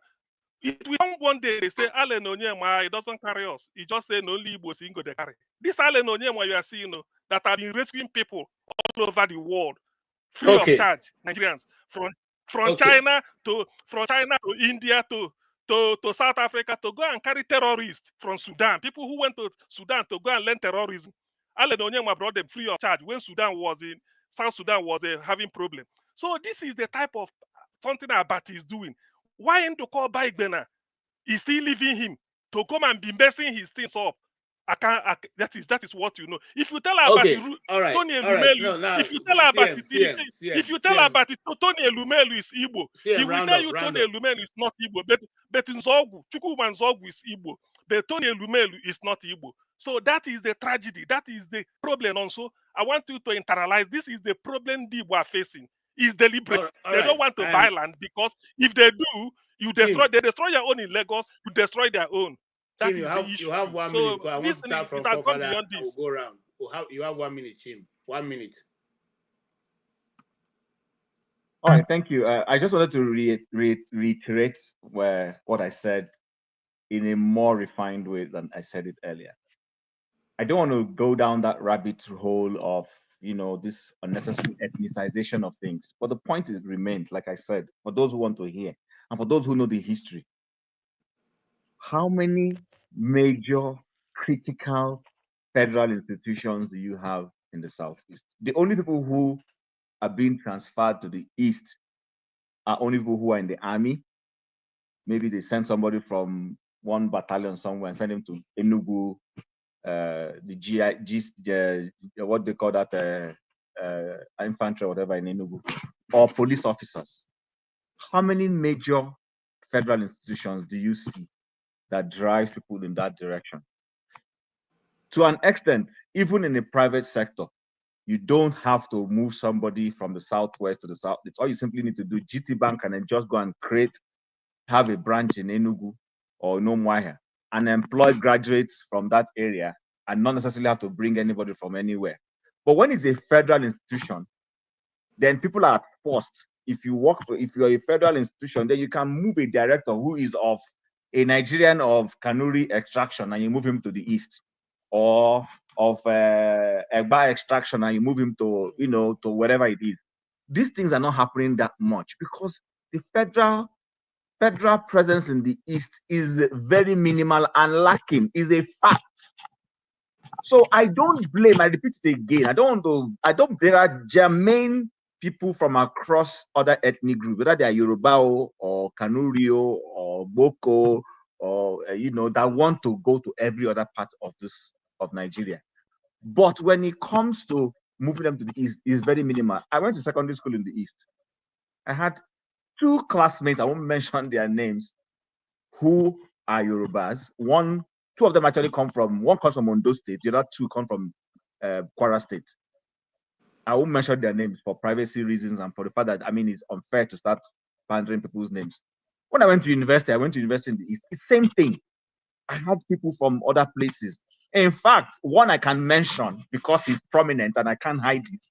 The former IG of police of Nigeria, who at the time when I was in university was the commissioner of police. Remember, Abia State has had 2 commissioners of police that were from the Southwest. Their children were in the university with me. Their children. I won't mention the girl's name, but if you can remember any IGP that was from the Southwest, he used to be the commissioner of police in Abia State, and before he eventually became the IGP of Nigeria, his daughter was in university with me. And then eventually when I went to do my master's, I met her in UI again. So there are people who want to go. I personally, I have people in my family married across ethnicity. But the fact remains that there are people who want to go across this country, but the federal government doesn't give them that opportunity. Like I rightly said earlier on, for those who will tell us somebody built Lagos, Lagos was built way, way, way, way from the colonial era to when it became the federal capital of Nigeria. There is nothing in Lagos State up until 1999 that Lagos State government will claim is their own. Many of the infrastructure there were federal funded infrastructure. For anybody who wants to be honest and tell themselves the truth, is it Kata Bridge? Is it Third Mainland Bridge? All these things are federal might.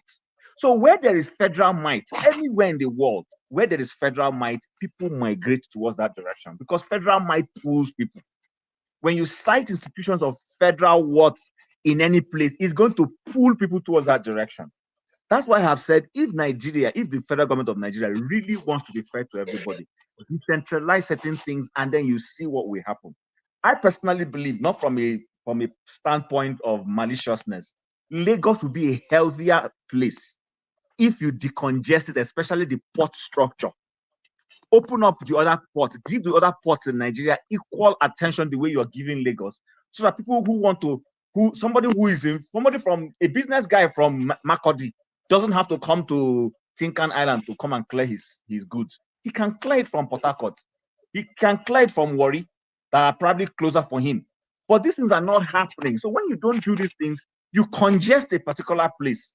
And the whole idea in modern governance, why you don't, you try to decongest places, is to decentralize federal institutions.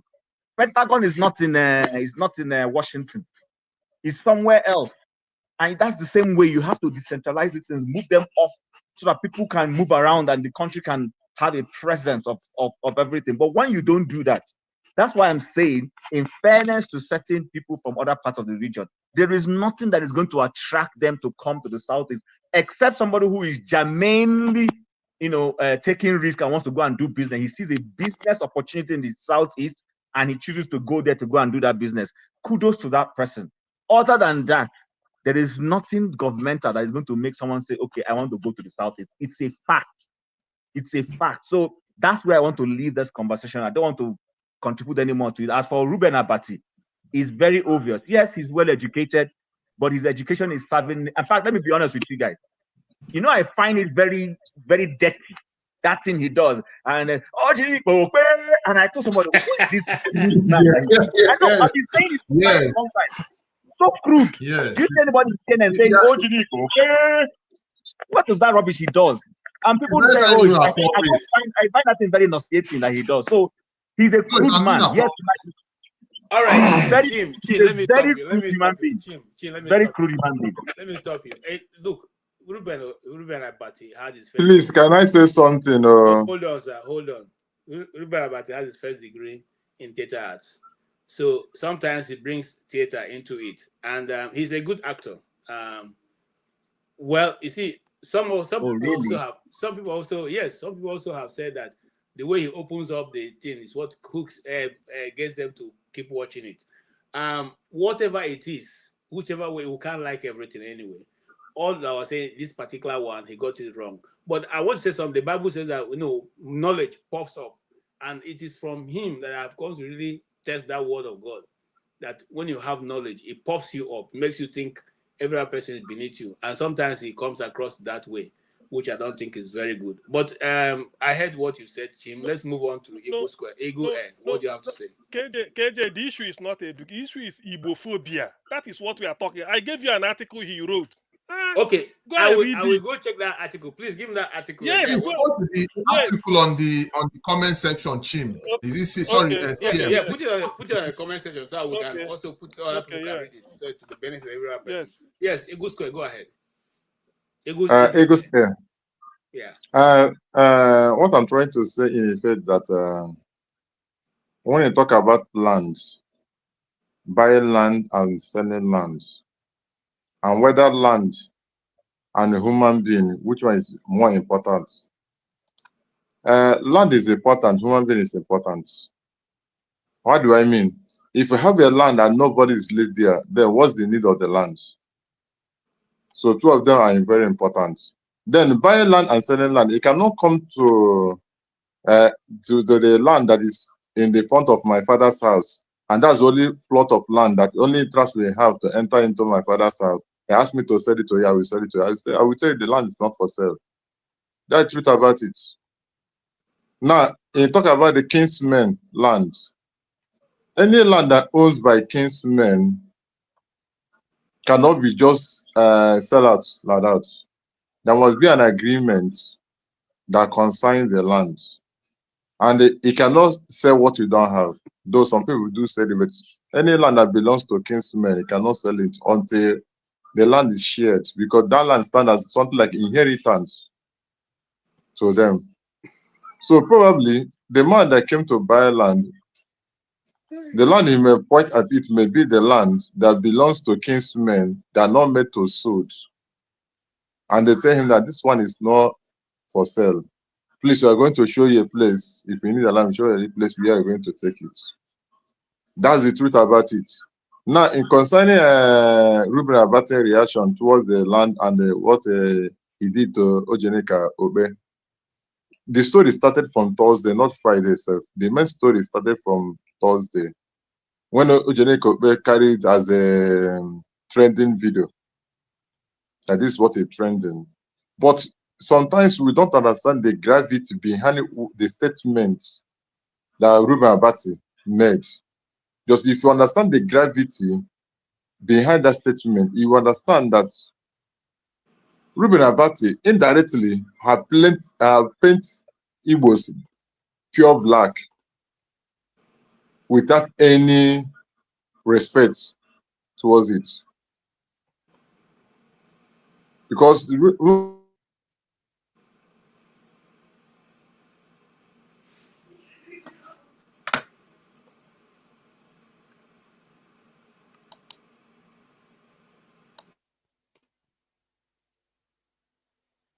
I think Eagles air is frozen. can you still hear me? I can hear you now. Okay. So if you look at what the Abati said and what the statement used to drop, and whenever it comes to Igbo issue of a thing, you found that even when they ask him a question to comment on Igbo something, he used to maneuver it. He will say another time maneuver it. I used to watch that segment every day of my life. So Abati is the type that one day Rufai Hosseini remind him the way he used to attack people when he was a spokesman to Goodluck Jonathan. The way he used to attack people, he used to speak to people. So the way he attacked Igbos is not a different thing, because I know the way he used to say something, and he feel that he know it all more than every other person that is there. He feel that because he has a PhD, he's greater than every other person that is there. Because he is in the law institution, they have become a lecturer in the University of Lagos, Southern lecturer, that other people have not been there. Because I could remember one day, one man from the River State that was on studio there, he was asking the man a question, and the man was trying to explain himself to the question that Ruben Abati asked him. There's one attitude that Ruben Abati gave to him.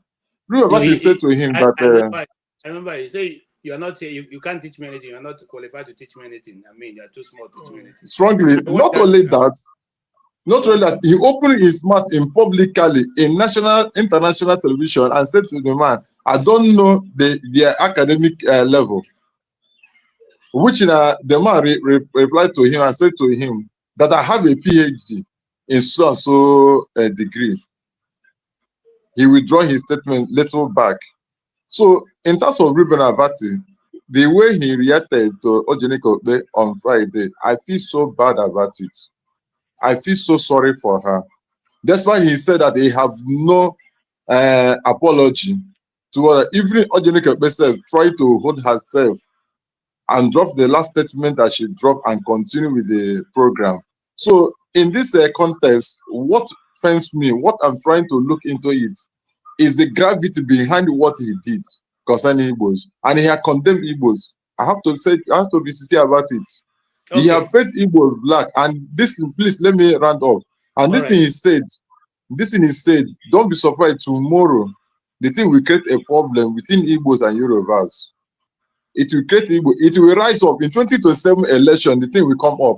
I'm telling you the truth. The thing will come up based on what he said, because this thing now will come now. Some people put the video apart, and when the time comes, they use it against Igbos. So people that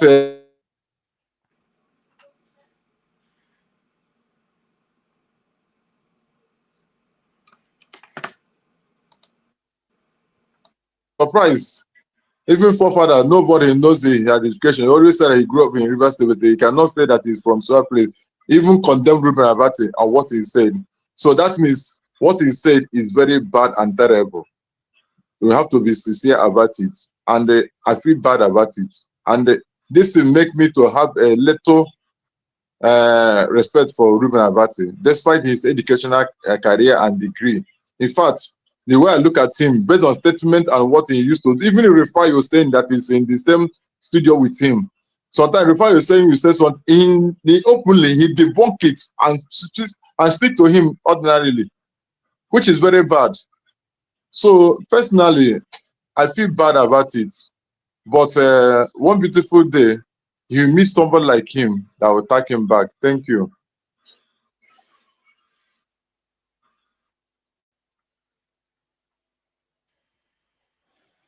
Oh, KJ is out. Can anyone hear me?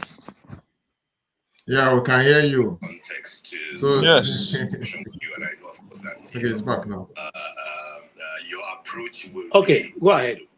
Sorry, my internet went off.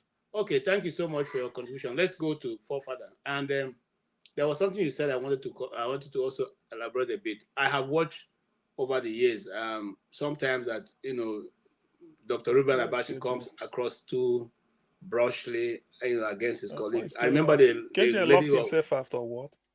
The lady that was reporting one time and called him Ruben Abati.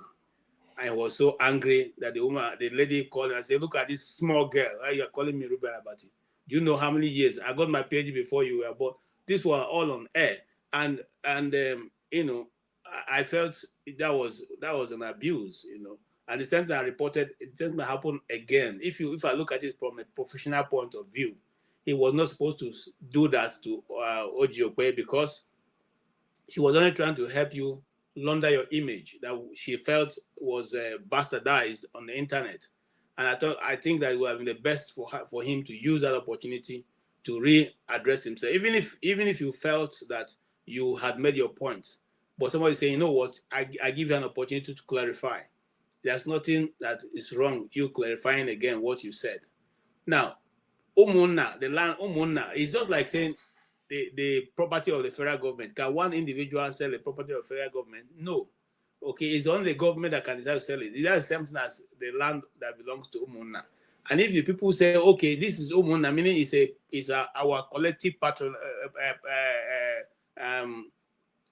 land. I'm trying to remember the right word. And we're not going to sell it to you, but we'll give it to you free of charge. What is wrong with that? Anyway, I come to you, forefathers. What do you say? And what's your own point of view?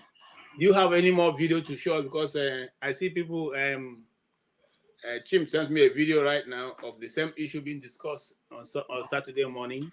I think maybe Nigerians were a little bit bored, but there's an element of seriousness to this because, one, this is not new. I've said it before. Like when I was growing up, I heard some of these comments. And it just shows that some of our people are very lazy. They don't like to check information sometimes. When people do something, you have to ask yourself, why are they like that? There's often a reason. Like if you go to Dubai now, I don't think foreigners are allowed to become citizens. Even if you go and have a child there, they're not going to allow you to become a citizen because they know their population is little. If they start giving everybody citizen, they will become minorities in their own country. The same thing with China, because they have so many people, they don't want any other person to become citizens. They make it harder. But why Europeans do the opposite? People behave differently. And this thing, and I even see it in some Southeastern people when they are talking about Northerners, they forget that they are not like you. They are different. And if Southeasterners are not selling as much land, you can see, based on the landmass they have, there is a reason why. I don't understand how that is even controversial at all. If you have less of something, you value the ones you have. And Nigerians make a lot of they say a lot of things that come from. That's why it's a trope, because it's not based on actually thinking about the person, trying to understand why they are like that. Okay, if they allow their people to like KJ is saying that they give their women in in marriages and men in marriages. Why? You can also see that the culture will tilt in that direction because they have a small land. They have a small landmass. People have to go out. They have to find out. It's just what it is. And human beings react this way. Southwest is twice the size of the 5 southeastern states. We don't give men out in marriage. We don't give men out in marriage. You go and marry. We don't give men out in marriage. We give women out. Okay. What do the men do now? What do the men do? They go and marry from outside. Either way, they do that. But my point is that this thing, I think John Abati is representative of quite a lot of Nigerians. Let's make no mistake. This is something that is common amongst many Nigerians. They believe that people don't sell land because of some kind of hatred of others. And you see, that is why it's good to actually understand things a bit more in life. Because if you don't understand, like an Igbo man, I will just start defending themselves. Hey, why are you accusing of that? Because no, you don't have to. You have less of something. Give us your land. Let's see what we're not going to sell. That's what you should be asking them. If you have more land, we have such a large population, and we have very little land, and you think we are going to be selling the little one that we have? Give me your nama. If you have a 5 nama, give me your 1 nama. Let's see how you like it. The human beings just have to be a little bit more open when they're having conversations. I think then you start seeing the truths of why people are the way they are. It's not because Igbo people inherently just love land. It's because it's scarce. It's more scarce in their areas, and they have to value the little ones. They still have to farm. They are naturally an agrarian society. So the little land they have, they farm it and they live on it, and you want them to be selling it. It shouldn't be like that.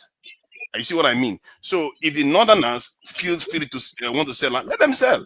If the middle belt want to sell, let them sell. So if people don't want to sell land, it's not by force. As a matter of fact, they can decide that they will not sell one land to any tribe. If you like, don't sell them land. It's not by. This is how the international world behaves. Some people welcome people, other people don't welcome people. So this is not controversial for me. So let's just take it easy. And I think this our conversation needs to head in this direction so that it doesn't become a rotten problem. All right. What is something about some people that like to talk about property? You see, this is another thing. Troop. I'm trying to bring out all the tropes they have about Igbo people. Like they say Igbo people value property a lot. And they value property more than human beings in Nigeria. You see? So, hold on me. Forefather, don't open a chapter you cannot defend, please. That's my fault. Don't me start up. I came to find it there. So why will you amplify a statement you cannot justify? I'm not amplifying it. I want to explain what is going on. So some people say Igbo people value property more than human beings. And sometimes I must say there are some people on this panel, when they are talking about stuff, somebody has died, Igbo man has died, they'll be talking about property. Why? No, because I find that quite offensive. And it's part of our culture where we don't value human life. Somebody died, you are busy talking about property. Why? I want to understand that because I'm not exactly sure why that is the case. Okay, you finished, so we don't have to talk over. Yeah, finished. Yeah, I just thought I should open that one too. All right. Since we are all coming out, please with all let our me. Hold on. Please let me address. Let me address Kulata. The insult is becoming too much. No, hold on. No, that Kulata need to be disciplined. KJ, you guys need to do something about Kulata. Hold on. Honestly. Listen, you guys, I don't know. I can handle anybody. I'm a full-grown man. Okay, please. All right. Jefferson, go ahead. I want to go in that order so that we don't jump everywhere. Welcome, Jagun. I will soon come to you. Jefferson, go ahead. Sorry, I want to get it now. Are we? What direction are we? What are we really discussing on currently? Because I know we were discussing about that you people you prefer to own land and sell your children. So, what is your take on that? Is that true that Igbos love property more than? Don't defend yourself. Don't defend yourself. That why should you have to defend yourself that you don't sell your land? It's not. I don't know why you guys have to be there. Because when we go to their place, they will not sell land. They will sell. They will sell. If the land is not valuable to them, they will sell. Forefather, I'm saying two things. Listen. What am I saying? I'm coming. I'll try to explain. As an Igbo man, when an Igbo man leaves his community and he drives all the way to Sokoto, what he's going to do is not because he's not going to Sokoto because when he gets there, he's going to get a government work. Because he knows he already has a business mind. He wants to go there and find out what do they not have in that community. He goes back to Onitsha or to Lagos or to wherever he buys his goods, buys that goods, goes back to Sokoto and puts up a store and starts serving the community. He's not going there because he's going to look for work, but he already have work in his mind that he can do. The same way, if you go to the east, what is attracting you to the east? That's what CM first said, and Chim also buttressed that. When you go to the east, there's nothing that is attracting you there. We go to the east because it is our place. But other than that, what is attracting you to the east? You don't have any, it's just now that Owerri has come out to be one of the places you can rent all kinds of hotels. Before now, you don't have any beautiful hotels in the east. You don't have good roads in the east. You don't have lights. Oh, come on, man. You see this kind of stuff. That's not true. There's a lot. That's not true. What do you mean? There's nothing in the east. There's a lot in the east. There's Onitsha market that the whole West Africa comes to. You see, you are going back to the same thing. What is the federal? Is Onitsha market going to attract a young man from Lagos who just finished university to go to Onitsha market? What's he going to do there? Okay, I get what you mean. If you are talking about that, it's the same thing for Zamfara now. What I'm saying is there's no federal government presence that can attract other members of Nigerian community to the east that much. So apart from the central bank that has branches in the east, I don't think you can mention any really meaningful government agency that can take a lot of people that will make them move to the east. So we're saying that even as a destination, it does not attract foreigners and investors. Because it's inland. It's like expecting people to be going to Benue State. It's inland. And then even Lagos doesn't have a lot of this thing. People go to Lagos not because of federal this thing. It's because of Lagos is a business hub. And the seaport. I take it that you don't know Nigeria very well, so let me leave it at that. I know Southeast enough. We drive past Jagun, please fire. I thank you. I greet everybody. I didn't know that this was going to be the discussion, but I did want to join the evening discussion. This is Sunday, isn't it? If I get it right. KJ, a fantastic job as normal. Forefathers, keep your bridle, keep your energy, my brother. I must say, as far as tropes are concerned, I am one who dislikes tropes coming from the East. I hate them. And they come by the millions and zillions. And regardless of righteous man and people I respect on these people like CM, I'm going to speak it as it is. I don't know about you wanting to pretend about this or that. I'm going to speak it as it is. You see the trope. You see one trope. You know me. No. You see one trope that I don't appreciate. Igbos are the most Nigerians. What rubbish! What absolute tripe! You see, where I see that Igbos can travel all around the country and set up themselves in any way they wish and be in peace in other people's terrain, and don't recognize that those other people have welcomed you into the terrain, I think it's the most rude, blasted, uncouth thing I've ever come across. You're telling me that we are the most Nigerian of Nigerians, yet you're bringing Biafra. What an oxymoron. These things do not stack up. These two things do not stack up. They don't stack up. You can't be Biafran and be the most Nigerian at the same time. I'm afraid that doesn't work. It doesn't work. I don't know when you're going to get into your head. KJ. Okay. For KJ, why is he disturbing me? KJ, why is he disturbing me? Please, if you comment, I'm going to have to take you out. I'm going to say it as it is, or I'm not pretending with you people here. Hold on, before you go ahead, Jago. What is this guy? You know that there's something. I'm saying what I just said. You just have to understand it, listen, and then put your full.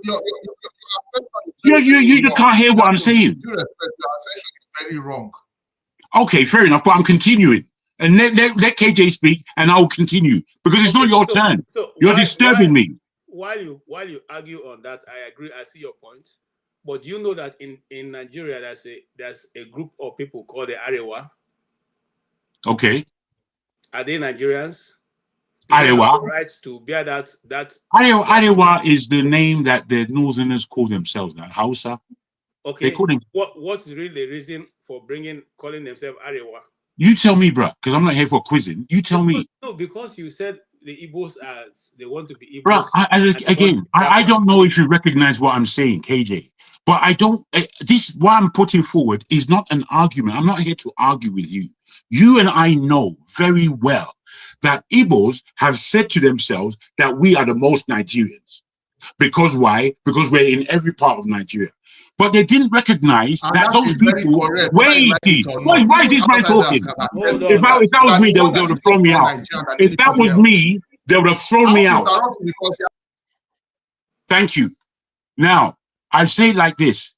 Whilst you are boasting that you are the most Nigerians and you are all over Nigeria, at the same time, you'll be using your mouth to speak Biafra. Okay, that's one. That's one. Two. Why people use their mouth to talk Oduduwa? Why people use their mouth and talk Oduduwa? Allow him. Allow him. Please. Allow him. Why should I talk Oduduwa? I'll talk Oduduwa if I want to. You spark brain. Let me say this, KJ.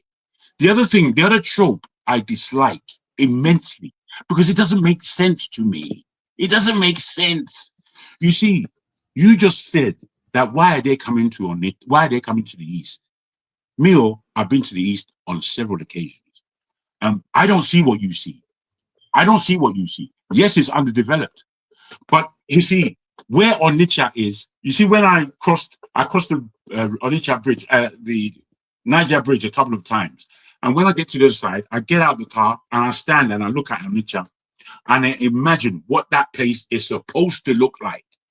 Because how it looks, I haven't been there in a while, but how it looked when I was there, it's not supposed to look like that. I tell you why. Because you are on the banks of the Niger. When you the Niger River, I've crossed it at many different areas. I've crossed it over to Nupe, I've crossed it at Lokoja, and I've crossed it at Onitsha. And when I look back at Onitsha, and I see and I give memory to what I know that terrain looks like, it is one of the most beautiful places of Nigeria. But none of you recognize it. None of you recognize it. All you people are doing is running away from your. I put to you that the government has ill managed that terrain. I would agree with anyone on that level. But Onitsha is supposed to be the most serious capital for the Eastern region. But it's not. It's not. I've also been to other areas in the East. The greenery there is what do you mean there's nothing to do there? I don't even understand. There's so much industry there. There's so much. I mean, when you make statements, I wonder are you hearing yourself? Are you hearing yourself? Okay, thank you. And Enugu was the capital of Eastern region, if I'm not mistaken. And it was lovely. Enugu was a lovely place. Let me ask you, please, KJ, not random, please, because sometimes we are here to learn. Jagu said, thank you, you mentioned it. You've been to the East, it's not developed. In the year 1991, Babangida created Osun State with capital at Osogbo and created Anambra State with capital at Yoka. Can you tell me Osogbo and the Anambra State, which one is more developed? That's number one question. In the year 1996, hold on. No, question number two. In the year 1996, 1st October, Abacha created Ekiti State with capital at Ado Ekiti. And then Ebonyi State with capital at Abakaliki. Which of these two states is more developed? Well, I can't say I know. I've been to both areas in Osun and Ekiti that you speak of. And when I was there, I was quite young. And Osogbo, where I had one of my grandfather's wives were there. So I used to frequent there quite a lot as a young man. Osogbo is a very old city. It's been there for an awfully long time, right? 1400s, talking about. The place is a massive disaster when I was there. Extremely higgledy-piggledy, but the people have a deep affiliation with that place. So whether or not it is developed to the standard that you like, I would tell you that there's deep culture in that place. You can't play with it. This is what I know. The same thing with Ekiti. These aren't people that just came out the woods yesterday. They've been there ages, and they have constructed a culture there that works for them. The fact that Nigeria as a whole is highly underdeveloped, I think that's a different argument, if I could put it to you like that. Okay. You see, why I have to ask that question was, when you said the Southeast is not developed, I want something relative. Let's make a comparison. No, I didn't say it just like that. Please, please. No. Wait. Let me say. Let's not argue. Let's not argue. No, I'm let me not just put it arguing. right. Let me just put you right. Why are you doing this? It's what you said. No, it's not. Let me say what I said. Oh, don't be like that, CM. Please don't be like that. We respect each other better than that. This is what I said. I said, although there are areas in the East that are underdeveloped, and that is the fault of the government. That's what I said. Take it like I said it. Don't stream it into your narrative. So I'm not gonna I grow I'm the not business. gonna allow that from I anyone. grow the tools I use to grow the business. It's getting harder to predict the changes in the organization. Now let me address Kulata before I leave. You see, please, you people should be my witness. Whatever I say, record it. Kulata, I'm not a transvestite. Oh dear. Why, bro, my brother CM. No, listen. Listen. Please. Excuse I'm me. on your side Just or where please. Kulata is concerned. He's a bloody idiot. On my honor, you are not. He's listening. Please, Kulata, I am not a transvestite. Let like beget like. I am not, and I'm not aspiring to be. So please, you know yourself. I am not a transvestite. Please. Okay, CM, it's okay. Gentlemen and ladies, we have tried as much as possible to keep this conversation civil. Let's continue in that order. If it becomes what we cannot eventually be able to put across properly, we'll probably have to shut down for today. Like I said, some of the people who have made comments are making some of our guests who go to read today, they don't want to come here. If your comment become a bit over bullish for us, we'll take you out. We'll checkmate you. We can even ban you from coming to this channel. I say it again without missing word. If your comment becomes too bullish and that our guests will begin to feel like when they come here they get insulted, we'll take you out. We can even ban you. The channel will still continue. Thank you so much. We appreciate your being here. So also appreciate our also giving you the opportunity to participate. I think that's very mutual. Thank you. I will allow Mr. Ice, if not now. I don't think CM has finished though. I don't. We have not finished, but they're not on camera now. Let us move on. No, CM. I don't mean me. I mean CM. No, I don't want CM to talk. Oh, okay. Sorry, CM. Don't take nonsense to heart. Sorry. I know you are. You are bypassing me. Okay, don't worry. Let me hear from. If not now. So, what exactly do you want me to weigh in on? Sorry, I've been on camera, but I've been battling with my speaker, so I wasn't really hearing anything for a long time. All right, let a righteous man weigh in, and after that, you can now come in. Yes, go ahead. KJ, respectfully, I acknowledge your last statement as regard to those who are making bullish comments. But please, I am not fighting anybody, and I'm saying it with a cool mind. Please, there is a law that forbids bullying, social media bullying. Kulata has bullied me so much, not today, not yesterday. And if this studio or the management of this studio, when I say you guys, I'm sorry, I was not referring to you as a small guy or you can't handle it. I was referring to the management of Iroko TV and Dr. Damage's show. If they will not handle Kulata, especially on bullying me in particular, I know what to do. And I promise I will do it if it continues. That man should be very careful. Bros, no public threats. And it's not a threat. It's not a threat. He should not continue to bully me. He should not. He should desist from that act. I appreciate what you're saying. Well, you got to be careful, bro. All right, thank you so much. Like I said, that doesn't bring our big brother Steph to understand our conversation now. It seems to me that our conversation is again, unfortunately or unfortunately, I don't know which, based on the whole question of the East and Biafra and how they are looked upon and how people look upon them. And I think we should have a mature discussion about this, not just emotion. Oh, I don't like what he's saying, so I'm going to interrupt him. Nah, that's rubbish. Don't you understand? That's rubbish. And then other people will be, wait, please, Ejo. We're bringing our man in. We're bringing our man in. We're bringing him in. And I'm wanting to have him, because I know that whatever Steph has to say, it will be tangible. It will be something that we can all hold on to, not the flim-flam that these Biafrans are speaking about. I don't know if that helps you, Steph. I'm trying to hold on. Jabun, I'm trying as much as possible not to say anything. But even your framing of the thing, and that's the work of the moderator, not for you to frame. And okay, you frame it. You frame it then. Don't also say the other people's contribution are flip-flop. I don't flim-flam, bro. What am I gonna say? If we cannot respect one another, then bro.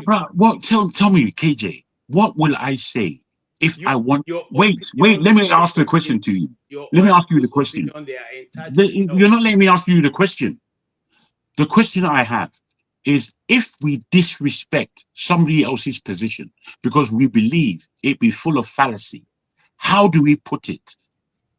Because it's going to come across like an insult anyway for those who have emotional disposition. Okay, I think the Biafra question and the quest for Biafra is unwarranted, it's displaced, and it's not doing anything for nobody. So I pronounce all of that as rubbish. Full stop. I don't know what you want to say. That's my thinking. Okay. That's how I feel. Okay, but you see, your thinking is not. Sorry, KJ, I need to speak. Please. KJ, I'm supposed to speak, please. Hold on. Your thinking is your own thinking. It's your personal opinion. You are entitled to it, but when you now make it an insult, you see, I didn't do that once. Listen to me. I didn't do it once. Light begets light.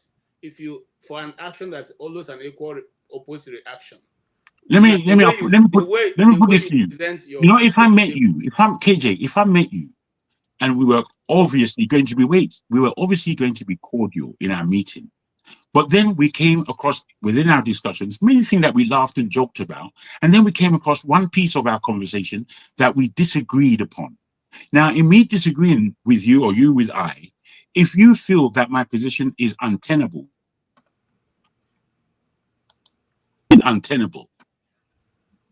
is everybody still here listening?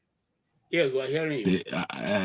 I can only see Steph at the moment. Yeah, if we had a discussion and we had a disagreement, and you believe my position it's not that you're hating me.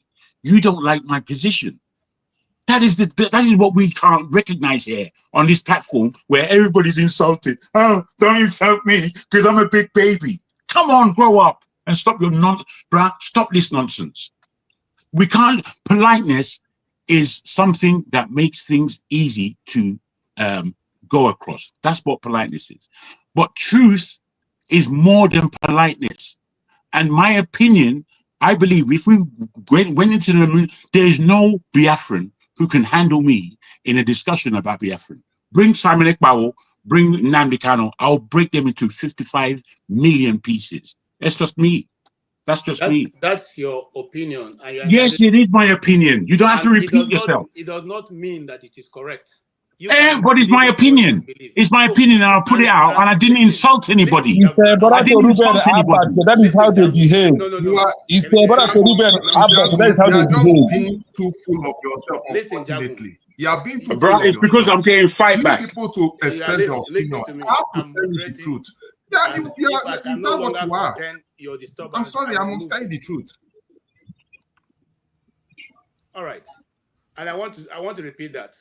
When you come onto this platform, it is not that you are now solely in control of what should be discussed. What the moderator puts out is what they're going to discuss. If you don't feel comfortable discussing what you are free to sign out. And then if you are discussing with your very mighty idea, he said he doesn't want to take your idea right now, please obey the moderator.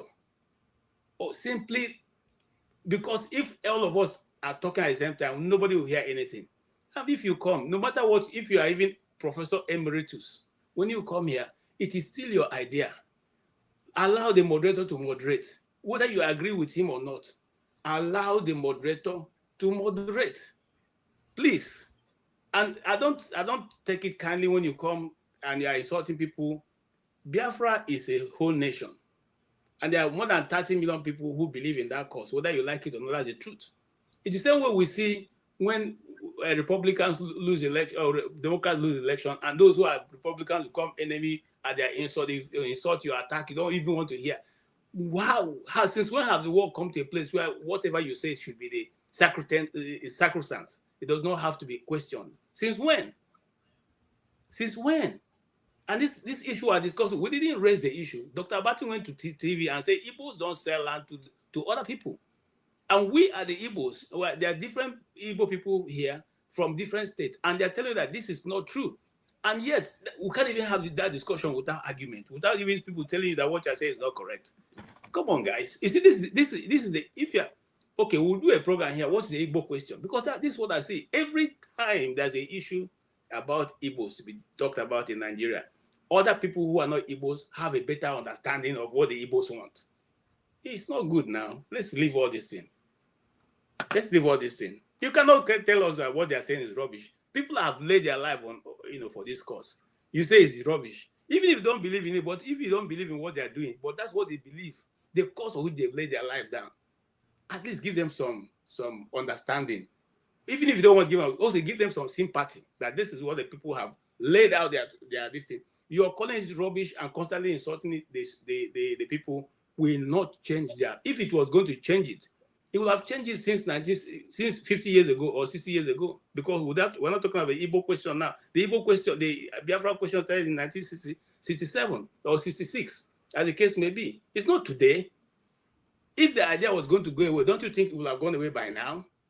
And the Mayflower is not going away. It's not something that has called for a discourse without anybody losing their head. Come on, guys. Dr. Rudolph, the trial, not going to tell a lie. All right. I want to hear from I speak the truth. No, other people just keep your cool. Okay. I want to leave just so maybe 1 minute because this is 2 a.m. where I am. Okay, it's sorry. It's a topic under discussion. Okay, Chichinan, so go ahead and just have 1 minute.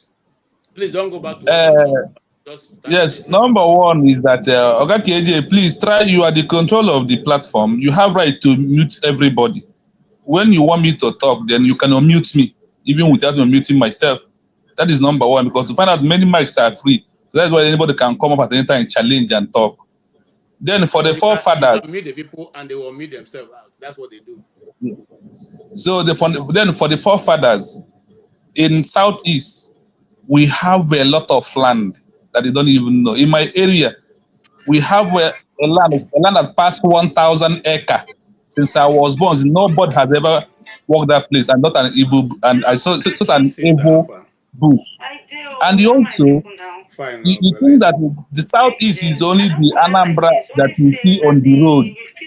Go inside rural areas, you will see a bush. I said for over 40 years, nobody has even walked there. More than that. So for me, in question, whether the way it's here do not see.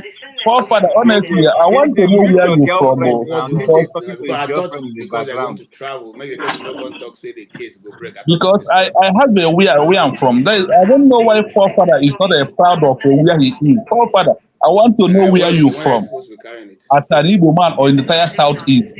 I support that one. AJ, They enclose your you. volume is May loud. God grant us all Speaking our on the good phone. desires and all our good wishes. Can someone tell What I say KJ for myself talking? me, I want my Biafra. That is what I care for. Under Simon Ekpa. Everybody good night. This is ridiculous, man. So KJ. because that's the reason why, like I said, I ordered for this one. KJ, you're on show. It's just not worse than anything I do. Because the He's having a private conversation live on the air. and then one of them, because of the And he's got the other side on loudspeaker. Oh my God. KJ. Unfortunately, he can only do one thing at the same time. Or he can't do two things at the same time. He's busy having a conversation with his girlfriend. Now, wow. And he's on air. His wife could catch him. His wife could catch him. Can you mute him, Chim? My mistake. Well, KJ. See how his voice don't go smooth. You say Pele. Are you okay? KJ. Are you okay? They ask him. Hey, KJ, smooth operator. You are blasting out into the public. KJ is making his money. KJ. Hey, KJ. KJ forgot that he's KJ. Hello, madam. KJ. Yes, talking to madam. You're on show now. Sorry, who was supposed to speak next? I was supposed to actually speak next, but I don't know. If not now, it's me. You said you wanted to speak. Okay. All right. No, it's me. It's me. No, you don't understand. It was supposed to be either me, if not now. It's me that's it was supposed to speak, then me or something. Yes. So, okay, if not now, you can speak now. KJ. Okay, I can hear you. KJ, I must say. KJ, we were listening to your love conversation with your girlfriend. No, it's terrible. not my girlfriend. It's my sister. She's trying. But we shouldn't know now. We shouldn't know that. You should have muted yourself. You were disturbing the whole KJ, show. we are going to share the money. It's worse than anything I've done on the show. What you just did, my brother. It's well. We heard all the conversation we shouldn't be hearing. We heard everything. Okay, sorry. But I wasn't saying anything wrong. That's out of this world. So Okay. Now I understand what you guys are talking about. Is what the conversation Ruben had with his colleagues. Actually, I was listening to that show that day. I believe live. I don't really think that Ruben said. Don't get me wrong. Ruben was was talking about what he heard. You understand? He quoted what he heard, but the only area he made a mistake is that he seems to have drawn a conclusion based on it. But he started by reporting somebody's speech. You know, I don't even know how the whole thing, got to this extent. But it's good because he's not the only one that have ever made statement that suggested such position. I think it's an opportunity for some people to say what they know about it. It's not entirely true, but the only thing that I can affirm is that land in Igbo land has a kind of is beyond a land that you march on or build on, if that makes sense to some people. That's why Igbo people, most of them worship the land. Most of them na sonsana.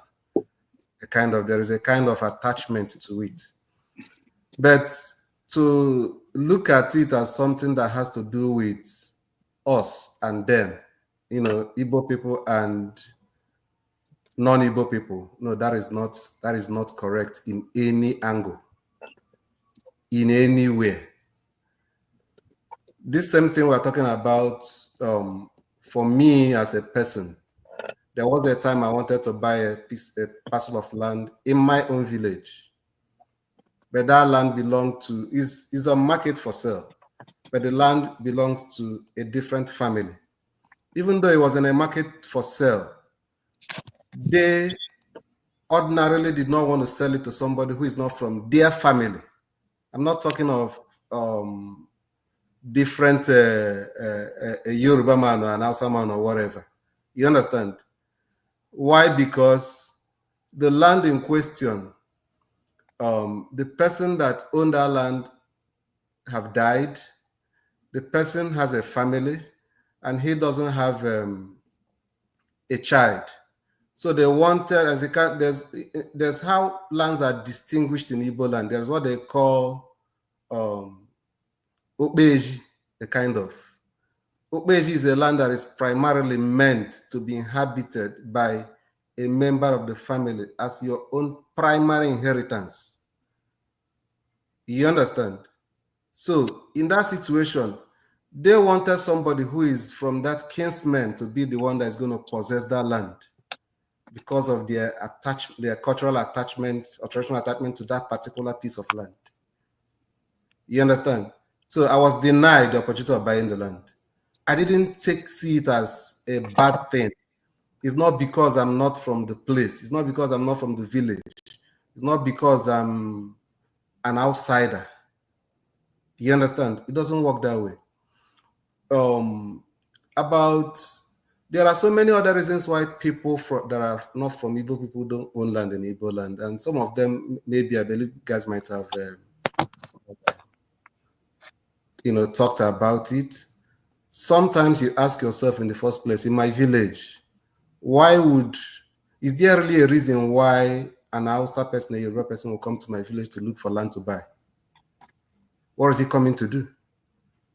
If I'm buying a land in my village, I'm buying it because I want to build my residence, because I believe that wherever I live, I have to come to the village to share with my people, even if it's 1 week in 3 years. To me, I don't see it as an investment. You understand? So somebody who is from Nasarawa State or from Ogun State, does he really have that kind of reason, coming to my village to come and buy land to build? Because there's no business he's coming to do. There's nothing, in fact, that will bring him to that village ordinarily. But these things, I'm talking of my village, these things started changing like since 2000, since early 2000. Why did it begin to change? Early 2000, there is a university that was sited in my village, and there was an Army, Air Force school that was sited in my village. There was a law school that was sited in my village. And there's another private university that opened in my village. So this thing started drawing up so many people into my village. And if you come to my village now, for instance, the proportion of the population that is not from my place, that is not even from my state, and some that are not even from Igbo land at all have started growing. And so many families have started developing their family land as a kind of estate. What I mean is that draw it for development purpose, put access road in it. It may not be tarred, but well laid out. You understand? And people are buying. And nobody cares where you came to buy, because people that are buying, maybe if you are working in the Air Force and you are like you came from any other state, you discover that it may be cheaper for you to have the kind of house you want to live in by yourself. And some of them, I know that some of them started building. Some of those lands they started developing. I know some people that bought from it, some from my place, some are not from my place. And you can't believe that in my village, that some of those places I'm telling you about, you cannot get a land that is less than maybe 8 million, 15 million in a village. So that is where what Fofana talk about, the short supply comes in. So in my village today, it costs more to buy land than you can buy maybe in some places in Lagos like Ikorodu or stuff like that. Why? Because the supply is short. But that does not mean that there is a meeting where it is decided, okay, don't sell to this person, don't sell to the other person. My people like money. If you can bid for it, you understand, and you can afford it. Nobody cares who's gonna buy it. I'm talking about where I came from. So if there is any other place, maybe different thing is happening, I don't know. I can't talk about it. I'm talking about the experience that I know of. I gave you a timeline when things begin to change and stuff like that. And the reason why even most people that are saying they don't, okay, if there's anybody here who, if Jago want to buy a land in my village, I can assure him. If not, I can resell the one I have to him. So there's nothing like all these things that is going about on the airwave, Igbos, the same Igbo people that love money so much, they don't like to sell land to outsiders. Does it really make sense? It doesn't make sense now. If you want to, forefather want to build an industry anywhere in my local government today, I can get any person, any hectare of land you want. I can get it for you. They have to be ready to negotiate with the owners. And nobody will ever drag that land from you. Thank you, KJ. Thank you so much. Sorry, guys, I just reading the comment people are making for. I can't stop wondering whether when they sell land to Jagun, what will happen. Rubbish. A lot of rubbish. All right. I didn't rubbish the land, though. Don't misquote me, please. No. I didn't. I know that's what you're doing. I speak with precision. It's only that you people can't handle my precision. KJ took me out uncouthly when I didn't say anything. There's somebody else was still speaking when KJ took me out, only to give himself a way to speak everything. But my brother KJ, to insult you, you're my friend. I will not insult you, but I will give you a different position on your thoughts. And that's basically the clinical line that you people don't draw. And when I say you people, I don't mean Ibozo. I mean people who are genuinely so emotive that they don't know what speech is. I'm speaking with accuracy. Rubbish is not an insult. It's a word. You go and look it up and you'll find out what it means. It's not an insult. So all that mamby-pamby talk, it was totally unnecessary. As far as I'm concerned, I'm an English speaker. I know this language. I don't need direction on this language at all. None. I don't need it. That's the fact. Okay, you have made that point now. Thank you. Let us move forward. I mean, we've had, if not now, has again tried to lay it clearly for all those who couldn't hear us, and I think we should move forward. Forefather, do you have anything to say? Other than you hear what if not now said. I think that he's somebody that can see beyond the surface, and people should be listening because he explained it now. The way they treat land in the Southeast is different from somewhere else, and you shouldn't have to apologize for it. And it's a strange thing, actually, because it betrays something else. Sorry, hold on, forefather. The person with the I need the guys behind the backstage to check any insult coming. If they have any insult coming from anybody, please take the person, totally ban the person, for now. I think we'll have enough of this nonsense. Thank you. Go ahead. You jumped me, so you know. Just hold on, I'm coming to you. From what he said, it's just the truth of the situation, and we have to start having honest conversation. I think maybe Abati didn't mean any insult by it. He was just stating it as something that he heard, and those are things.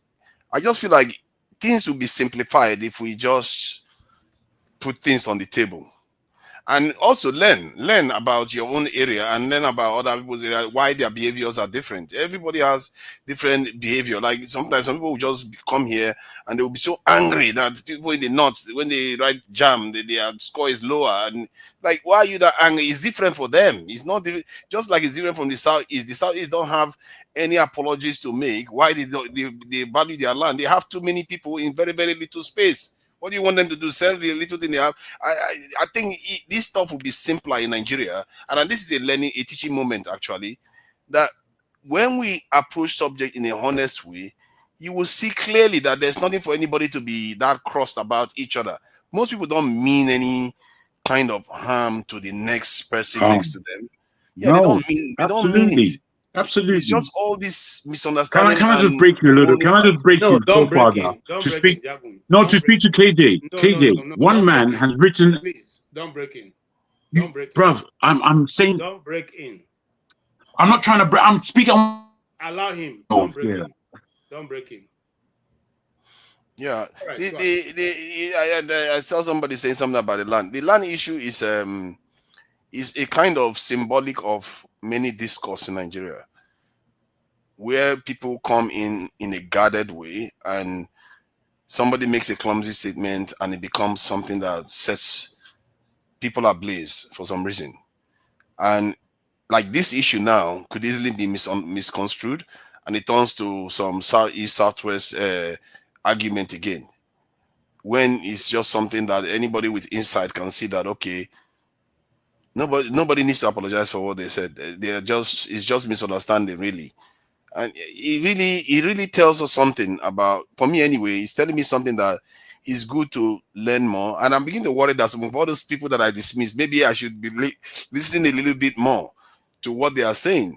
Because when you dismiss stuff, it's because you don't necessarily fully understand where the other side is coming from. And that's how when people say Southeasterners don't sell land, they don't understand the dynamics going on there and they don't necessarily have a picture. And maybe they would never have access to that information. If I wasn't the one that decided I just look at the map, look at, okay, this one has double the size of land, the other one has very little, and the other one has a lot of... If you don't look at it from that macro point of view, you can't understand what is going on. And you see that all around the world. I've asked myself, why is it that UK allow people from China to come to the UK to become citizens, while the English people cannot go to China and do the same? Because of this type of dynamic. Even international is not fair. There's no one rule that fits every nation. That is how it's going to be within Nigeria. And I think we have to start understanding that way, you start seeing that there is a lot of common ground that you can improve upon. Because when you're busy arguing about the little things, the peculiarities that exist, you are not building. You're busy arguing about negative and sending yourself in a tailspin. So yeah, that's something I've learned on this one. Thank you so much. No, Chim, we're hoping to round up in the next 20 minutes. So I'll give you, when you speak now, that's your last take for today. All right, go ahead, sir. Thank you, KJ. You know, I'm a very compliant person. I'd like to follow the rules. KJ, can you just look at the comment section? The private section, please. Please look at it, please. The one I've sent you, because I'll direct. Sorry, Jim. I was directing KJ not to break what my man is saying. KJ just made an underlined statement saying nobody should be insulting anybody in the platform, and then one man who is a renegade in himself has written a repeated insult towards CM, and CM has made his statement clear. I know that CM wasn't happy at all with that statement, yet you ignore it and you don't want me to say it was going to be a quick statement, so you see it and act upon it. I suppose doing two things at the same time is a difficulty. Okay, Jago, I will address a bit of it in my comments. So let me start first of all on the subject matter. I shared something with KJ. I know he might not be able to share it in the group because it's a long video. And after I watched that, I dropped off to go do something and then clicked into YouTube and I saw that video. Same arise. Professor Kichuku was addressing the issue and literally just spoke my mind. They asked him a manner of question. In fact, he even gave the context CM had earlier given us on how that conversation that Ruben Abati gave, how it all started. And you see, I think it's a lesson for us all that when you are sharing an information that you were not originally privy to, you need to have an open mind as an intellectual to say, I heard, I don't know how accurate this information is. He was reporting something that the late T.O.S. Benson said, who incidentally was married to an Igbo woman, and like Dr. Okechukwu said in that interview, we don't even know the context in which T.O.S. Benson was giving that narrative. Maybe T.O.S. Benson was in a function and was throwing a joke and brought it up. Maybe it was a joke. You don't even know. But Ruben Abati has run along with it, presented it, and is not humble enough to say, look, guys, while I said this, I don't originally know the context. Incidentally, it was an event that doesn't have a video recording that we can go back to now today to review. But back to this whole issue of Igbos and not selling land. Like I said before, I will repeat myself again because a prof just said it on Arise TV in a better way. I might not be able to present it. Simple. What is going to drive the Fulani man to go to the east and invest? There is nothing. At best, the Fulani man will go to the east, sell his cattle, make his money, and go back to wherever, either it is Sokoto or Kano or Kaduna, wherever he originally came from to sell that land, to sell that meat. Ditto for the guy in Lagos who might have a business opportunity in the east. There is no infrastructure that will bring you there to stay. And so it doesn't make economic sense for anyone from any part of Nigeria to just uproot themselves, move to Umuahia, the capital of my state, and say they want to go and do business. Before the person will go there, he would have, assuming the person is a serious-minded businessman, he would have done his review to say, okay, going to Umuahia to go and do this business, I can see the potential, I can see what it will generate for me, and it has the potential of keeping me here. If it does not, that person will not be going to Umuahia to go and build a house and buy land. So the land in the east does not really have economic value, except in places like where our brother who spoke before, I think was it Forefather that spoke last, the person who spoke before Forefather said, because a university came up in his place and some institutions started coming up, it became an incentive for people to say, let's go there and go and stay. Nobody will move. In Canada, where I live, the population is so small. Why? Because of the weather. In fact, as a matter of fact, a lot of people come to Canada, get their citizenship, and they move to the US because the weather is a disincentive for them to want to stay. That's why the population of Canada, as big as a landmass, has never crossed the 40 million threshold. It has never. Because there's something that just says, I don't want to stay here. And on top of that, the government doesn't help matters with taxes. So there are a lot of things we need to always juxtapose when we're making all this argument. Actually, I'm suddenly beginning to feel very sorry for Ruben Abati. Maybe it's a lesson for him that before he says anything in the future, he should sit down properly and review it before he throws it out there. And then it brings out a bigger picture, which forefathers just alluded to. Maybe it's time for our federal government to begin to look at things. Like I keep saying, and I'm not saying this just because of an Igbo man. There is nothing that will drive any other Nigerian to want to move to the east. Listen, wherever you have the government infrastructure, it pulls people to those places. It's a magnet. If you don't have Lagos has a lot that is pulling everybody. That's why the place is overpopulated. It has a seaport. For a long time, it was the federal capital of the country. And it has literally all the infrastructure and business structures sited there. So everybody migrates to that place. But I can tell you, if you begin to move things away from there and spread it, it will decongest Lagos. It's just a fact. So look at it from that perspective when you talk about land selling in the east. There is no plan. Nobody sat down anywhere and said in the southeast of Igbo land, don't sell land to anybody. It's an assumed erroneous perception that has continuously been, bandied, and people are certainly buying it. Nobody sits anywhere to say, don't buy land. It's not true. It's not true. All right.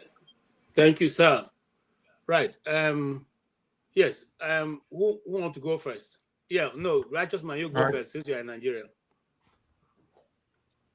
Yeah, thank you, everyone. Since this is the last section of this platform today, I appreciate everybody. And I just want us to believe and know that we're all human beings, irrespective of the tribe. One blood flows in our veins. And so no matter how you see things, first consider your humanity and then use it to make sure that there is no insult you are giving to someone unnecessarily. If you look at is it Jefferson, the young man back there, there is a pyramid at the back of his, I think it's Jefferson. I see a pyramid at his back, the picture of it. Yes, yes, yes. Okay, that pyramid I think is in Enugu. Am I right? Yeah, it's Unsude pyramids. It was there far back in the late 19th century. Okay. So, now, this thing is a tourism potential. In the history of Nigeria, if it was not IPOB, I wouldn't have known there was or there is a sorry, I wouldn't have known that such monuments is existing in the East. Because the federal government policy is to make sure, and I don't want you to agree with me, but I have grown of age, I've lived here, I have faced the quota system problem in Nigeria. My families too have faced it. The problem with Nigeria is admitting Igbos technically of being part of Nigeria. Technically, Igbos are not seen as part of Nigeria. It is difficult for those who do not agree with Igbos to say it is not true. Let me buttress my point by saying this. One of my uncles lives in Cameroon. He owns a very big estate in Cameroon. He's not a Cameroonian, he's an Igbo man.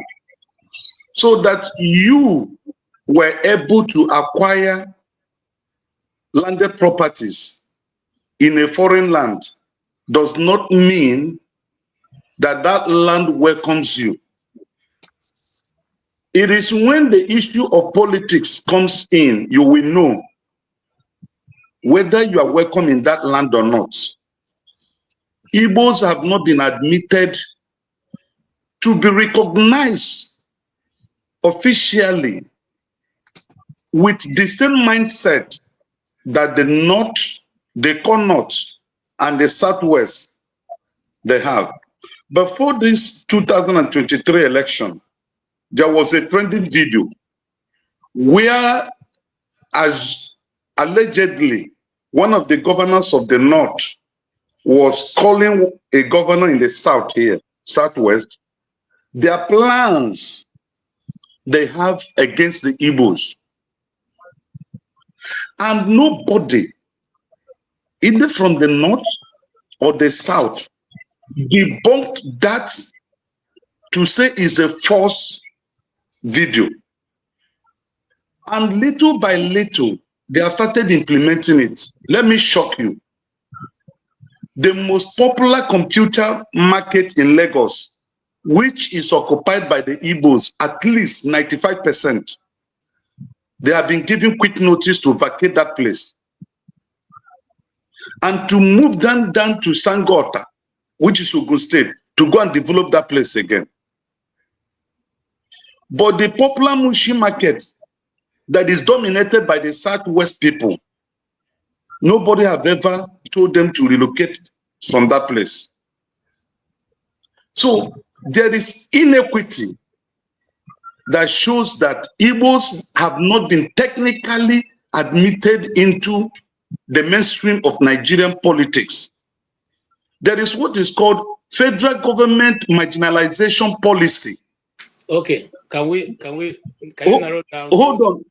let me end what I'm saying. Yes, please end. If you Google it now, Imo State has 200 trillion cubics of natural gas, the highest in the whole of Nigeria, and one of the highest in the whole world. Only Imo State. Why don't we have petrochemical industry in Imo State? Why? Okay. The money that was used in development of the eastern region of then was from coal. Because look at the time they started drilling oil in commercial quantity. Enugu had been the capital city of the eastern region, which include Calabar, Bayelsa, River State of today. Because somebody was saying that it was money from the south that caused Adeka Borough to start the march for independence. You have to round up. You are dragging too many things that will not be. So what I'm just saying is this. What I'm just saying is this. Why we canvass for one Nigerianness, which is good, which will be beneficial for every one of us.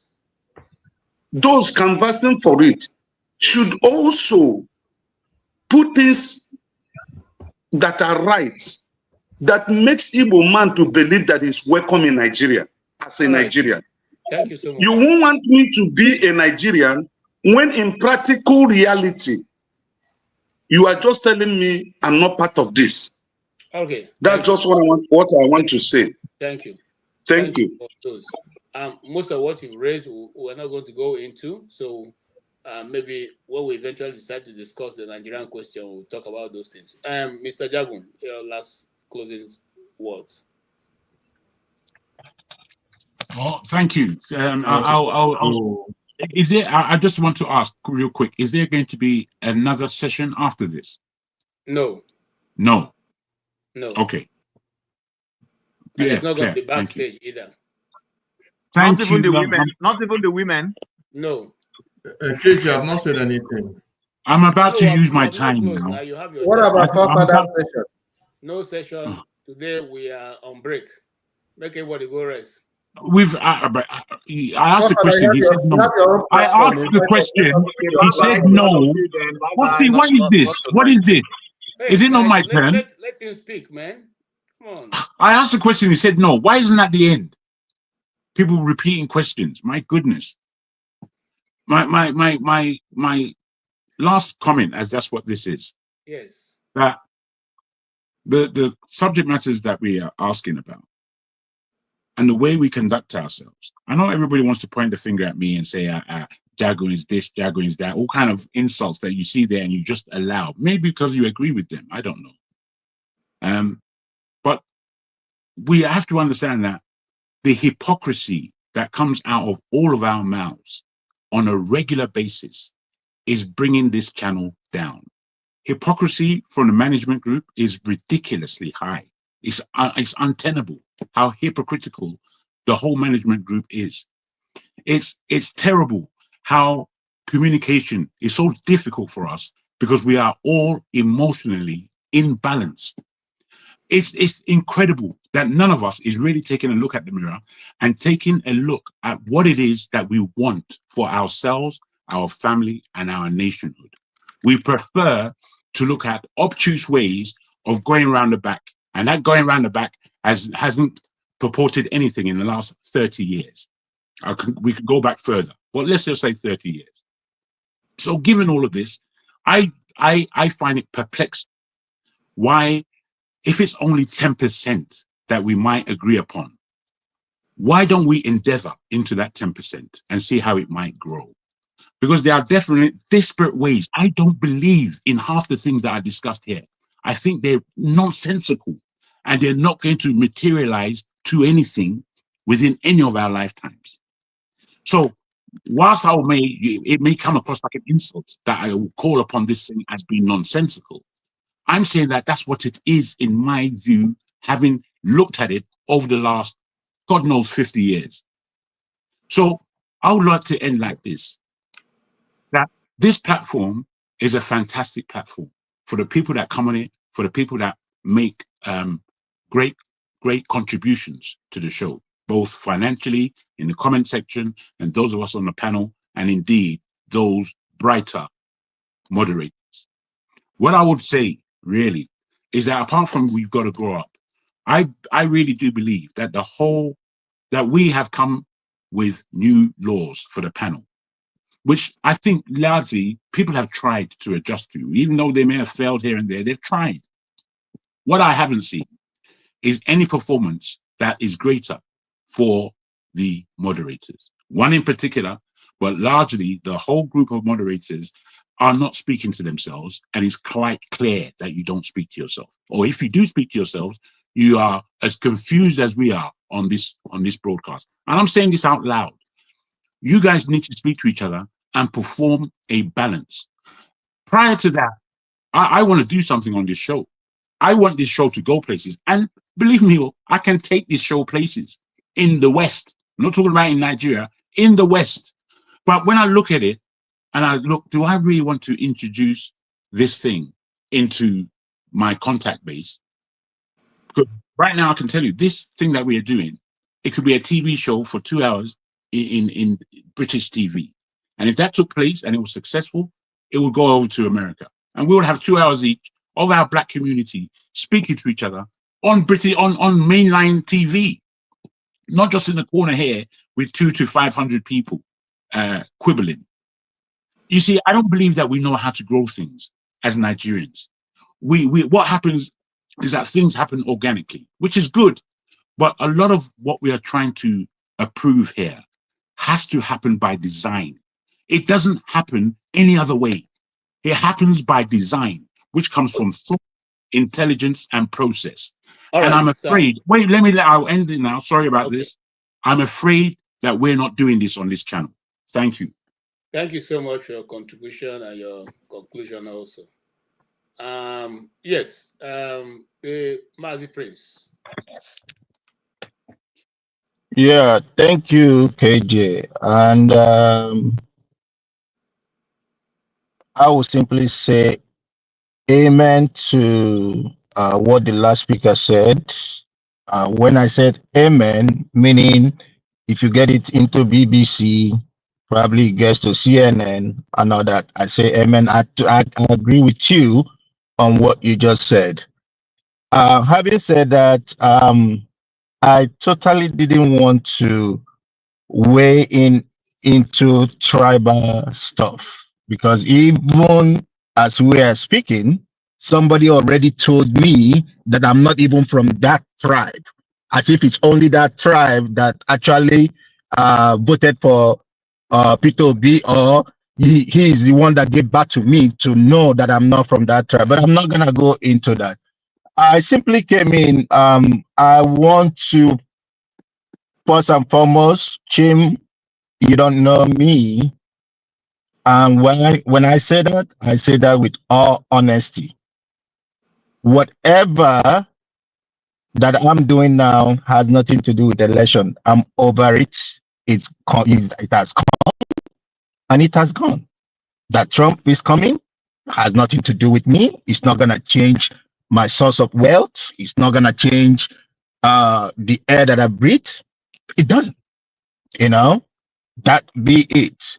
However, KJ, I get pissed off because one, as a moderator, somebody made a bold statement, and I'm addressing it. When it came to my time, the next minute, oh, yeah, you want to gag me.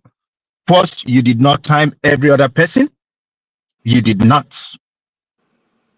When it came to my own time, now you wanna gag me. That is totally wrong.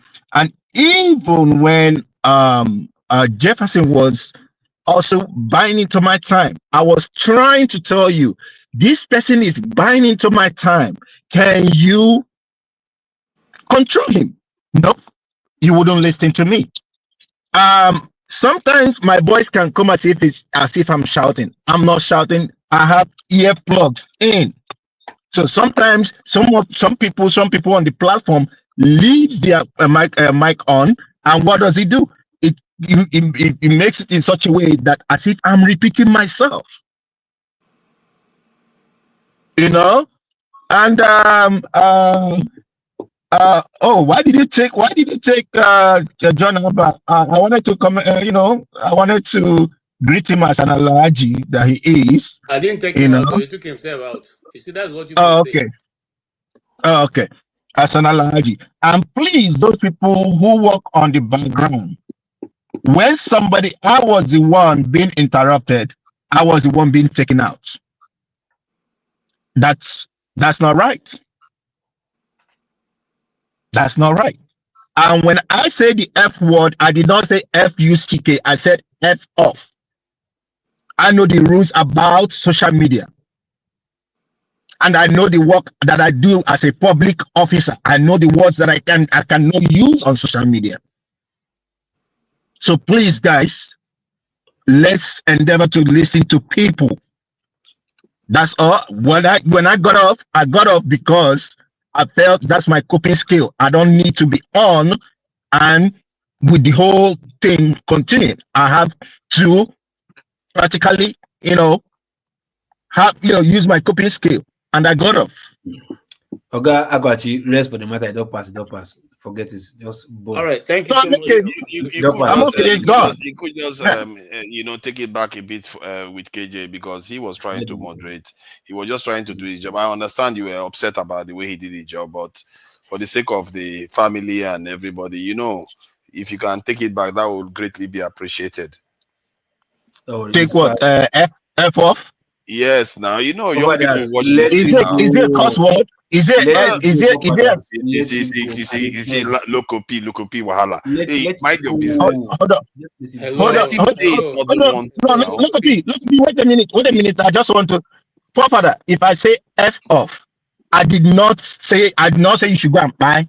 I did not say you should F off, like get away. That's what it means. That's the American way. That's the American way of telling you get off. That's it. I understand what you are saying. Amongst us, that's fine. But because this is a channel and there are younger people watching and all that, so just like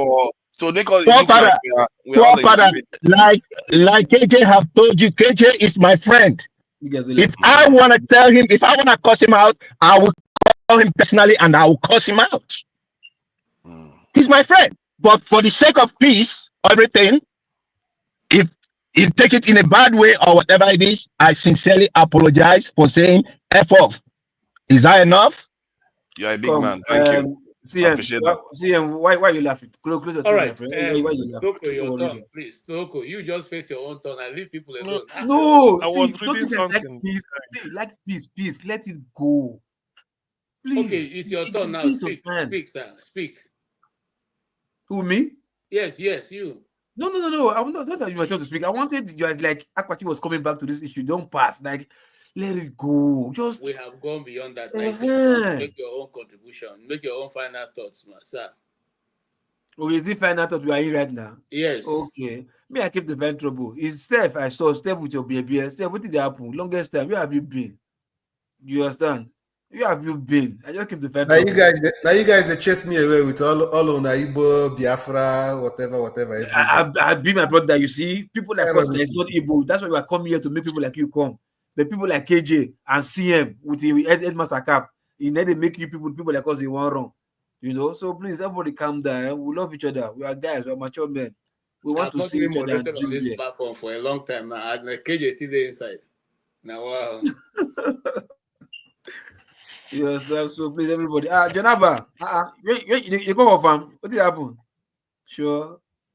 I like your outfit too. Anyways, are we closing up? Are we rounding up for this? Yes, you are shutting down. Shutting down, okay. So everybody, thank you all for coming. People in the comment section, well done. Love you all guys, and hope you stay healthy and stay sane. Have peace of mind. For my Igbo brothers, you understand? My Igbo brothers, people like KJ and CM. Yes, if not talk to me about breath anymore, I'll get to not down. Now I'm having power right now. I have power right now. I can talk. So I could have me with everybody here. I love you guys. Love to see you guys next time, man. You guys. Thank you so much. Thank you so much, Local P. It's a. Do we have is righteous man double? He has body Yes, double. I say one is alive. One is the other one. All right. CM, please, your final thoughts. Okay, righteous man is still here. Well, righteous man, probably let me bounce some points off you. You see, the thing is, anyway, we are closing, so I don't need to go. I don't want to go into long time winding lecture. But the thing is, my closing is, well, hey, no, let me not say anything. Thank you. I'll tell you now. I said, CM, let me just try and advise you. I know that you were hurt today somehow, but I ask you, with all the appeal I can give, that your utterances on this platform, for me, are very important. And I believe, whether I agree with you or disagree, that if you have something to say, my brother, don't hold back. Say it. Say it like the man that you are. Because I don't believe we're playing here. Many people come here to play and joke. That's not my belief. We're here to discuss serious issues. So, my brother, if you have something to say, make it now say, Joe. Okay. For CM, please, do you have anything to say? If not, let's move on. Anyway, thank you, Jagubet. Let it be. Let's. Tomorrow is another day. Don't worry. I take your advice on board. I like what you said. Thank you. If you talk, I give you heading. If I make pen, go ahead, not sir. taking it. Good evening, KJ and fellow panelists. I've been watching you guys from the YouTube, and it's interesting. I always see how my brother quote a scripture. He always fascinating stuff. I was with my daughter, and I said to myself, how can God know that I will meet people like that? And he killed his beloved son when he could have killed the devil, and everything stopped right there. I don't know. Maybe it's something that a person think he could have. Why should you kill a holy begotten son and let the devil live and then torment, and then I'll meet people like KJ? Well, it's all good. The press secretary, he said he's not a politician. I said, how can you be a press secretary to a governor? You are not a politician. It's all this, and then make a big deal out of a reality of the land issue of Dr. Abadi. I mean, I may not like the whole language or his shows, but there are some truth to his saying, but he could have put it in another way around if he knows better. Like we have a compound that have people ancestral bodies laid there. You would not like to sell the place to people because that's your ancestral body. You can't sell it with grave and all of that. And it's all in some other part of the country are the same. You can't go to places and they sell some certain land to you because of the history behind it and all of that. But it's not a big deal. It's what happened in Nigeria. And also, it's okay if they don't sell. Everybody, every community have a different, every state should have a different, and people in general. It's not by force. There are, and also it's a very congested area, and shouldn't make people like a big deal. And there are some of those things. It's a political approach to it. It's not everything have to be vent. Nigeria has to be burned down because of certain things. And it is what it is. It's a good show. Good to see you. When you go to God, KJ, ask him that John Abba said, why did he kill your son? And then you allow me to meet John Abba. I could have killed the devil and not the son. So, You see every day, yeah? You see me, you go ask God. So you say me, you go there, me, you ask God. Me, that person. So you don't have to die. KJ have a direct connection. Can I just say holy guy? It's not like you that on the street of Lagos they are giving you a boat to go have sex. no man, I thought I go fire that guy idiot. I go with punish him. All right, thank you so much, Jonaba. Thank you. Thank you. And what you said makes a lot of sense because leaving the platform, we should live in peace. You didn't come here to make an enemy. And each time you come here and you're living without having some respite, it doesn't go well. So please, when you are coming, keep all the anger out. Come with a civil mind. We're only coming to discuss. Yes, forefather, I'm sure you have a lot to say at this closing remark. You'll be surprised. I don't. Like everyone has said, I think it's good that we have honest conversations. One learns from it. I didn't see this one coming, and I learned a few things today that it turns out that Southeasterners should not have to apologize for not selling land. Because I know about that trope from when I was young. It's not new. And I think we'll probably do a show about the tropes in Nigeria that probably needs to be either held up or dismissed, and this is one of them. And for the people out there, this is going to be one show for a while. So I would say I hope you guys all have a fruitful week ahead, and go out there, hold your head high, and walk into anywhere as if you own it, and break new grounds, because that's what I'm trying to do. This world, there's no way you want to do great things if you don't have to do new things. So let's try to be learning new things every day, like I have learned today too. Thank you very much. Thank you so much, forefather. Also, thank you for coming to help out. Sometimes get a bit rowdy, but God is helping us to be able to handle everybody. I know that if not now, you have made your final closing remark, right?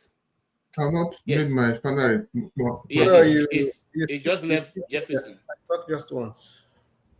I've not said anything. If I should say something, the only thing I'm going to say is that you moderators should be helping us. I know that this is have your say. But if it would be possible for you guys to, in the other room, devise how to, reduce the number of shows that we have to be talking about Biafra, Igbo this, Igbo that. Maybe you can reduce it from once a month, no matter who want to use any scheme to bring it up. You don't have to shut it down. I mean, there are some conversation that is not really helping us.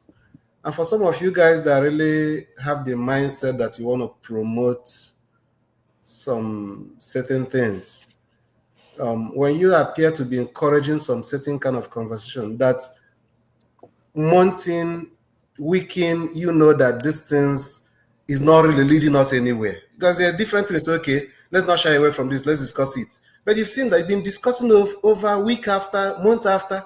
It just end up causing more bitterness. Why do we keep talking about those things all the time again? It doesn't really make sense to me.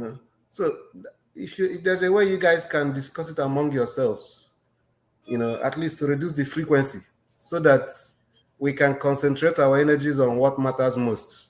Thank you. Thank you, Jefferson. Yeah, good morning, good afternoon, good evening, everyone.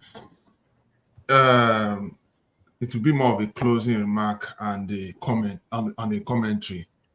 Well, the person knows himself, whoever this commentary is going to. I just feel I stand to be corrected, and I will say it again. Yeah, most of us who are Igbo, we are proud for who we are. Most of us who have settled in other parts of the country, apart from the Southeast, we are highly respectful of the space. And we bring value to this space. And we contribute to the economy. And we are hospitable as well, irrespectful of the backlash. You know, what I will not take is anybody that will claim that we say that we are not more Nigerian. We are highly Nigerian, and we love everyone, and we bring value, and we contribute. What I will not take is someone will say that we are not more Nigerian than the other or whatever. I will not take that. Because if we're not Nigerian, if we didn't like Nigeria as a country, we won't waste our energy trying to build other parts of the country. You know, and I've had this conversation even within my siblings, you know, my relatives, telling us that, okay, even within the Southeast, even if everybody wants to do whatever, that there is room for expansion. We love expansion. And there's nothing wrong with that. And if not now, you agree with me, there's room for expansion. That's why the likes of us move out and build and explore that parts of the world. You know, I just want to correct that notion because you know, because even Jalun brought it up and was like, oh, he was trying to mix the Biafra with the hospitable thing and all that. And it was, to me, it was not necessary. And was now trying to kind of rubbishing whatever we stand for. But it's fine. It's fine. Because at the end of the day, everybody's entitled to their opinion. But I will say it again, and I will say it for the last time, that for most of us who are proud Igbos, we add value everywhere we go. We add value. We don't constitute nuisance. We don't go to a place to go and kill people. We add value and we are respectful of space. What the issue is that we are being disrespectful. We are being disrespected. So that is where, and the thing already is not something I'm going to dwell on. It's not something I'm going to dwell on. And I want to conclude on the whole other show that we did today. The P2B legacy, the Willie Obiano legacy, and all of that. Soludo has a lot to do. At least you should take a clue from Abia State government and find out what he's doing different, you know. And for the issue of the land is a very, very, very, very complex issue. Because I know that if we are going to expand and get land in other parts of the country in Nigeria, people will still need to come over and invest, and it's natural. So Kim mutually said so many factors that brought it up, but why people are not coming because of federal presence and all of that. I'm not to dwell on that, but I believe it's something that's going to be learned over time. So I'm going to rest my case on that. Thank you so much for resting your case on that note. And I want to thank every one of you who have sat through with us, those in the panel, those in the commentary section who have actually added more funds to the talk this evening. I just want to thank all of you, those who have given us, who have been able to put, money to the words they've spoken throughout today. I want to thank one man went to more, Kulata, Kulata again, Kulata, and Kulata again, and one went to more, and Kulata, and Alexander Gomez, Igbo Basics, Alexander Gomez, one man went to more, Alexander Gomez, and Igbo Basics. All of you have been wonderful today. You have contributed to this channel, making it much easier for Rudolph to be able to run the channel. We thank you, even for those who have intention of doing something that they couldn't do it. Thank you, Madam Luke. I can see you also standing for Biafra strongly. And I want to say this on this note, looking at Madam Luke's this thing reminds me of what I want to say. She's pretending, Hold on, sir. You are rounded up now. Don't say that. I'm closing up now. I just allow you guys to be here so that we can be formed to close together. We do not just form these topics by ourselves. Some of the moderators pick out topics that is trending news in Nigeria or in the international community. We don't go to pick out the topic that we like to discuss. If we discuss Biafra, that's because what is on the news this week has been the issues of Biafra, which was triggered off by Simon Ekpa. Now, apart from Simon Ekpa being on the news, the Igbo question, which is the land question, was also one of the things that trended in the internet in the discussion with Nigeria, both home and abroad. So we don't go to create these things and bring them to come and discuss them. There are already been things that have been discussed. And then, secondly, you also, when we start the program, we give an opportunity to those who are here early to say, is there any topic we are missing which you think is of vital importance that you can bring in? If you bring it in, we normally will put it in. Sometimes what you bring in is even too much for the 3 hours we want to talk. We still create another, I mean, most of you can bear witness. Forefather, I don't know how he does it. He still creates another room and allow everybody to come discuss whatever they want to discuss, the issues that are troubling them. One of the things I think we should take away is that it is said that Black people don't know how to discuss difficult questions. They don't know how to have a serious discussion, without necessarily throwing tantrums or insulting one another. And sometimes this platform shows that we can't discuss those things, because these are things that other people can discuss without insulting one another and putting their issues frankly and across without malice. Yes, let's learn to do that. The issue of Igbo or any other minority in Nigeria cannot go away, except human beings like you and I sit down, look at those things critically, and adjust them to fit every region. There's a reason why the United States of America still gives certain regions of the country powers to be able to have their delegates decide some of these elections. If not, if it left to the population, California and maybe New York will carry everything, or Texas. But they make sure that even the places that have smaller population play a vital role in the decision making of who becomes who in America. I think we shouldn't reinvent the wheel. We should learn from those who have already done it and build from there. There's no need for us, if we decide to be together. And if we don't want to be together, why then do you want to blame people who say they want to go away? I don't see it. You can't eat your bread and have it back. Okay? Look, when the federal capital was created, the first thing they did was to allow that federal government offices should be distributed across the 6 area councils. But the same thing that is worrying us, that always worried us, made the military governments to pull back those places into the major seat of power, which is the Gariki area of Abuja.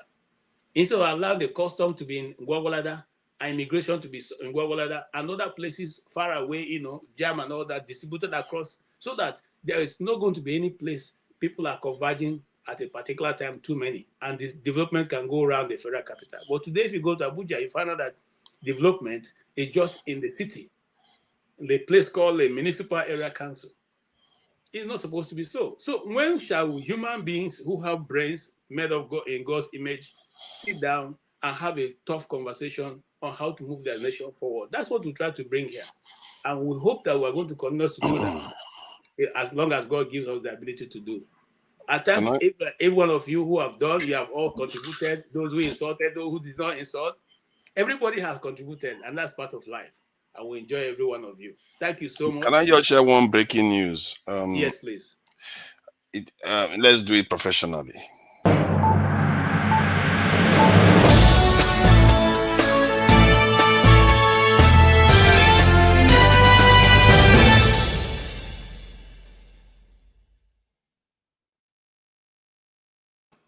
We are getting fancy now, aren't we? See, Dangote refinery petrol price. Dangote refinery has cut the price of petrol in Nigeria, and this could be a harbinger of things to come. There is a potential for this one instrument alone to save this government. If that, because they said his production now has gone up to 50%, which is capable of supplying the whole Nigeria. If this carries on and it starts supplying Nigeria petrol, and the money we spend on foreign exchange starts going away, then the Naira starts appreciating. The petrol price will keep coming down. It will keep coming down. Forefathers at 970 Naira. So it's not cheap. It was 990, so they said it's a good thing, and they reached an agreement with all the people that are involved. So the point is that he's going to start supplying. Once he starts supplying constantly, and it means that our dollars, the money we spend on dollars, start coming down because of because we are buying it locally now, you could see a situation by the currency start appreciating in value. That's what we need to see. If we don't see that, then this government is toast. But if we see that, this could save him. As long as we are still borrowing, right, to pay salary, exactly, it's not going to come down. Don't worry yourself. Exactly. No, that doesn't affect it. What affects it is what you do with your foreign reserve. That's all right. And the foreign exchange that causes that problem. Can I take the thing off? Thank you. Yeah. Okay. Forefathers, they borrowed 2.2 the other day, and dollars is at 17. As at today, it was at 17.30. Yeah, 17.30. So meanwhile, the federal government still need like $7 billion to complete the new budget. So, guys, we don't. I mean, neighboring countries like Mali paying off their debts one hand. If you have the time, let's make this a discourse next week. And yeah, I think there is going to be, look, let me tell you, there's a lot of secrecy between the prices. If they allow Dangote to discuss his price, I'm sure that it will not even be up to 800. But that is what we can discuss on a different day. For today, it's been great. We've been able to hear everybody's contribution, and we are living without malice. Thank you so much. God bless all of you. Have a good night. Thank you. No, where's national anthem now? I'm looking for you. The Coca-Cola anthem. That one makes sense, but Fofa, you see it. All right, guys, take care of yourselves. Huh?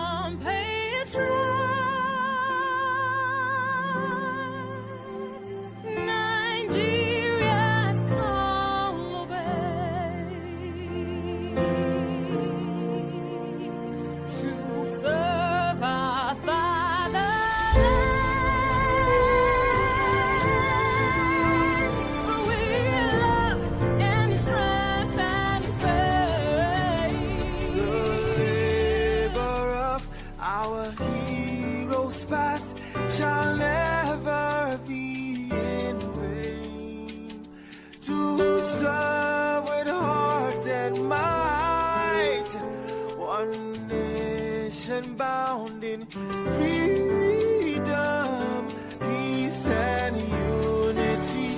Hey, that's so. Oh, yeah.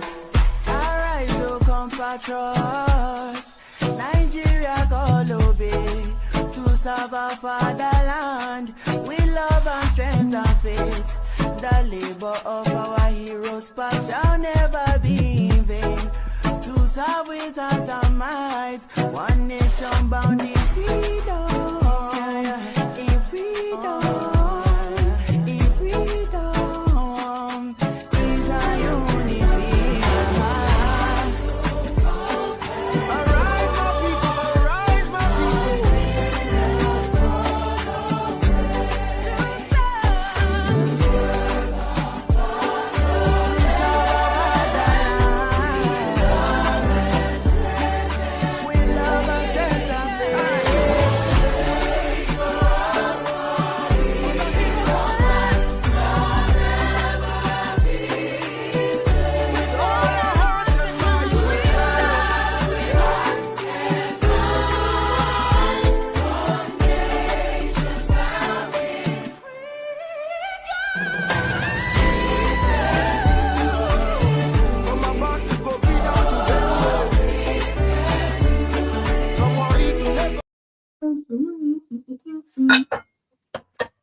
Hey, you see there here?